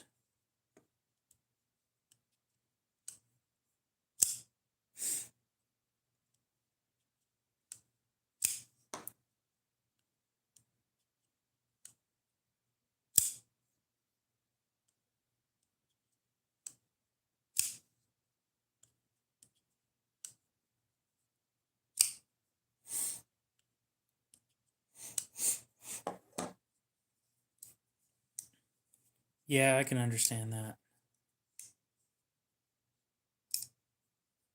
It's probably some of the cheapest CPM D2 you'll get, though.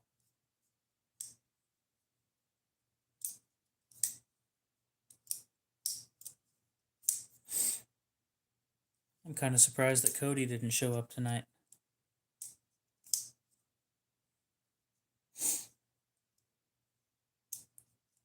It'd be entertaining if he ended up like my other moderator. Just never shows up anymore.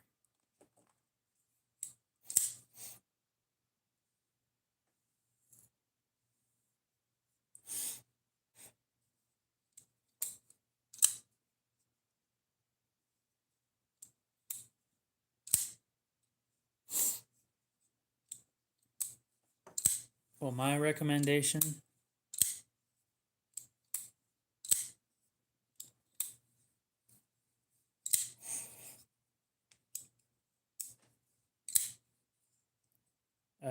what knives are we talking about?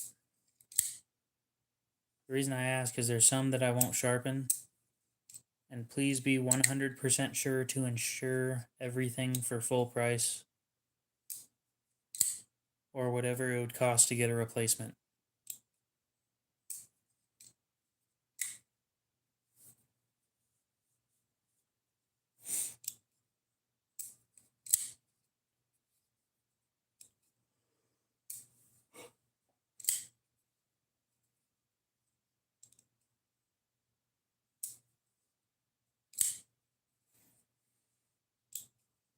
Sure, but can you tell me which ones? There's, again, certain blade shapes that I don't sharpen.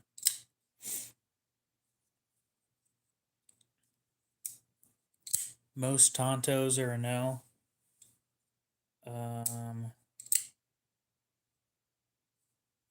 I might not do flats.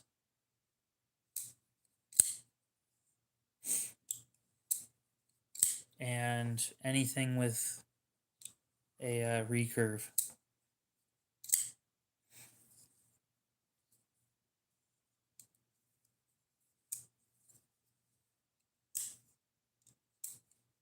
Okay, that works. Yeah, he's a lefty. Isn't that weird? He's wrong-handed. He's also got more money than me, but I don't think that has to do with the wrong-handedness.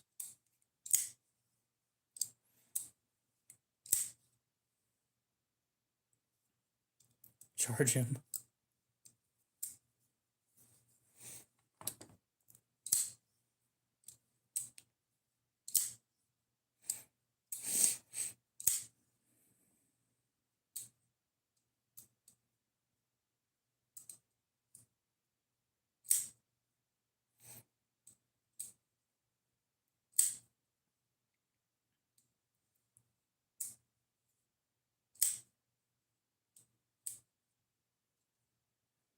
Demon, what's up?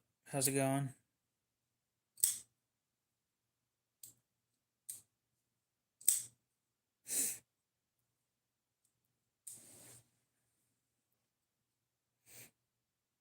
Oh, that's cool.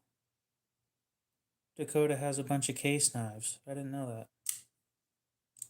A lot of case knives. Damn. Dude's a case collector. These are tools. Thank you very much. Not weapons.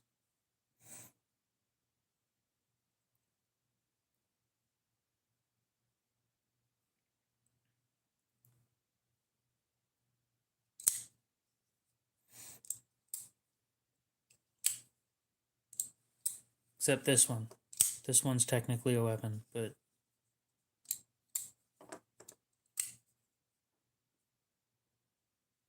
Mike, what's up? No, technically speaking, this is a self-defense knife. According to the designer, anyway. You can talk to DP about that.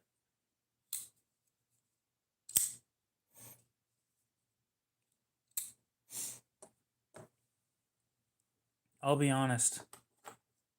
If this thing wasn't my profile picture, it would be this one.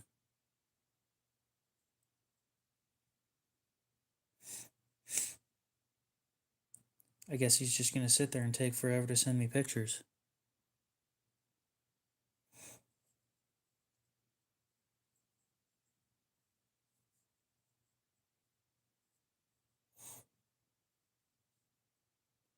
It depends on the Tonto.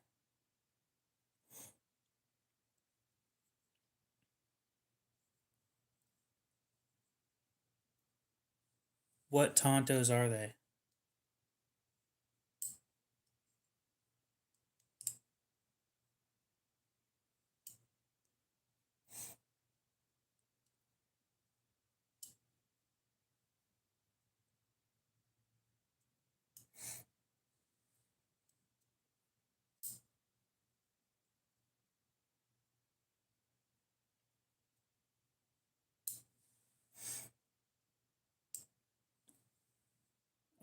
So you hold it like this, and then you throw it as hard as you can into the trash can.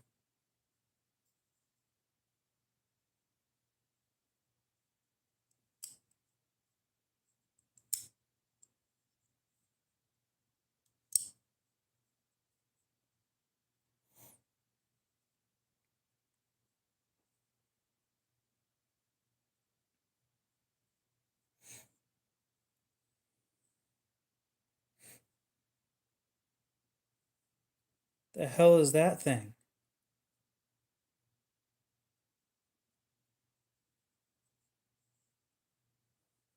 So yeah, that Tonto I can do. The front or the leading edge isn't flat.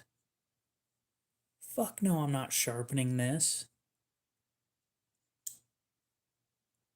How am I supposed to hold this to sharpen it?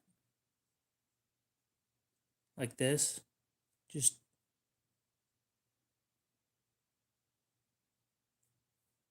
That ain't gonna work.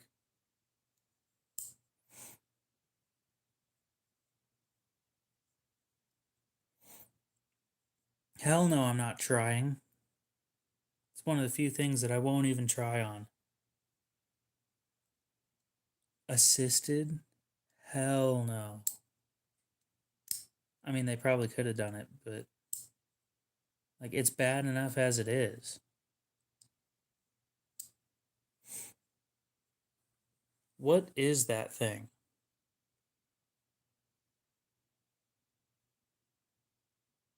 Tell me what that is.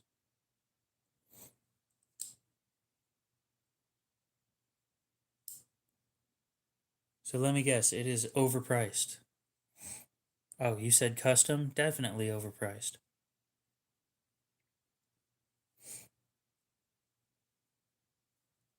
Yeah, just send me pictures of the stuff that you want sharpened, and I'll see what I can do.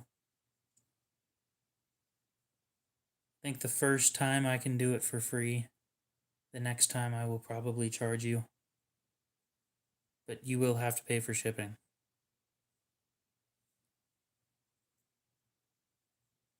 I do not have a Discord server yet. I've thought about doing it.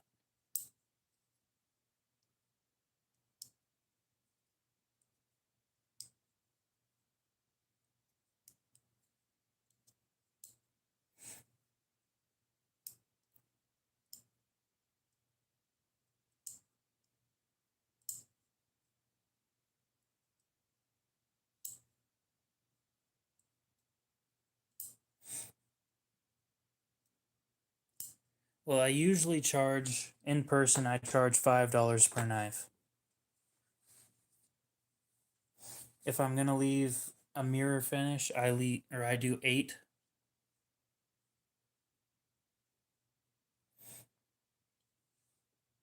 I don't have time to do voice calls all the time. I really don't.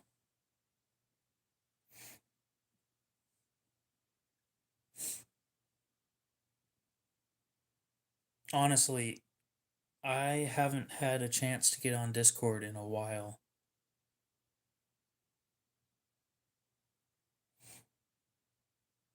Is that what that tiny knife was? How do you feel about that flipper tab, by the way?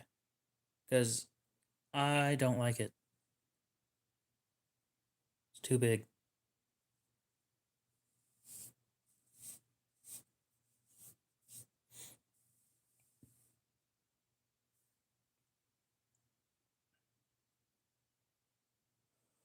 Okay, I want you guys to be completely honest with me. Can we all agree that knives go from looking like a gas station knife, and they are a gas station knife, to looking solid, decent, quality pieces, and then at the top end, they just go back to looking like gas station knives. They're just actually expensive. What type of bow? I don't use bows.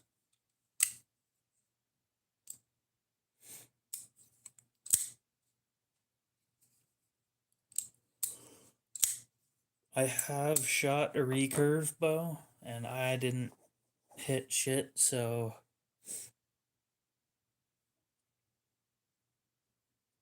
I want somebody to explain why that happens. Or maybe I need to do a video on that. I need to go out and buy some gas station knives and then compare them to full on customs because they all look the same.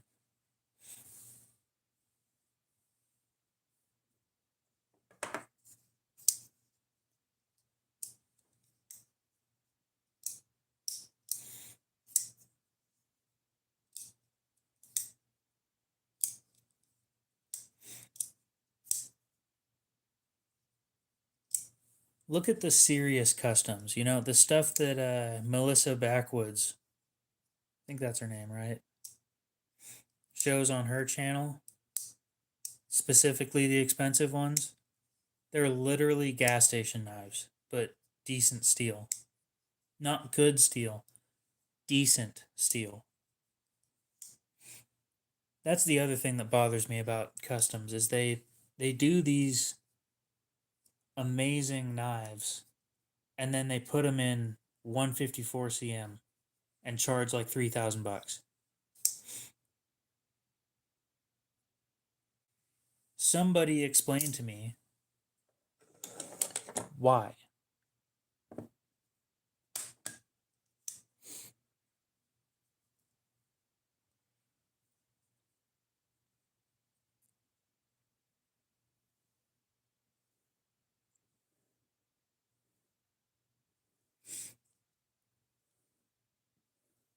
You know what company you might be interested in? They don't go all out like Rockstead does, but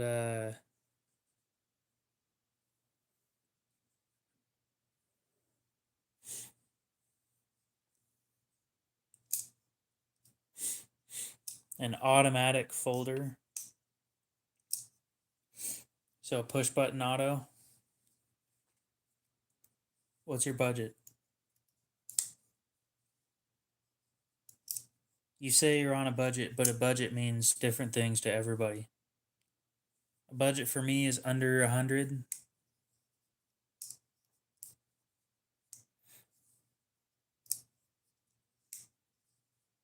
1 to 200. That's okay. That's actually a pretty healthy budget. So if we're gonna do something like that, what work are you going to be doing with it?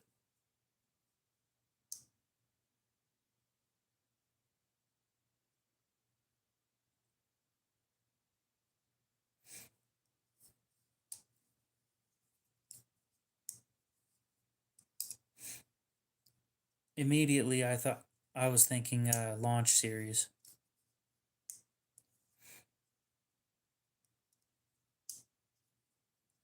but depending on the work, I might change my mind.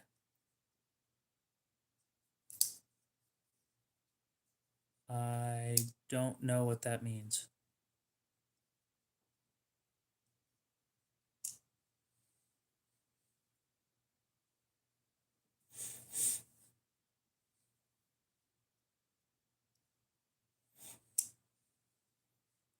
What does that mean? Okay, then I probably wouldn't recommend an automatic if you're doing stuff with around dirt.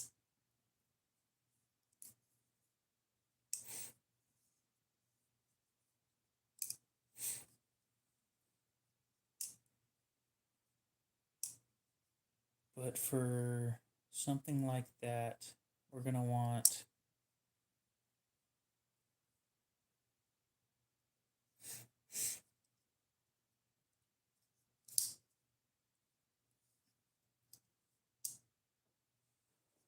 Is anybody else thinking sheep's foot for this?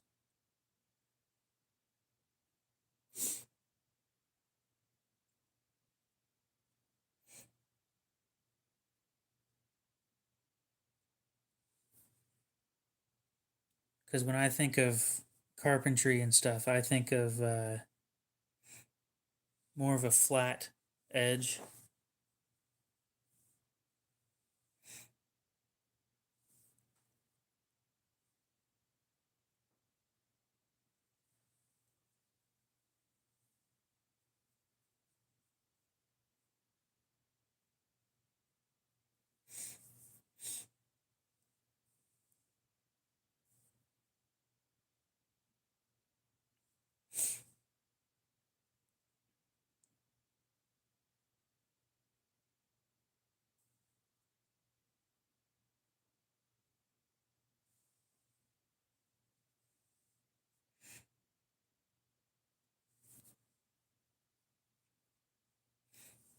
We'll go through some automatics real quick.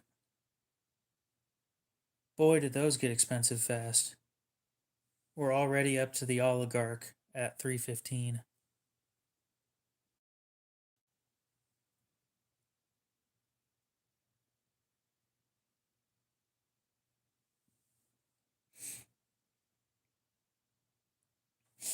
Let me change the blade shape option.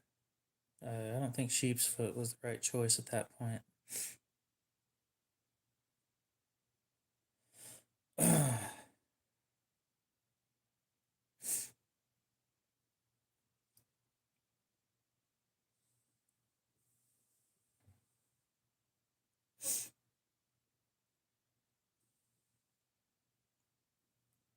Bob Rick, what's up? Purple Flamingo? No thanks. I already did that earlier.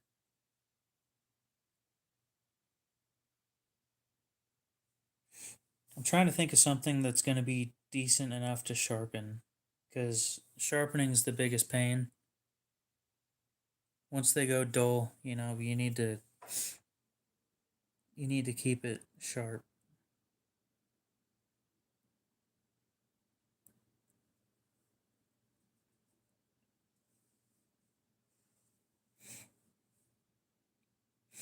Well, we're already looking into autos, so we'll see what I can come up with. And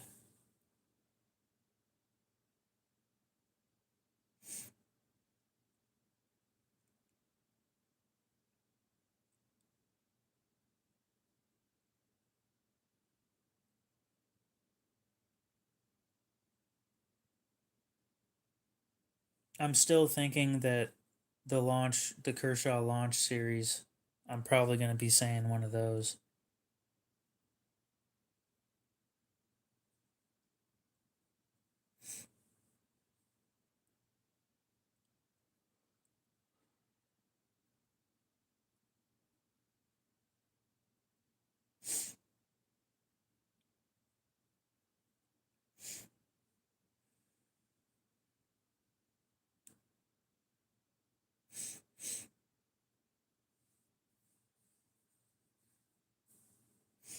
We're still looking. I'm sitting here scrolling through stuff.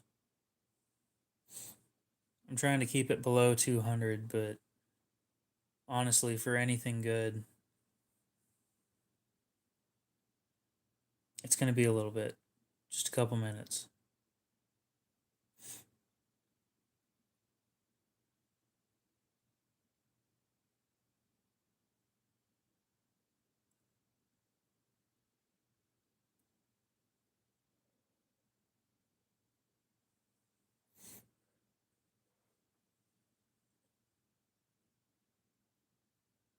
How long do you want the blade to be?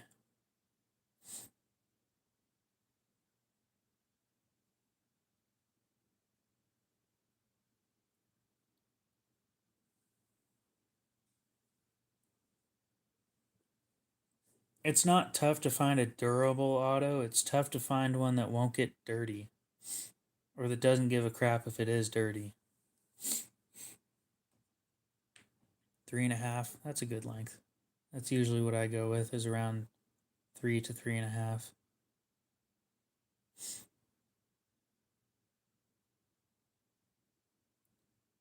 What steel is this? This might be the one to. That hurt.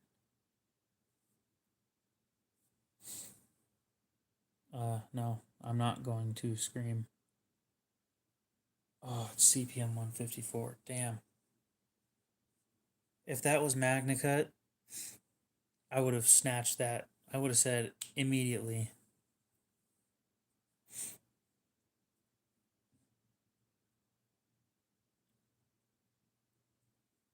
It was a launch 23 that I was looking at, though.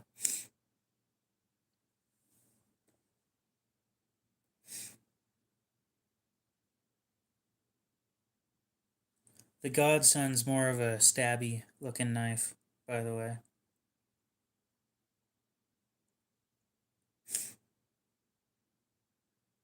That might be it. Oh, but it's 3 inches, not 3.5.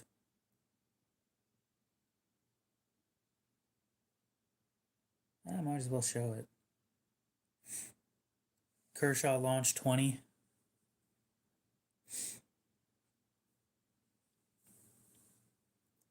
3-inch satin Magna Cut.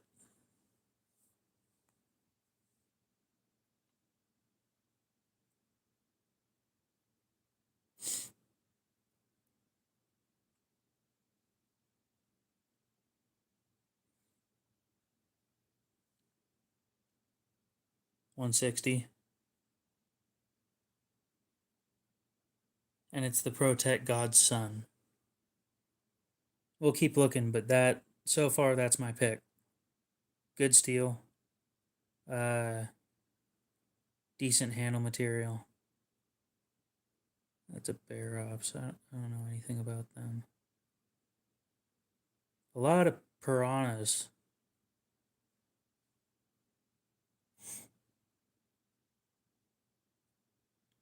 If piranhas didn't come as nice as they do, I'd recommend one of those. You know what? Look into Piranha. They make really, really nice automatics.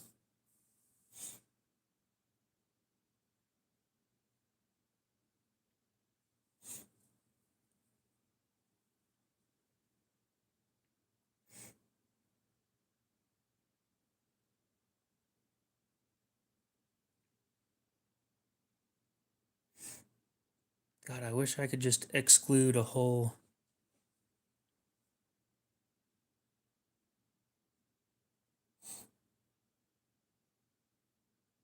brand, because everything in this price range is Piranha basically. Tecto, no. No, thank you.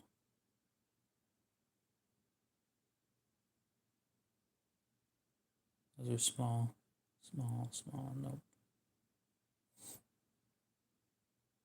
Nope. Still 2.5.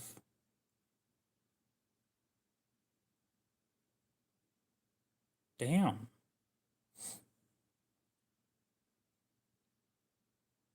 If it wasn't 2.5 inches, a Boker Mini Redemption, they made a full size for like around that price, I'd snatch that shit up.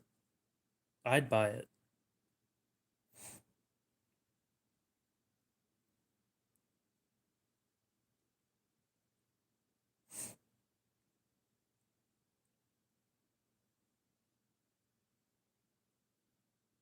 Piranha X automatic.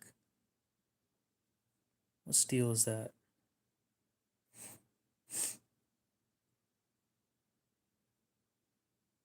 I don't give a shit about that. 154 cm at 60 to 61.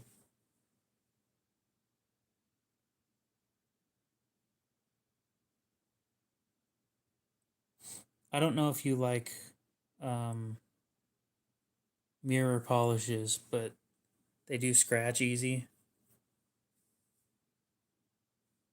But it'll be a good knife for you.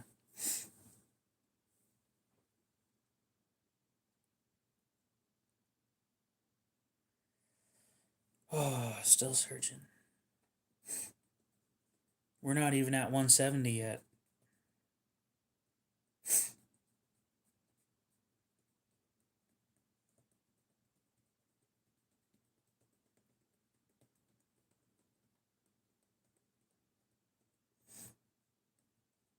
All right, we'll see you later, Mafia Bill.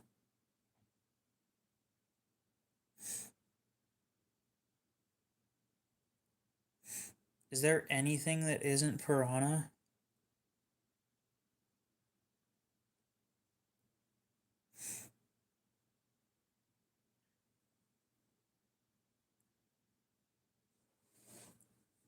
All I've seen for the past 3 pages is Piranha. If you want to learn about steels, you can go through some of my shorts. A good, I think I got a good 15 shorts that are on different steels. If you're interested in learning a bit more.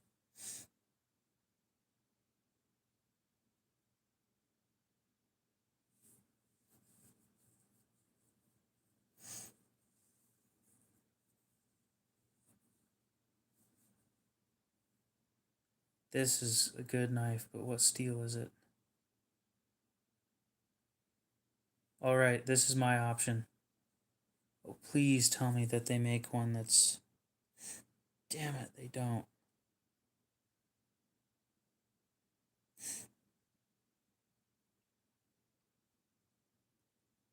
Okay, here's my pick. Iridium Launch. It's in MagnaCut, 3.5 inch blade, black stonewash. I think you can get it. How much is this one? 179 for regular stonewash. You can get the handles in a few different colors. What's the. Please tell me the hardness. Nope. Great. Anyway, that one is probably my pick right there. The black wash, because it's like $5 cheaper.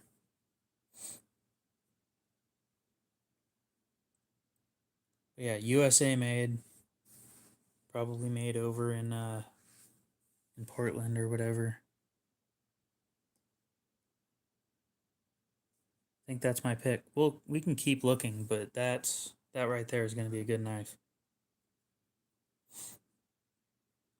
And it won't be that hard to sharpen either. In my experience, the iridium is pretty easy to sharpen.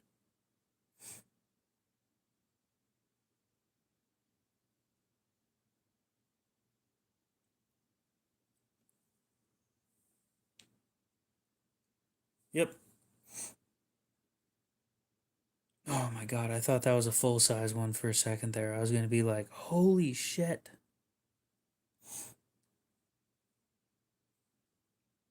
Yeah, they make them in all sorts of different colors apparently. Olive drab green, bronze aluminum, blue aluminum, and black aluminum. But the other one's G10, and it's $5 less. And if you're saving $5, to me, a material change doesn't matter. And actually, G10 should provide slightly better grip than aluminum will. Just piranha, piranha, piranha, piranha, piranha, piranha, piranha, piranha, piranha. Everything's piranha. There's nothing but piranha. Piranha, piranha, piranha. Is there anything that isn't piranha at this price point? All of these are piranhas. That's one page of piranha. Hey, the Kershaw Launch 8. That's not my pick. Yep, I'm gonna stick with the iridium. What steel is this? CPM 154. Yep, I'm picking the iridium.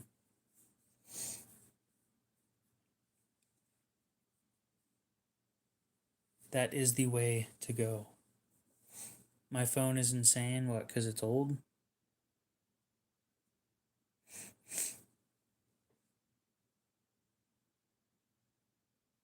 Oh my god, there's more piranhas.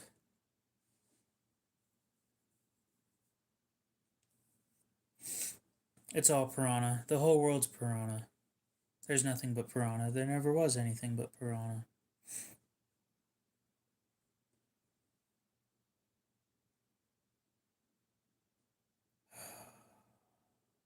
It's 8 years old.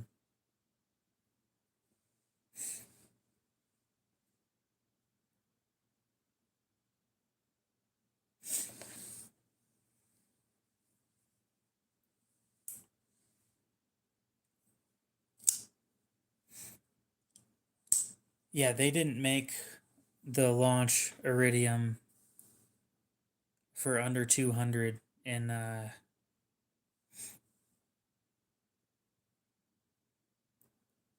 MagnaCut as a launch.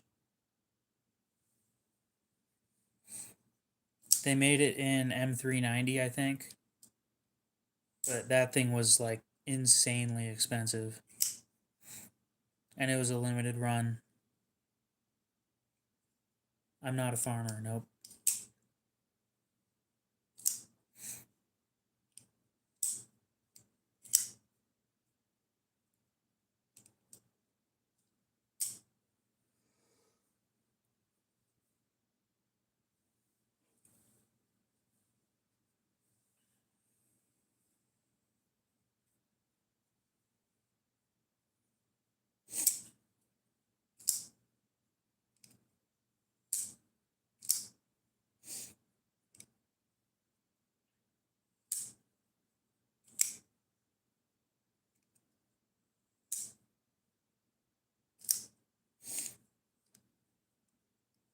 I'm not a farmer, but I have a collection of knives that is large enough to arm a small high school.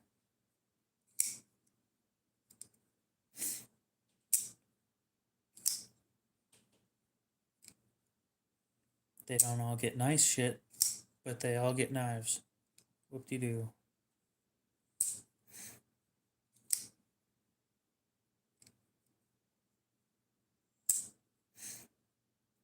Yep, we're already past $200. Everything is piranha. Just about everything between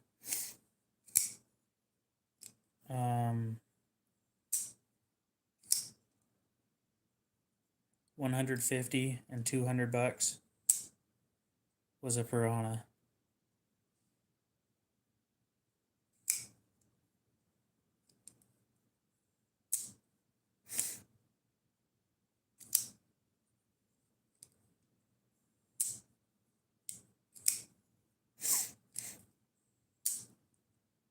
Huh.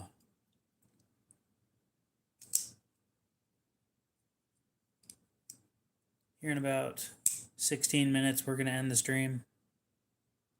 I don't think I'm going to find anything else.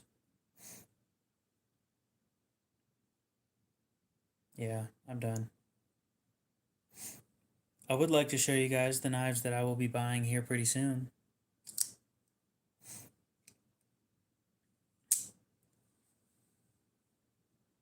One of these.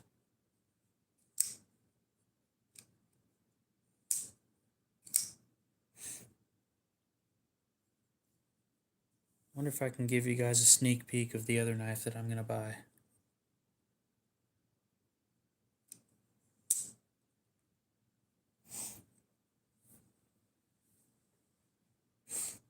Do they have one in stock yet?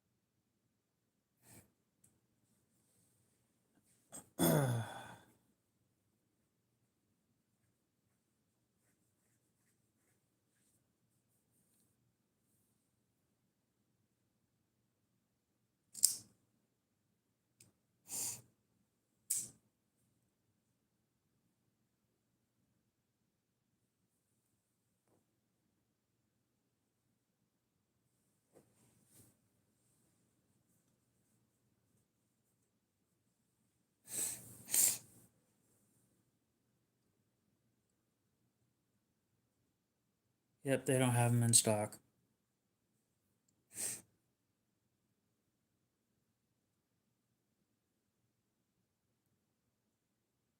But maybe if I zoom in far enough.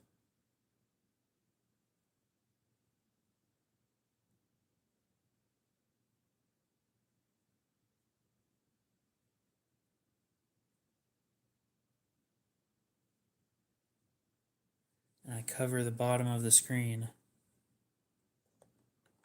Yeah, no problem.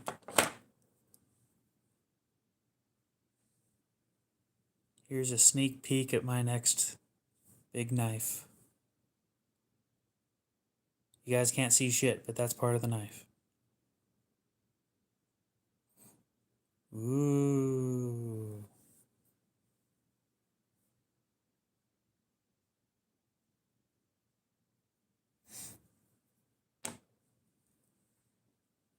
Whoop-de-doo.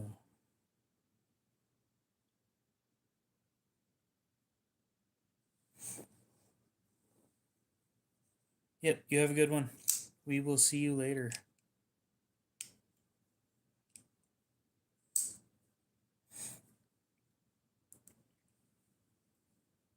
I think I'm going to sharpen this thing back to factory angle. I laid it back a little bit. It just didn't perform the way that I wanted it to. Well, actually, before I start making claims, the edge just doesn't look good.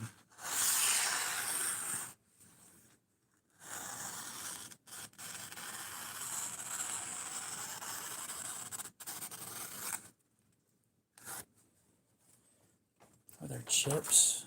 Is that what's going on?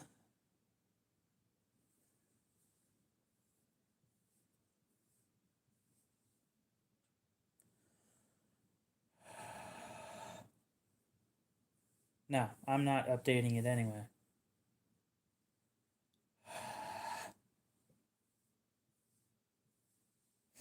There's no point in replacing a knife or a phone that already works. Microscope time.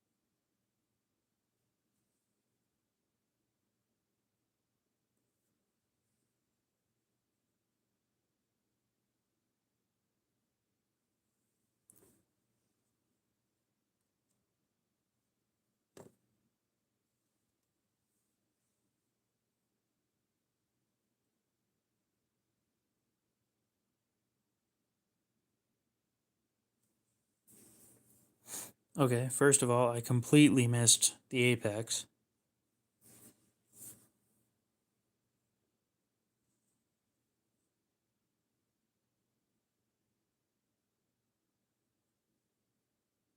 I hit it up here and then just missed it the whole way, which explains why it looks the way that it does. Oh, chips. There's a decent chip right there. More chips. Yep. Apex instability. I'm assuming that this isn't as soft as I thought it was, which means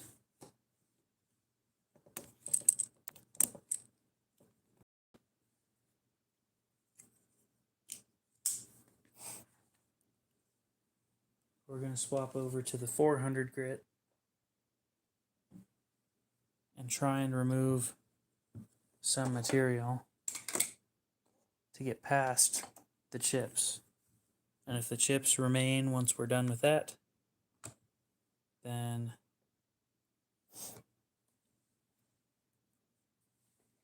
actually we might move to the 6. I think the 6 is going to be a little more aggressive than the 4.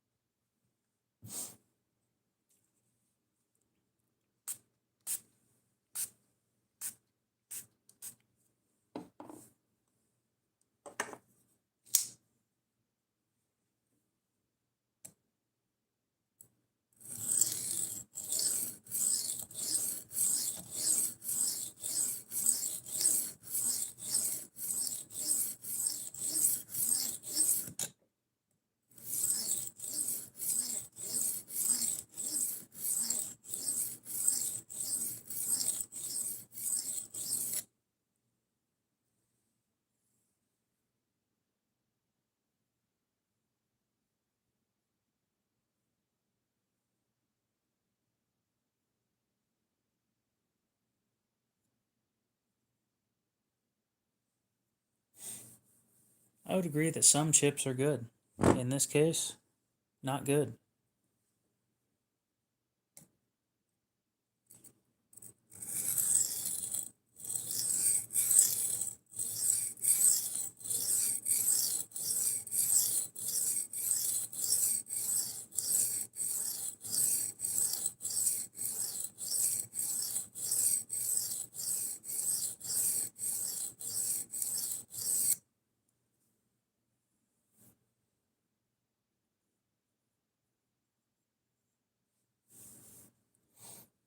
Hey, focus.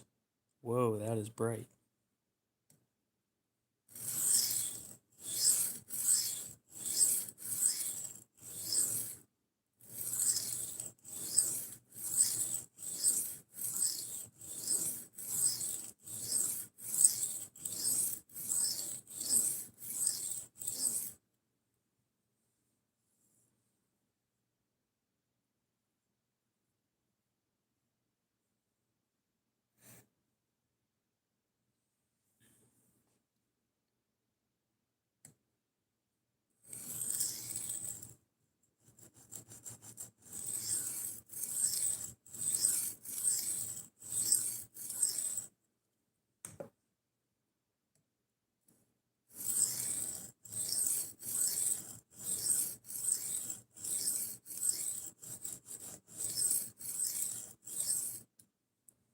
Okay, I see why Jared does it. You hit the whole edge when you do it like that.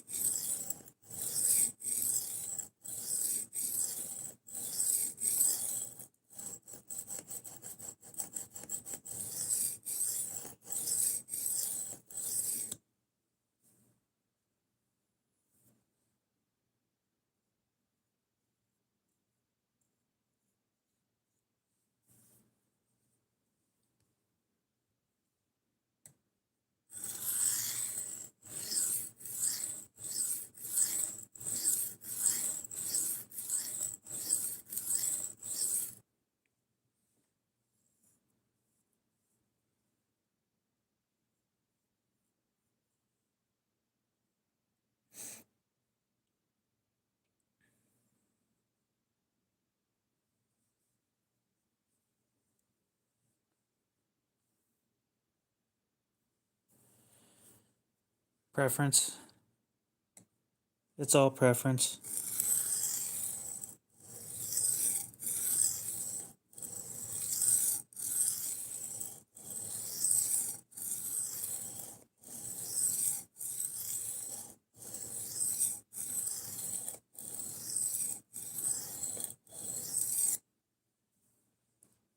Going back and forth, theoretically, you remove double the material in the same amount of time.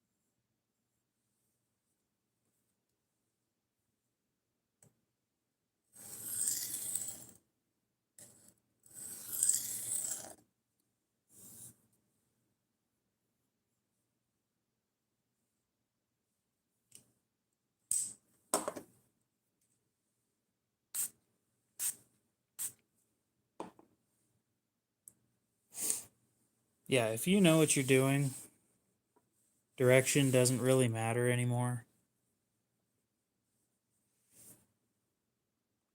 If you have no clue what you're doing, uh, practice on something cheap.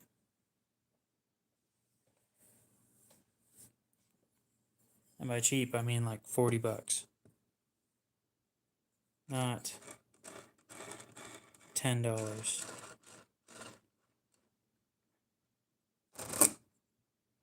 For those of you who are practicing sharpening, buy something that's like 30 or $40 in D2 and practice on that.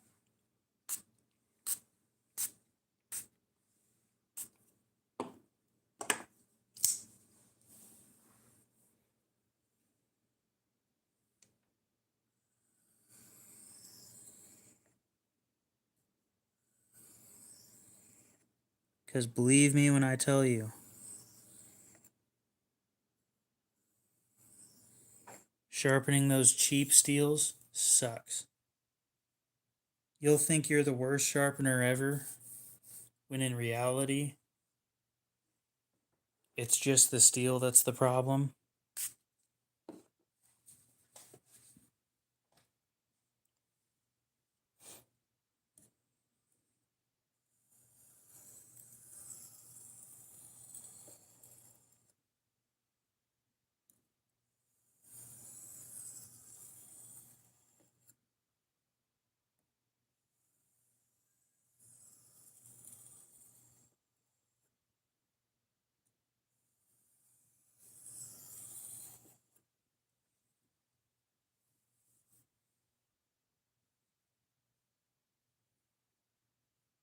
I was about to say, oh no, I'm getting swatted.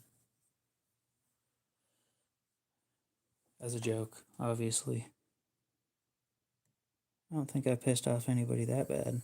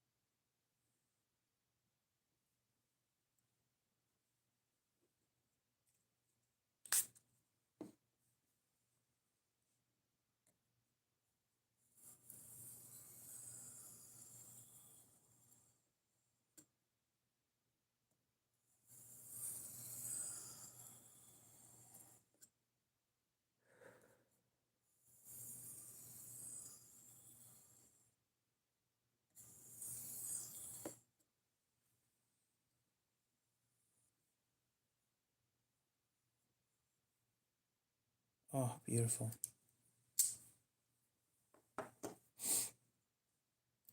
Autographed Q-tips.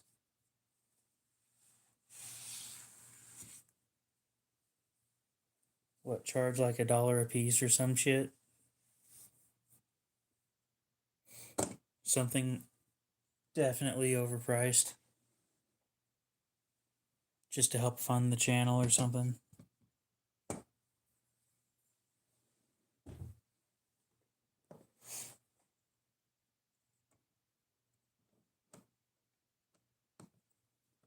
Oh, I can do one-handed. I learned one-handed. It helps when I need to focus on the edge.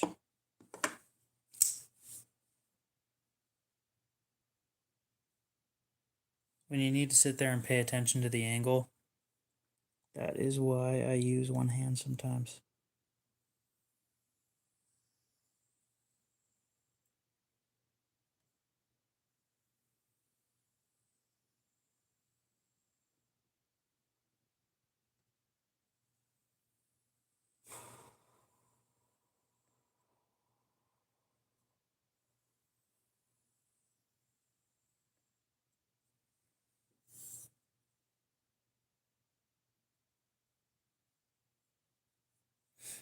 But yeah, I learned how to sharpen properly on one hand.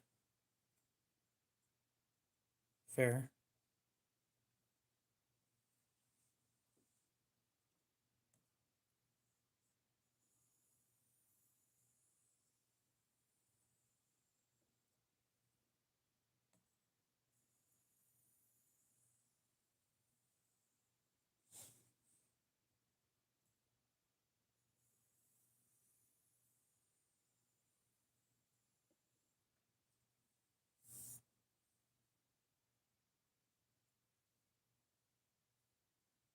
Yep, this one specifically is 3.5 inches of usable blade length.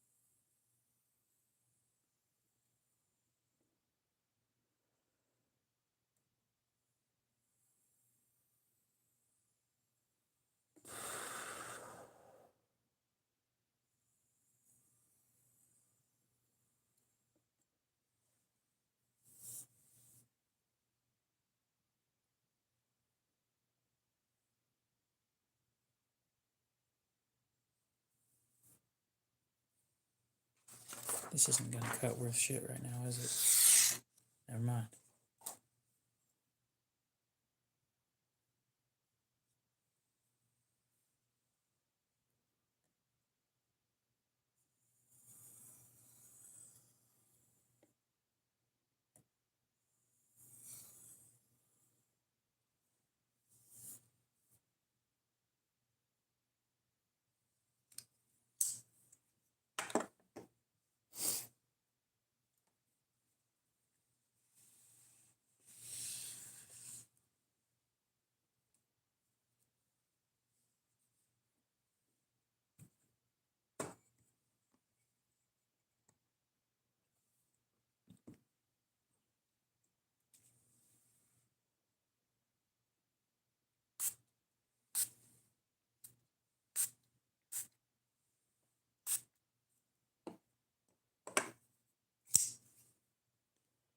I don't have anything for honing.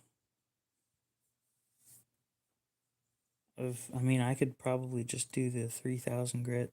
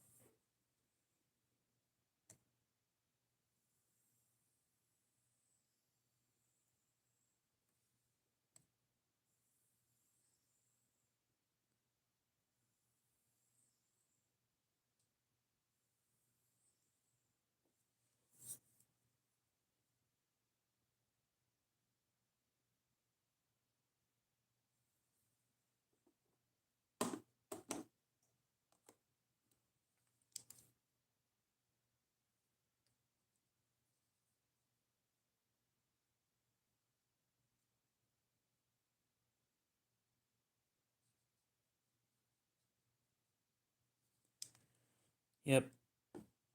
This knife does not like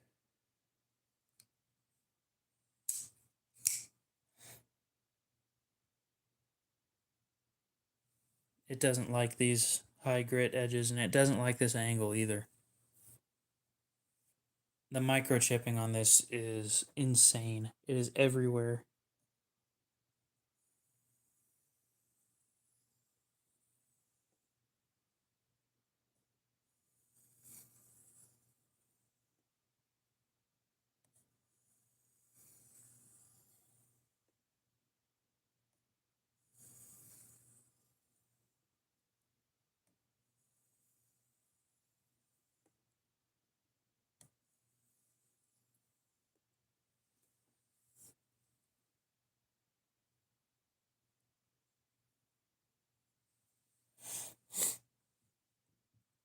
I've done that before.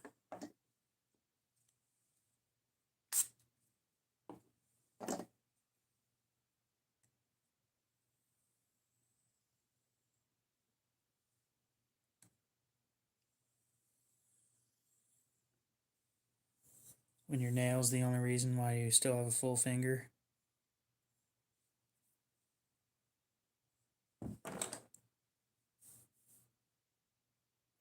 I don't know. I was wondering the same thing.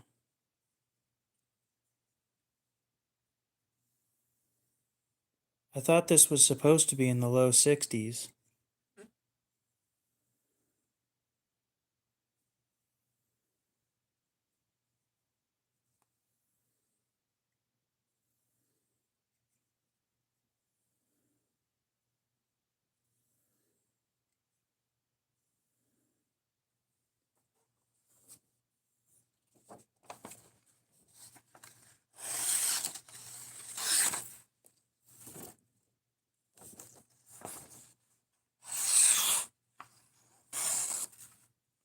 Yeah, they're everywhere on that thing.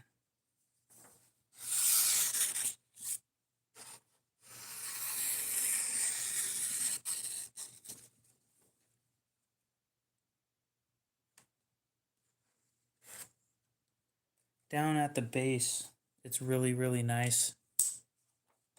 Nice and sharp. But Once you get up towards the tip, it's starting to, there's a lot of chips. And you can see it when you're cutting the paper slow.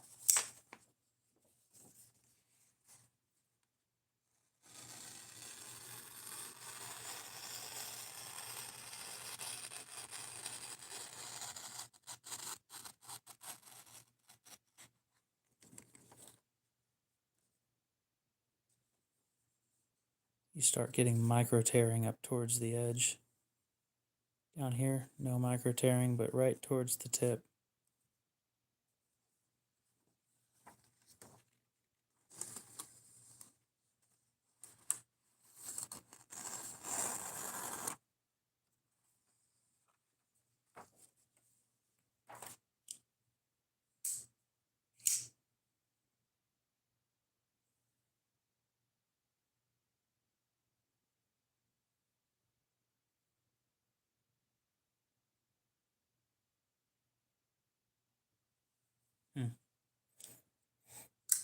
Next time I'm sharpening it, I'm definitely going back up to like 20 degrees.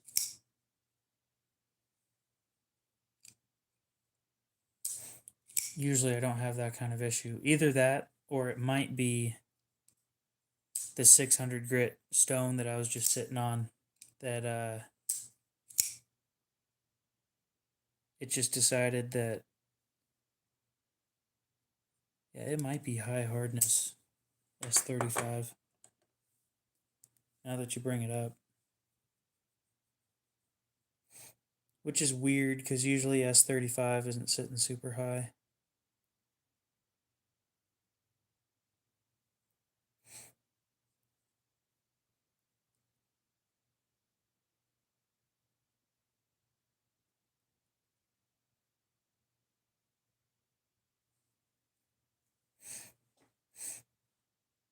Do they tell you what hardness it is? Probably not.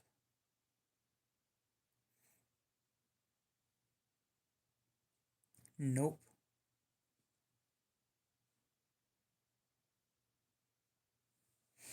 Well, I'll have to ask Aiden when he wakes up.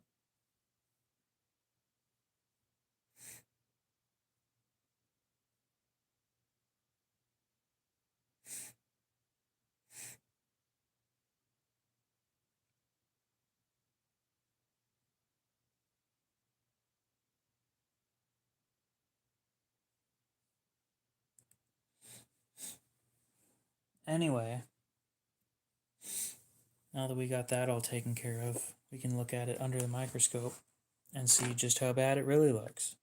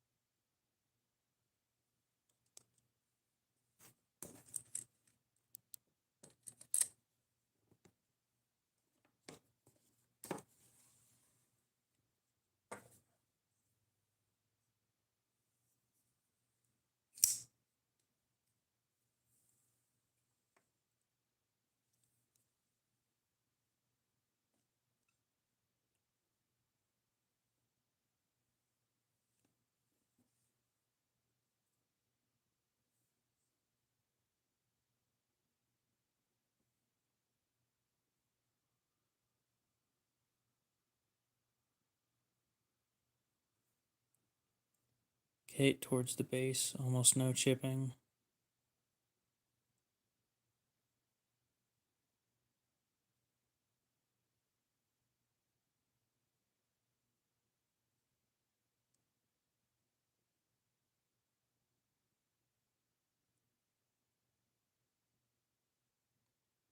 There's some of that micro chipping I was talking about.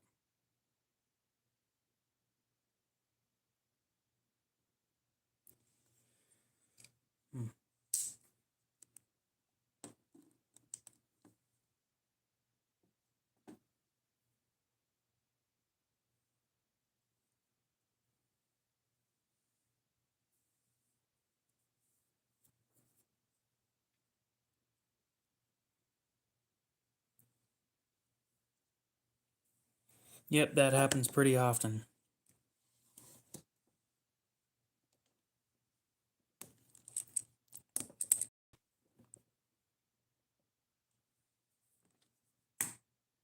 Oof.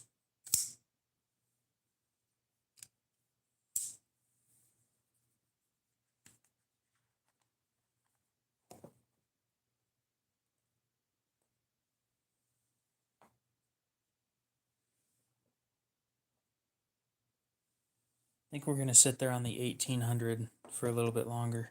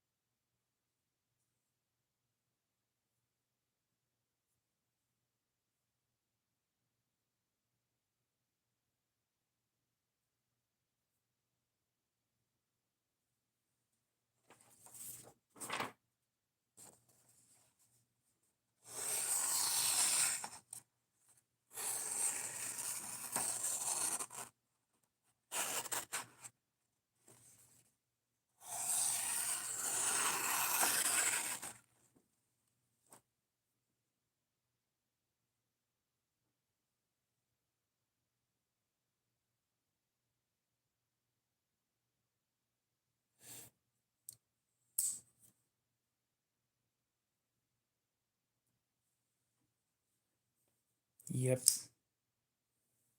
Definitely a little chippy up towards the tip.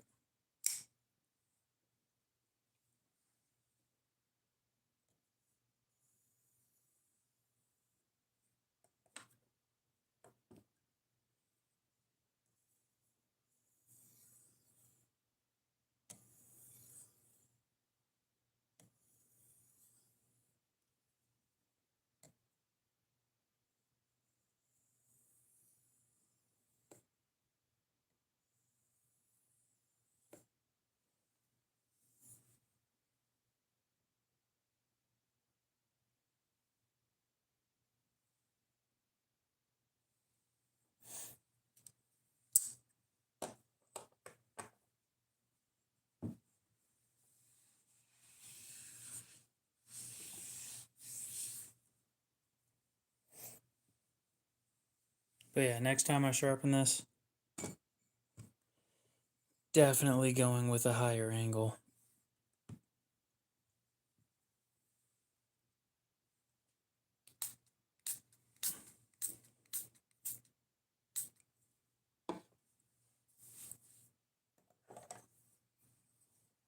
$69 likes. Nice.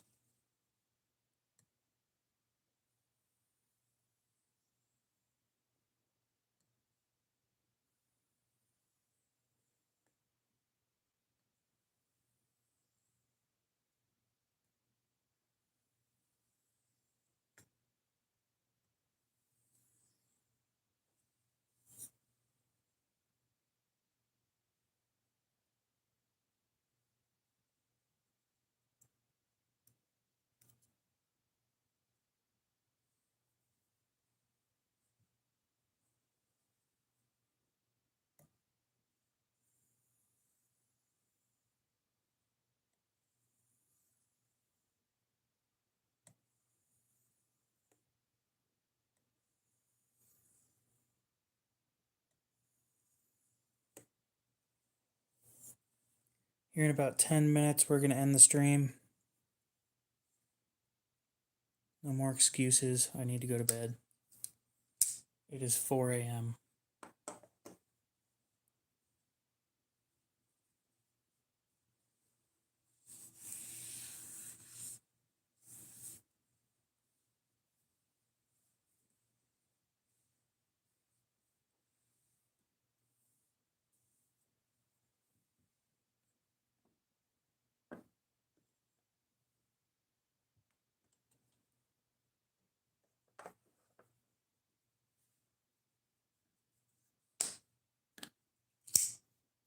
I don't like 440A either.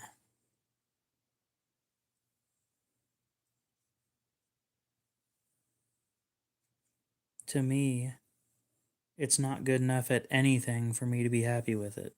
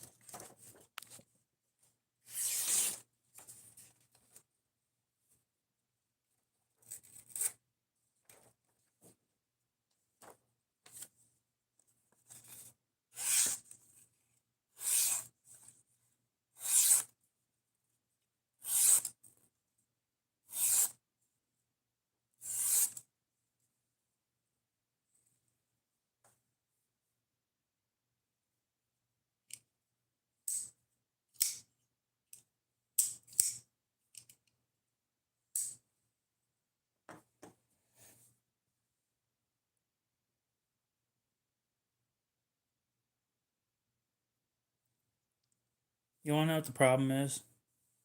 Nobody heat treats it right.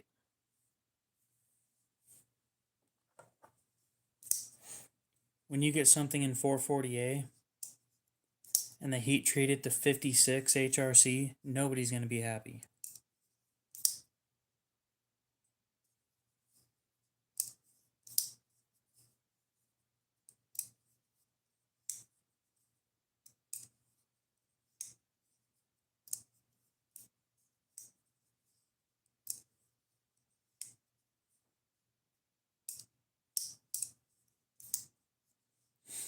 Steve, what's up? How's it going?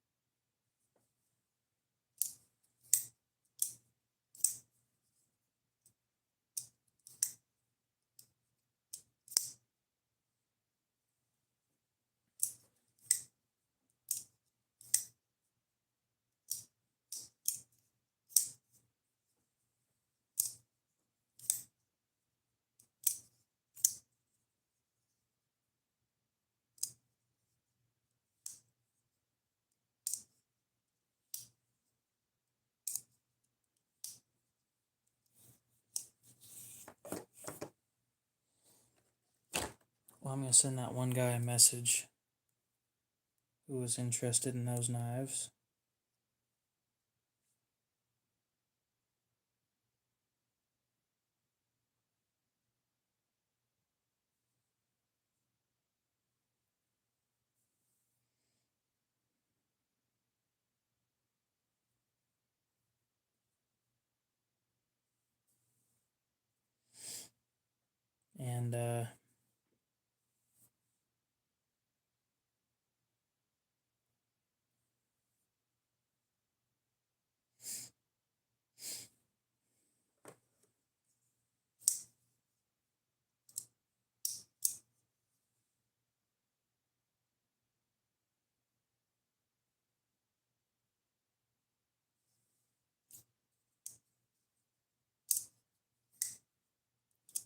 And yeah.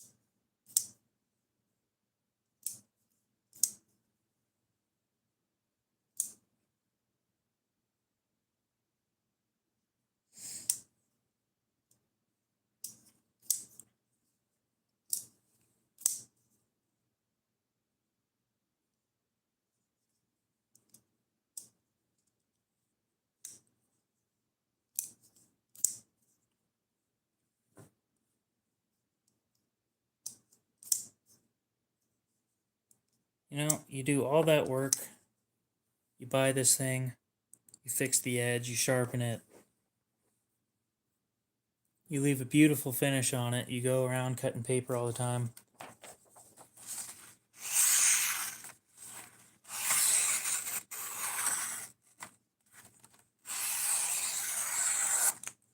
To show how sharp it is.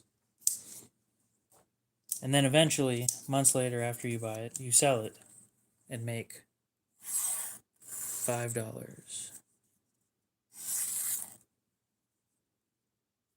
The story of my life.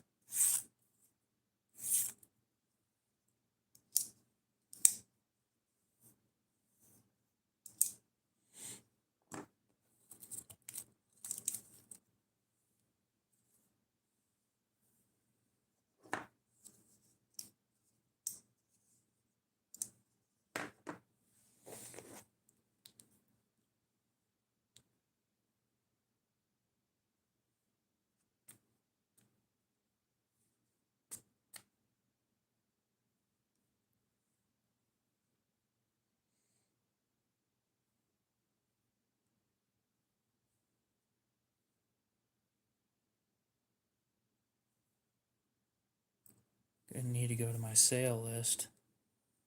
Welcome back.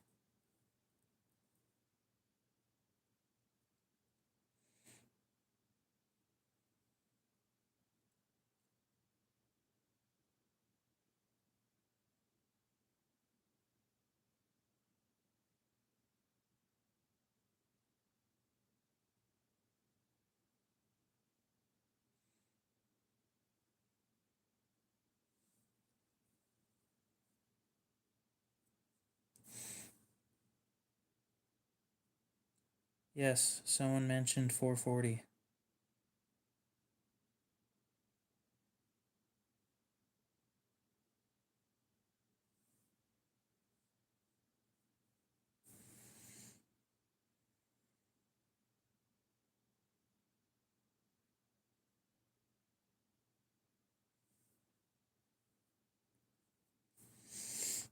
Well, that's fun. I have 5 knives left up for sale on Blade Binge.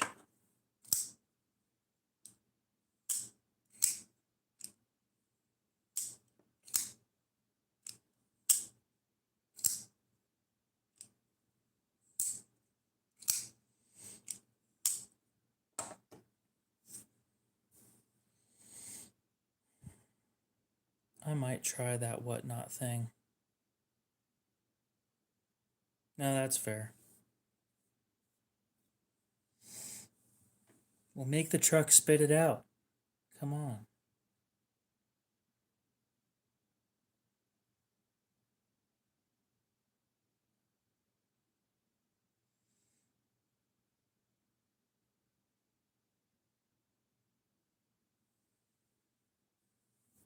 It burned it already.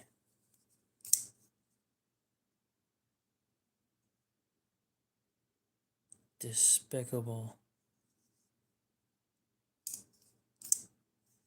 Anyway, guys, I'm going to go ahead and end it here. It's been a 5-hour stream. I meant to go for 4 and then 4:30, and then we ended up going for 5. So, Mafia Bill, we will see you later. Bobrick, you as well. Hopefully you guys have a great rest of your night, morning, day, whatever it is.